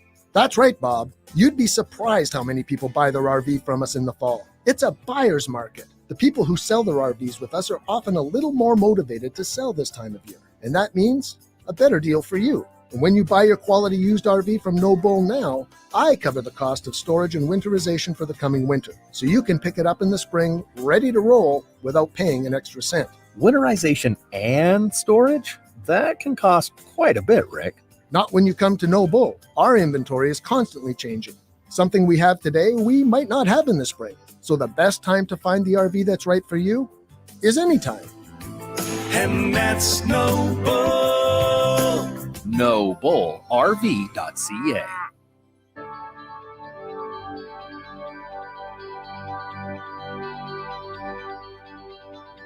Portions of this hour brought to you by Crystal Glass, the clear choice for all your auto, residential, and commercial glass. Call 310 Glass or book now at crystalglass.ca. Sports Radio is back. The Jason Gregor Show on Sports 1440. Presented by PlayAlberta.ca, Alberta's only regulated online gambling website.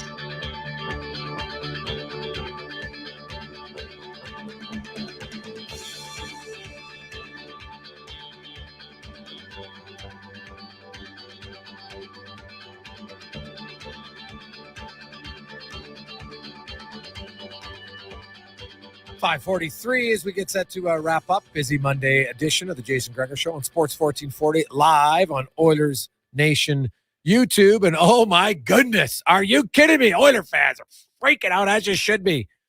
Like, you can say it's bad luck. Matthias Ekholm goes to clear the puck. It hits Hyman, stays in the zone. Florida scores 5 seconds later. Like, I'm sorry though. That play cannot happen. He had time. You got to make a good clear. You can't hit your own teammate. The death by 1,000 cuts. So the Edmonton Oilers, what do? They have a good start again, and they blow it. And that continues to be their issue. Right? Now, they might play competitive for the next 40 minutes and lose 3-2. But you can't keep giving up leads, especially after good starts. You got to build momentum. And their power play killed the momentum. Killed the momentum for this team. Unreal, Cons. How did it go? How does it turn out like this, Gregor? Like last year, obviously historic. This year, not to the point where it's bad, but then it just kills momentum. Yeah, and I don't even want to say last year because the last 4 years, it's 29%. The last 4 years. So when people are like, well, Gregor, you didn't think they'd have a regression? Like, honestly, grab a clue. They were 29% for 4 years. That's not unsustainable. That's not luck. Yeah, they were 32%. So if you want to say, hey, Gregor, I expect them to be 26, fine. Did you expect them to be 11? No. That's what the first unit power play is now. Last 13 games, 11%. It's brutal. It's absolutely brutal. Hey, guys, how do we go from 2 years ago where they couldn't start a game to this year we can't finish a game? From JR and Red Deer. JR? It's a very good point, my man. It is a very good point. Oh, boys, the Oilers piss away yet another 2-0 lead. Game over from Craig and Red Deer.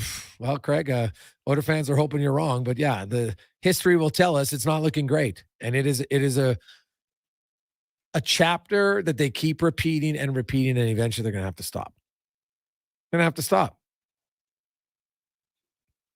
Hey, guys, what a surprise. Kane took a selfish penalty, which cost the Oilers a power play goal. Can't wait till Nurse does the same or Draisaitl. Some players in this team are very selfish and immature as hockey players, which is stunning considering they're veterans. Now, I didn't see Kane's first penalty. I thought his second one they called on him was rather weak, but I didn't see the first one. If it's selfish, then yeah. You're up 2-0. Can't take a selfish penalty. You can't, right? Hey, guys, my idea of Blackwood and Ruda for Campbell obviously agrees to this, and Ceci. Lower cap hit for those two in comparison to Campbell and Ceci. Ruda has size and can kill penalties. Oof. Well, it would the goaltending upgrade might make it worth it. However, you'd probably still have to add more to make that deal, right? Is Jan Ruda a top 4 defenseman though? That's the thing. Right, you're improving in net, no question, but I'm not sure Jan Ruda is a top 4 defenseman at this point, right? So, but I get you got to give up something to get it, but like the Oilers, their right D is still an area of weakness to me, and Evan Bouchard is the most talented right defenseman, no question about it. Cody Ceci is their best right defender, if that makes any sense. Right, he defends better than Bouchard, so I'd probably want to look elsewhere. But I get your line of thinking. That's totally valid. So we'll see where it goes, what the Oilers are going to do, because they got to find some different options. There's no question about it. It's the Jason Gregor Show on Sports 1440 live on Oilers Nation YouTube, presented by PlayAlberta.ca. Always live in the EWEL studio, EWEL.ca.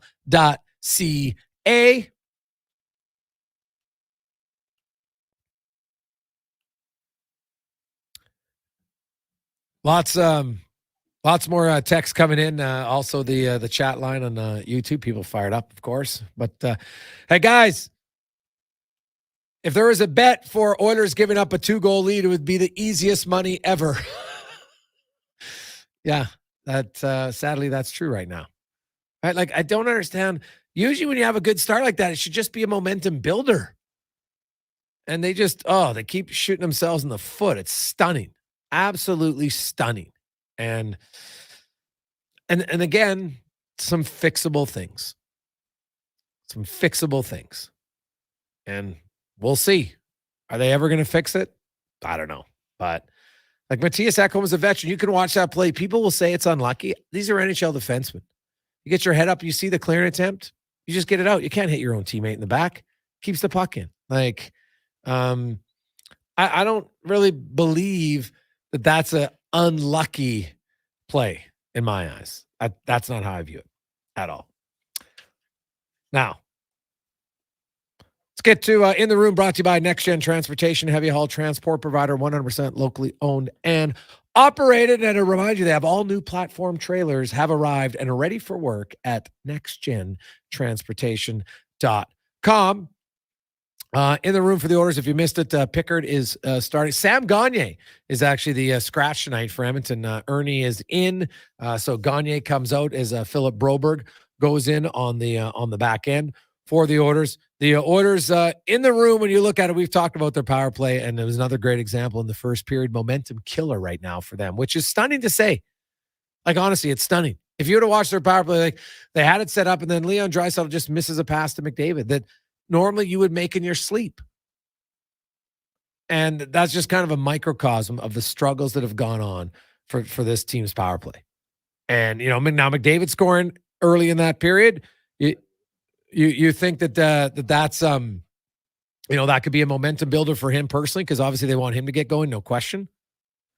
But just like it's odd to me to watch the power play function right now where it's clear that they're lacking in confidence moving the puck. Like, it's crazy. These are some of the best offensive guys in the world. Ryan Nugent-Hopkins for decades been a very good power play guy. Draisaitl, McDavid, very good power play players. And to go to the level that they are at right now is stunning. And I get that, a 3-up penalty kill is something that's maybe different, but to me, that's not even an excuse. You got to figure it out. You just have to. Right? So we'll see. Now, the Oilers, here's the only good news. As bad as they've been in the second period, the Panthers have been equally bad. Both of these teams, two of the worst second period teams in the NHL. The Oilers have only scored 12 second period goals, which has them ranked 27th. And Florida has only scored 10. They're tied for 30th. So that's really the only saving grace for Edmonton in this second period, which has been one of their nemesis, one of many, but it's been one of their nemesis all season long. So we'll see how they can, if they can somehow maybe change the narrative for that. Right? In Tampa Bay, at least it was 1-1 in the second period. They can look at that as a positive, somewhat. Quick update, because many of you are asked about the wild card, because I think realistically, that's what the Oilers' focus is at this point. Vegas, Vancouver, and LA, 28, 25, 23 points. And LA has 23 points, and they have games in hand. They have the same amount of games. So they're 12 points ahead of the Oilers. That's a lot to make up ground. I would argue the top 3 spots in the West, in the Pacific Division, might be locked up. Then you've got Dallas, Colorado, Winnipeg in the Central. So that leaves St. Louis, Arizona, Seattle, Calgary, Minnesota. Now, Anaheim, God love them, but I think they're coming back down to earth. So 2 of St. Louis, Arizona, Seattle, Calgary, Minnesota, and Edmonton will make it. Chicago's not making it. San Jose's not making it. I don't think Anaheim's making it. I could argue that Arizona's probably not in that conversation. So we'll see what the Oilers can do. The only good news for them, as terrible as they've started, they're not that far out of that race. Right? You win tonight, and you're only 6 points back. It's not terrible. It's not great, but it's not terrible. You get to within 5 points by American Thanksgiving on Thursday, which, by the way, will be live at the Ice House downtown, the Brew House. for the show on Thursday. Get out and about, come say hi. And then Brando will be sticking around for Thursday night football. Of course, it's the triple header Thanksgiving Day at the Brew House, so that should be good. Hey, Gregor, what were the Oilers last year when they scored first? I thought that was an issue as well, or maybe my memory is incorrect. That one comes from Dan. The Oilers were actually pretty decent, Dan, last season when it came to scoring first and then winning, because that's what you're talking about. Like the Oilers this year, when they've scored first, which has been 10 times out of 16 games, that's pretty good. They've only won 4 of them. Last season, the Oilers, I'm pulling it up right now as we speak. Last year, the Oilers scored first a total of 44 times, which was 8th most in the NHL. So think about that. Half would be 41. Right? It's kind of crazy. There was 19 teams who scored 4. So the Oilers, they were a decent team. And their winning percentage, they won 32 out of the 44. They went 32, 8, and 4. And so their winning percentage was 12th best. Not terrible. So yes, much better last year when scoring first than they have been this season. Really, it's not even close. The Oilers, a 400 winning percentage when you score first, it's not acceptable. It's not good enough. They got to be much, much better. So they started well, but then didn't finish. Pickard, obviously that shot, if you see it now, first of all, you got to get it out if you're Ekholm. You have to get it out. But if you see this goal from Mikkola, I still think that's a save you'd like your goalie to make. That was not a very hard shot to save, but it wouldn't even have been a shot if you get the puck out when you had ample time. So again, what did McDavid call it earlier this year? Death by 1,000 cuts. So that's what it's been. On behalf of Connor Halley, Declan Kruger, I'm Jason Gregor. Thanks for tuning in. Thanks everyone for listening. Also, congratulations to everybody. And our big winner again today in Help Your Neighbor. Evan is the recipient from his brother, who is gifting him a brand new high-efficiency furnace from Legacy Heating and Cooling. Pretty awesome. We'll break it down. Can the Oilers make the comeback? Well, that's not even a comeback. Can they get back on track after blowing a 2-0 lead? We'll find out tomorrow. You can have all the post-game reaction to Oilers Nation YouTube later on tonight. Have yourselves a great night. Here is Declan Kruger in a Sports 1440 update brought to you by Legacy Heating and Cooling. Home to no payments, no interest for 1 year on your furnace. Stay warm all winter. LegacyHeating.ca. Good night. This is a Sports 1440 update. And one last time from us on behalf of Connor Halley, it's Declan Kruger with your Sports 1440 update. Plenty of action in the NHL tonight. Bruins and Lightning tied at 1 after one period of play. Oilers and Panthers tied at 2 after one period of play. It was Kane and McDavid picking up the goals for your Edmonton Oilers. Later tonight, in a couple minutes' time, it's going to be the Avalanche and Predators and the Rangers versus the Stars. Evening games, Kings and Coyotes, Sharks and Canucks, and the Flames and Kraken all get going in the National Hockey League. NBA action right now, 58-50, Celtics leading the Hornets with just under 3 minutes to go in the second quarter. Nuggets only up by 3 on the Pistons right now, about 5 minutes left in the second quarter for that one. Bucks up 9 on the Wizards with 4:22 in the second, and later tonight it's going to be the Heat and Bulls, the Knicks and Timberwolves, the Kings and Pelicans, Clippers and Spurs, and the Rockets versus the Warriors. NFL action tonight as Week 11 wraps up. You can join Connor Halley at the Manning Canadian Brewhouse for that one as the Eagles take on the Chiefs in a Super Bowl rematch. And in the AJHL, just one game on the slate today. It's Okotoks in Calgary. Puck drop for that one at 7. And, of course, you can watch on flowhockey.tv. That's going to do it for us today. Carius and Douglas will be back at 7 a.m. tomorrow morning, and Fox Sports Radio is on at 9. This has been Declan Kruger with your Sports 1440 update. Sports 1440, a Stingray radio station broadcasting on Treaty 6 territory. Download the free iHeartRadio app and listen to CKJR wherever you go. Looking to tackle your backyard projects with power and precision this fall? Look no further than Kubota compact tractors. Experience the perfect blend of compact size and unbeatable value with Kubota. Right now, take advantage of financing as low as 0% for up to 84 months and save